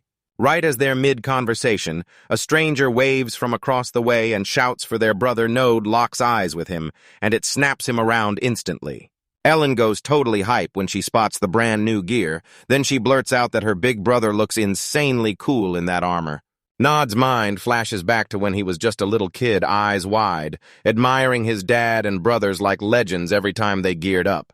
So he tilts his head to the sky, stares at the stars, and whispers a quiet thank you to Ellen for saying that. Back at training, Rena spots the upgrade and lights up, telling Node he finally looks like a real knight. Then Node throws in a joke about how even some regular guy would look good in nice clothes, and somehow it doesn't land as a compliment. The moment the training grounds start getting loud and chaotic, the mood snaps into something totally different, leading to Rena hollers for Instructor Orange to take a look at her fresh armor, and when he finally shows up, he admits straight up that it's surprisingly solid. Nod mumbles thanks, but Orange flashes this terrifying stare and vows he'll make Nod's skills measure up to the gear. Then the training snaps brutal, and the poor kid completely loses it. Later, Node slumps there drained to the bone, wrapped in his cloak, and the research professor leans in like, "Man, it looks like you got brutalized again." Node asks what she needs. She blurts out an apology for the weird timing, then asks if he can do a quick errand, and Node immediately says he's in. Just then, Newt shoots his big eyes up at him and lets out a tiny cute noise like, "Wait, don't leave me behind." Long-haired and trembling, the man stares down in total stress, quietly whispering the name of the magical institute, like it's a secret that might break him. Node finally bursts through to the front of that huge stone building, and it hits him a beat later. This isn't just a place, it's the institute. This is the capital's main brain where they teach everything from top-tier magic to the basics of tech, but step in as an outsider and the place won't exactly greet you with open arms. Standing there in his cloak, he could already feel it. The whole place screamed exclusive and freezing, and that chill was creeping in on him. Witnessed some dude get berated and shoved out the building, he just keeps blurting apologies while sprinting away, and the door slams shut, and No just freezes there, trying to wrap his head around how he's supposed to deal with this until Lisha pops up out of nowhere, and the second she locks eyes with him, she recognizes him instantly while Node's jaw drops in pure shock at seeing her here. He says he's carrying a letter for Instructor Layson and asks if she knows the way, so she steps in and offers to guide him, and Node tells her, "You're a huge help." They burst into a room stuffed with dusty old books and scattered gear, and Node slips inside too, blasting in like, "Sorry to cut in," as he shouts for the instructor. That long-bearded old man whirls around, and the second he spots Node's face, he snaps completely, exploding into furious yelling. The moment they step inside, Layson starts yelling at the top of his lungs, making it crystal clear he's not taking a single new student, no matter how many times they come back. It totally blindsides Elisha, and she blurts out that Node's only there on official research facility business. But Node stays icy calm, introduces himself as a messenger, and pushes onward. To calm the old man down, Layson is shocked by the mention of the facility and stops roaring just long enough for Node to shove the document he's holding into his hands. The instructor snatches the paper, dives into it right away, and once he finishes, he hurls the heavy bundle back at Node, tells the kid it's fine, and orders him to make sure it reaches a guy named Eric Node, just nods, and gets shoved right out the door. Layson yells after him, demanding Eric stop acting like an idiot and show up with his own face next time, leaving. A Node stands in the hallway, totally baffled, and blinks at Elisha. He can't even process getting kicked out like that. And she just stares back, looking. He's staring around like he's got guilt glued to his face, and she rushes to apologize, saying Layson always shuts down anyone who tries to be his apprentice, so he probably just assumed Node was another hopeful student. While they move, Nod blurts out, asking if Elisha's really an alchemist after watching those chains earlier, and Elisha fires back that she's all about enchantments and physical magic, but she's also training to master attack spells. No. He pauses and realizes she's way more skilled than her cute little act would suggest, and he can't help thinking that mastering 3 different kinds of magic is seriously mind-blowing. Elisha practically glows with pride, telling Node that she's got serious confidence in her magic and she wants him to know it. He can't help but stare in awe because to him, that kind of skill feels like learning the sword, spear, and bow all at once. He knows he's still a total rookie with a spear, but seeing someone this talented hits him hard, and now he can't stop thinking about just how far he still has to go. Nod blurts out if enchantment magic is what they use for magic swords, and Elisha grins, "Yep, you nailed it." Then she taps the lamp nearby and explains that even something as simple as that is an enchantment because it runs by carving magic circles inside those circles, yank power straight out of magic stones, and that's what keeps everything going. She says her real dream is to research and build magic tools just like that, and right when she finishes, Node's mind snaps with a life. Elisha whips around with a huge grin and asks, straight up, if he wants to head back to her room because she's got something she's dying to give him. Right as they start moving, she suddenly wobbles, catches her foot on nothing, and face plants into a full body trip screaming as she goes. Node launches into action and catches her from behind just as she's about to slam into the floor, stunned by how fast everything happened. He snaps, telling her to watch where she's going, then asks if she's okay as she tries to stand back up so that, like what? Elisha just flushes bright red, totally mortified, and whispers her thanks for the save. Nod locks eyes with Elisha, and suddenly it hits him. She reminds him of his younger siblings back home, and then the twist lands. Her red hair is probably the reason. Elisha looks totally blindsided by the comment, then shoots back that it's her mom who actually has the red hair, so, as they keep moving through the halls, she suddenly spots it. Node's wearing brand new armor, way different from the last time she saw him. She thrusts a wrapped gift into his hands and tells him to take it, then drops the bomb that it's a fire magic tool, watching the words slam into him and leave him totally caught off guard. He knows magic tools cost a fortune. Something like this weapon could fetch dozens of silver coins, a number so huge he can barely wrap his head around it. Elisha insists she's only thanking him for helping her, so No finally stops spiraling and takes the gift. She grabs his attention and tells him the blade's made of magic stone, so every swing shrinks it. It's only a prototype with weak durability, meaning he's got about 3 uses left. Then she leans in close. Just hold the handle, speak the word Ignis, and ignite. Then she nods. Code almost fires up, right? Then Elisha snaps completely, screams at him to stop before he torches the entire room, and he blurts out an instant panicked apology. She warns him to watch his step because this thing launches a fireball as big as his torso, and if it lands even one clean hit, the blast will engulf the target completely. As they stride off, Node's mind races. If he can get his hands on a tool like this, he could probably drop a crystal rank monster in one single blast. Nod stares at the magic tool and tells Elisha it feels way too big for a simple thank you, but then he quickly promises her that if she ever hits trouble, he'll be there for her. Elisha drops her gaze and blushes, then admits that now that he brought it up, she's got something weighing on her mind. She tells him straight up for a nobody like her, finding a master magic user to take her as an apprentice is basically impossible. She's got 0 ties, no pull at all, and unless her future teacher holds the master title, she can't even step into the Magic Institute. While they keep walking, the Node hangs on every word, then finally leans in and asks how she's really holding up in her classes and what her grades are looking like.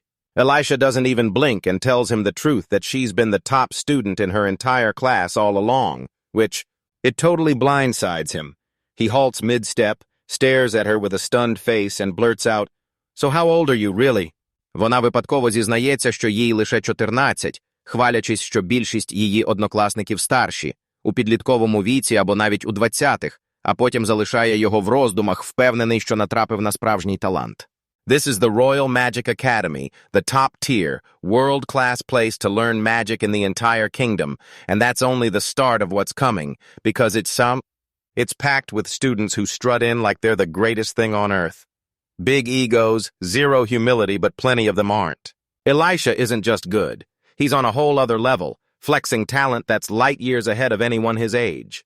Node can't stop wondering what people would say if they ever saw just how insanely talented Elisha really is. Especially. Elisha's convinced the thug attack was just jealousy, so she pushes harder, telling him she's selling her own magic tools to finally make a name for herself and land an apprenticeship. But she admits the truth, she can't get the materials she needs. Like spirit crystals, Node already knows those cost a fortune. Spirit crystals are no ordinary magic stones. They're the real, raw power of a spirit packed into crystal form, and you can only grab them from the cores of spirits you've beaten, which is brutal, because if a spirit turns on you, they'll smash everything in their path.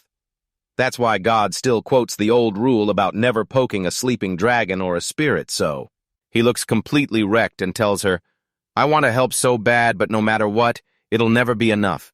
So many lives can't survive hunting those things. Elisha just smiles at him and tells him to calm down, because that prototype she got from him didn't just impress her, it showed her exactly how to pull enough power even out of cheap, low-grade stones. So she leans in and asks if Node's adventure contacts can point her to a fire-type magic crystal. Nod mulls it over, then realizes he's only ever stumbled on ice spirit stones, and now he can't stop wondering how he's even supposed to pull this off for her. Especially because these crystals, people call them spirit tiers, only pop up where magic is cranked to max, and the spirits are at their absolute strongest. Everybody knows ice spirit tiers only show up on snow-covered mountains in the coldest dead of winter, while water spirit tears are locked away deep in lakes or out in the open sea. Thunder spirit tears only show up where lightning rips into the ground, and fire spirit tears, at least as far as anyone can tell, are locked to active volcanoes. So yeah. Nod tells Elisha the nearest volcano sits across the border, but a round trip would chew up at least 2 whole months, way too long for him to go alone, and Elisha's hopes just crash the moment the truth hits.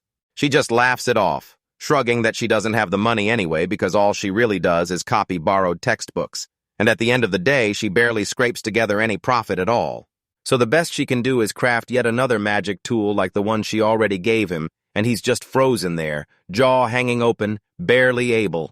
He tries to absorb her words, then stares at her like his brain just crashed, confused as hell, and totally stunned, like, did he really hear her right? Nod leans in real close, dead serious, demanding she repeat every word of what she just said. Elisha flashes a grin and tells him, since I'm getting extra spirit tiers either way, you can have as many of these magic tools as you want, like it's nothing. Nod stares at the tool in his grip, sweat bursting out as the truth slams him. He can't believe she has absolutely zero clue how wildly valuable and rare her work really is. The hall is roaring with bodies and noise, but Node just stands there like he's trapped in his own storm. He hears someone shout his name, whips his head around, and there's Zinnius, waving like crazy and yelling for him. Jago's too busy stuffing his face while Shino and Almona wait at the tavern, and the rest of the old crew is about to come join them. At the table, Shino's eyes go wide. She realizes it's actually Node. And when Almana brings up how long it's been around, the whole moment starts buzzing with excitement. It's been way too long since they last hung out. She's already halfway through her drink when she leans in and tells him she heard the huge news about him. Like, Shino tells him to show up more often, and that lands him right into the night order, kicking off a little drama right away. Bickering erupts between the girls while Jay just chugs his beer. Then he finally stops and tells Node he's looking. Really healthy and rock solid. Zinnius slaps a hand on Node's shoulder and tells everyone, I'm gonna borrow the... Jagos cuts in, telling them to make it quick because the whole point of today is throwing a wild celebration for their promotion to the red copper rank. And Node stares at the new adventure tags like, oh no, this means something big. Because they suddenly realize that, but no matter how hard he trains, his friends keep climbing the ranks faster than he ever can. As the group shatters into smaller groups, a voice from behind demands to know if Node's okay, and Zinnius's face goes grim. He tells Jagos to take over the rest of the party for a moment before the pow. The scene slips into the quiet night sky, stars blazing above, and everything feels like it's holding its breath. Way too private. So Node yanks out a weapon and orders Zinnius to take a look at this magical sword. Zinnius freezes like he's staring down a ghost, sweat pouring as he grips the blade in his hand and demands answers. Tell me, is this truly a high-level magic weapon for fighting? Because stuff like this is basically a myth to normal people, and then he stops, cutting himself off mid-question. But Nod doesn't crack a smile. He just presses Zinnius with one icy question. What would he do if Nod could finally drag him into a meeting with the mage who forged that thing? And Zinnius completely loses his mind. He's yelling at Nod, demanding to know if this is real and what the catch is. Then he's practically begging for an introduction, desperate to find out what kind of mage could. She even manages it, too. Notes say she's a genius who can wield 3 kinds of magic. But he still warns Zinnius she's actually pretty dangerous because Elisha has no idea how priceless her work truly is. Then, in a flashback, she's staring in confusion while Node just remembers what life was like before she even understood how her value could change. Her skills were basically a treasure chest. Node even told her that if she ever offered magic tools as payment, adventurers would flock in droves to help her for free, and the key. And it all snaps shut with Elisha looking totally pumped. She blurts that she's posting the request right away, and Node is left stunned at how damn easy she really makes it. Zinnius admits he had to step in and cut it off before things spiraled way out of control because it wasn't just her size. The girl's total lack of common sense is honestly kind of terrifying, and Zinnius breaks down how mages usually roll. Money makes them bristle, because they treat magic like a proud gift, not a paycheck, so they won't even give you the time of day unless they genuinely respect you so. He figures that from the way she carries herself, there's no chance she's registered with the guild. Then, Node agrees, and that's when the real trouble hits. The guild is the one thing holding adventurers together: rules, protection, a safety net, because without it, you're basically out there alone in the dark, with nothing to back you up. Nothing can stop the wrong people from hunting them down. Zinnius flat out warns Elisha if word leaks about her, it won't be harmless curiosity anymore. It could turn into a full-on kidnapping or a brutal lockup by someone truly dangerous. And she was made to grind out magic tools like a mindless machine just so some creep could get richer. Node remembered scaring her with those exact facts. And Zinnius leans in, asking if he really spilled everything to her like that. She nods, and you can tell she gets the danger, but admits he probably pushed the threats a little too far. Looking back at her past, Node sees it plain her parents were just farmers, gone before she was old enough to remember them, and she didn't even step into school until she was 12, so she never got the chance to learn the basics. Node realizes, since they can't send a secret request through the guild, Zinnius's party is the only crew he can truly trust. So when Zinnius finally connects the dots, everything clicks into place, and he fixes his gaze and goes dead serious. Then he demands Node spill the real details on what this exact job is about. Zinnius lays out the mission. He says they're headed straight to a volcano region to snatch tears from fire spirits, and once they're done, the client will spill the full story. Sure, the paycheck matters, but the real win is this. They get to keep any extra magic tools forged from those crystals, and that's way better. He takes what he can get. Zinnius has already warned him not to expect a real payday, so Node just glares at those crystals and presses, "Wait, are there any other rules I've got to follow?" And Zinnius is dead set on one thing. Nod can never spill where the tools or the mage came from, because Zinnius knows adventurers won't keep quiet. And the moment people sniff the truth, it's game over for everyone's sanity, so Node finally nods yes on the deal, but he slows down for a beat because there's one last question he has to fire off. He's like, wait, why is Zinnius going all out for some mage when he's not even turning a profit as the middleman? It's a ton of effort with zero payoff, so what gives with Zinnius? But Zinnius just shrugs it off, says he got paid way too much back when he helped take down those thugs, so Node isn't buying it, not even for a second, so he finally cracks, cheeks burning as he scratches the back of his head, admitting Elisha feels painfully like his little sibling, and he just couldn't stop himself from watching over. Zinnius just throws his head back and laughs, saying he hasn't changed one bit, then grabs him and drags him out, swearing the first round's on him tonight. And later on, Node heads back and finds Elisha waiting at the door. All fired up, she asks straight up if he got the deal done, then drags the point home he's coming inside, because she's not letting him slip back in. Node clocks how wrecked she looks and blurts out, "Are you even okay?" But she just groans that she stayed up all night grinding, then stumbles off to make tea. Nodes is making his way through the house when he suddenly clocks it. The back room door is wide open. He blurts it to Elisha, who's already busy getting. She's fixing the tea when she leans over and asks what he's staring at. Then she snaps her gaze where he's looking and realizes her bedroom door is left wide open, showing a white cloth hung over the bed, and Elisha just snapped, her face blazing bright red as realization hit her. Node just caught sight of her underwear. Then she explodes across the room, lunging to slam the door shut, while Node just freezes there, totally lost. But then she marches right up in his face, eyes blazing with suspicion, and demands to know exactly what he saw. Node just swallows his nerves and plays it safe, asking, if that white fabric was some kind of magic material. Elisha just freezes, staring at him like her brain short-circuited, completely stunned that She just goes with it, laughing a little too nervously as she blurts out that it's this super rare material she hates showing it off, so she stops right there. So Node swallows her excuse and blurts out an apology for sneaking into her bedroom, and yeah, he's crushed by the whole mess, and the room turns ice cold and painfully awkward. He whips his eyes around, scrambling for anything to focus on, and then he asks if he can check out a book on legendary monsters, and Elisha tells him, "Sure, just tell me already," like she's desperate to move the conversation forward. Elisha stops stirring the tea, leans in, and says she hand-copied that entire book herself because she was so hooked on the subject, and as she starts ticking off entries for legendary beasts like Fenrir and the Sky Dragons, she leans toward Node and asks if he's ever dared to dream about battling monsters that big. Node stared at the drawings of those giant beasts and thought, yeah, maybe. But the truth hit him fast. He'd rather just slide past the whole thing. He leans in and tells her that, honestly, most of those stories are probably just fake because of life. Elisha shuts him down on the spot, slamming the truth into his face. There are tons of ancient records that prove these monsters are real. She starts ripping through the pages, hunting for the exact example she knows he needs. Then, at last, she lands. Landing on a page about the Empress Spider, and the second it shows up, it snatches Node's attention like a lightning strike.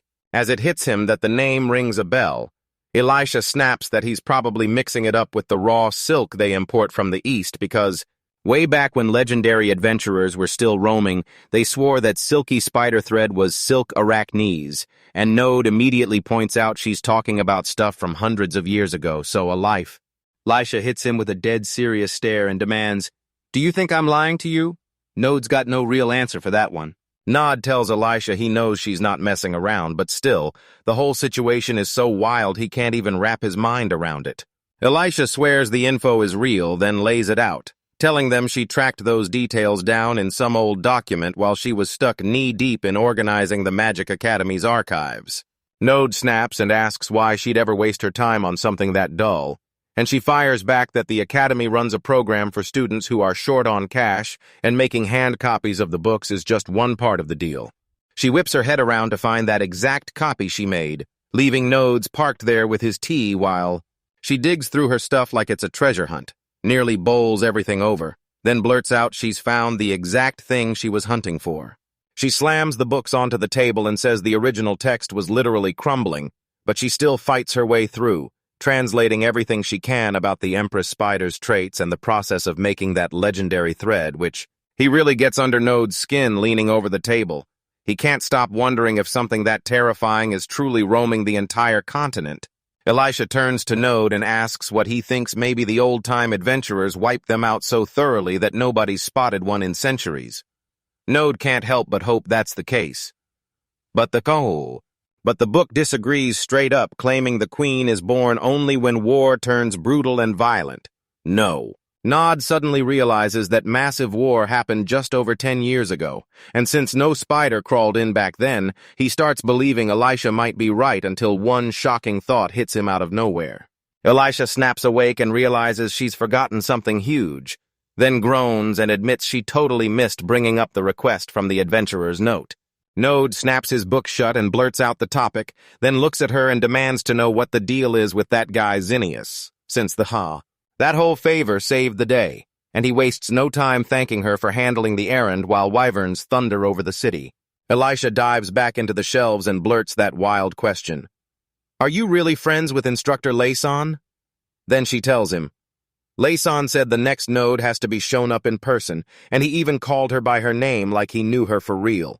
Node just shrugs it off with a laugh, eyes fixed on the desk, and tells her, I'm sorry you got stuck taking the heat and getting yelled at instead of me. Elisha finally admits the instructor used to be her master back when she was still stuck at the Magic Academy, and then she left, sick of the whole place. So yeah, now everything is painfully awkward. She drops her head onto the table and tells Node he probably clocked it already because the academy runs like a sealed bubble, closed off and cut off from everyone, with no... As he replays those icy stares from the other mages, he's hit with the truth they weren't friendly for a second. And now he can't stop wondering if Elisha is the odd one out. Turns out this research institution isn't about science at all. It's just a full-on power war, people clawing to take control, and the worst part is, in a world where who you know matters way more than how good you really are, Instructor Layson stood out staying perfectly neutral, and somehow being one of the only decent people in the whole place. The research professor drops her gaze, her voice turning sharp as she starts talking about a maid she used to know. She wipes the chalkboard clean and, while she talks, she makes it crystal clear this person started out as a commoner and tried to claw their way to respect by forging magic tools. The eraser squeaks against the board, and she says it straight to my face. This is probably a lost cause.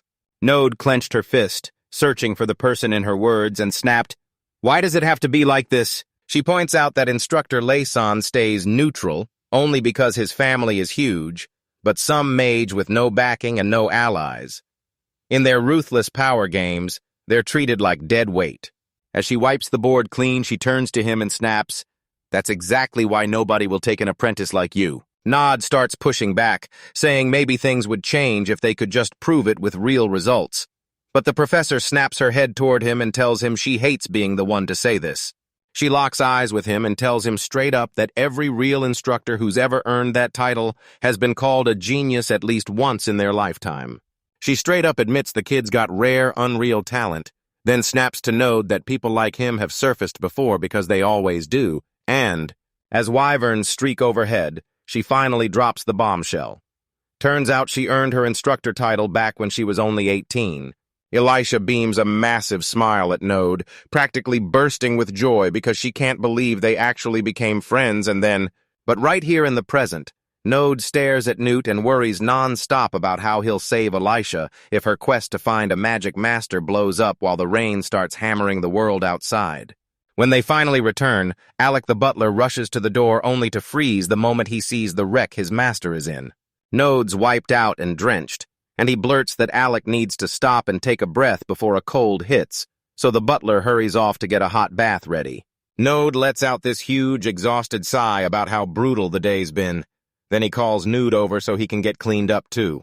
The little dragon snuggles right into Node's chest, glowing with pure joy like it's finally back where it belongs, wrapped up in warmth and home.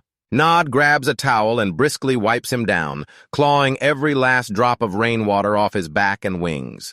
He tells Newt to stretch those wings wide so he can slam the job shut, and the little guy chirps back, shaking the water from his feathers. Once every last bit of him is dry, Newt curls up on a cozy mat to catch his breath, and he looks way better than he ever did out in that storm. Alec storms back into the room with a steaming cup of fresh herbal tea, and Node tells him that stuff is a lifesaver as he finally chills out, rolling around on the floor with Nude. Alec blurts that there's one more thing he needs to say to Node, and that alone snaps Node's attention as the two of them head for the baths, they find the kids already splashing around, and the girls proudly flaunt their toy duck to Nod. He cheers them on, then leans in to remind everyone to chill out and soak for a while. Once they're out, Node jumps in to help dry off his little sisters, while Alex hangs close, ready to lend a hand. That night, Node finally gets his moment. He sits down, breaks open a brand new letter from Johan, and it's addressed to him alone. Johan says that since Nod wiped out the General Spider months back, the locals can finally head back into the forest and hunt for food again. Even though that brutally cold summer wrecked a chunk of the crops, it looks like this time the village might actually make it through the winter. Nod can't stop smiling because his brother's finally doing great, and Johan even says he's always welcome to come back again, so... Newt Chirp bursts into happy joy right from the floor. But right then, Node spots a tiny extra note hiding at the bottom of the page, something that makes him go, "A what?" The wyverns apparently built a nest over on the eastern mountain, and Johan's telling everyone, no one's been hurt yet, but the whole area is shaking with fear over what could strike next. Johan quickly adds that he's not telling Node to go handle it yet. Node just freezes, staring at the word wyvern, like it's the only thing in the world. A knock slams the door and tells Node dinner's ready, but right that second, Newt's stomach growls so loud it sounds like it's calling him out. He wraps it up, then snaps, "I'm on my way," and just then he yells at Newt to get moving so they can finally eat. Newt chirps with pure joy and trots right along, disappearing out the door, leaving the vow. Dragons soared high above the academy buildings as the sun blazed down, turning another loud, non-stop day into pure spectacle. Later, Node storms into the office and asks Instructor Orange straight up if he needed to see him. Orange, crammed behind a mountain of paperwork, tells Node straight-faced that his training is officially on hold, and Node can't stop himself from thinking he's heard this exact same excuse before, and before he can even speak up. Riche lunges in from nowhere, bursts into tears, grabs Node's shirt, and pleads for help because the work just keeps coming without end. Orange tells Riche to lay off the rookie and start acting like a real senior, so Node blurts out, "Wait, what's really going on here?" Orange tells them the top brass finally snapped and orders a massive expansion of the Dragon Knights to wipe out the border war that's dragged on for years. Turns out the paperwork is wiping everyone out, so Node demands to know exactly how many more knights they plan to tack onto their current crew of 40 Bell. Node stares at the room stacked with supplies and thinks, be real, the new recruits can't be more than a handful. He asks Arendt if they're looking at maybe 5 more writers. But Arendt just shuts him down with a raised hand, no, and then Arendt. When Aaron calls the real number and says it's 50, Node's jaw crumples to the floor, stammering the digit like he can't believe the scale. Aaron's lays out the plan in stages, and Node blurts out, "Are you sure a massive expansion like that is a good idea? But it turns out taming dragons isn't something regular folks can do. It takes rare, top-tier knights, and yanking them from other units would leave the country wide open." So Riche just cheers from the sidelines, urging Node to keep things chill between them. Aaron tells Node that he's the real reason everything got fixed, and Node just stares at himself, totally baffled. So Arendt points out the truth: these dragons normally want nothing to do with people, and it takes someone like Riche to make them fall in line.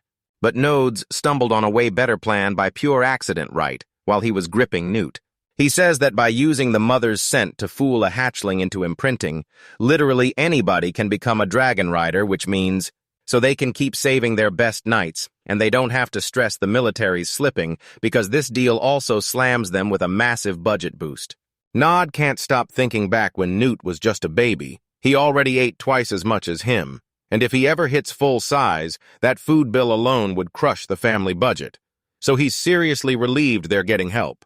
Staring down the mountain of paperwork, Node blurts, "So are you actually going to let normal adventurers handle the egg collection?" Aaron rubs his chin and finally admits they really did consider that plan at first. The word spreads like wildfire across the city, and soon everyone's spotting those fresh collection requests from the Iron Dragon Knights, so they huddle up and ask each other if they've seen the post yet. They start cracking up right away, because now the eggs and dung show up together like some twisted bundle. And everyone's already betting on who's going to get splattered next. Aaron's face says it all. He sounds downright pissed as he explains that's exactly why the whole idea got tossed. Node then chimes in, basically saying adventurers aren't exactly famous for keeping their mouths. But Orange makes it clear, sure, any adventurer could technically beat a wyvern for an egg, yet nobody ever imagined Node's plan to just get themselves absolutely covered in poop.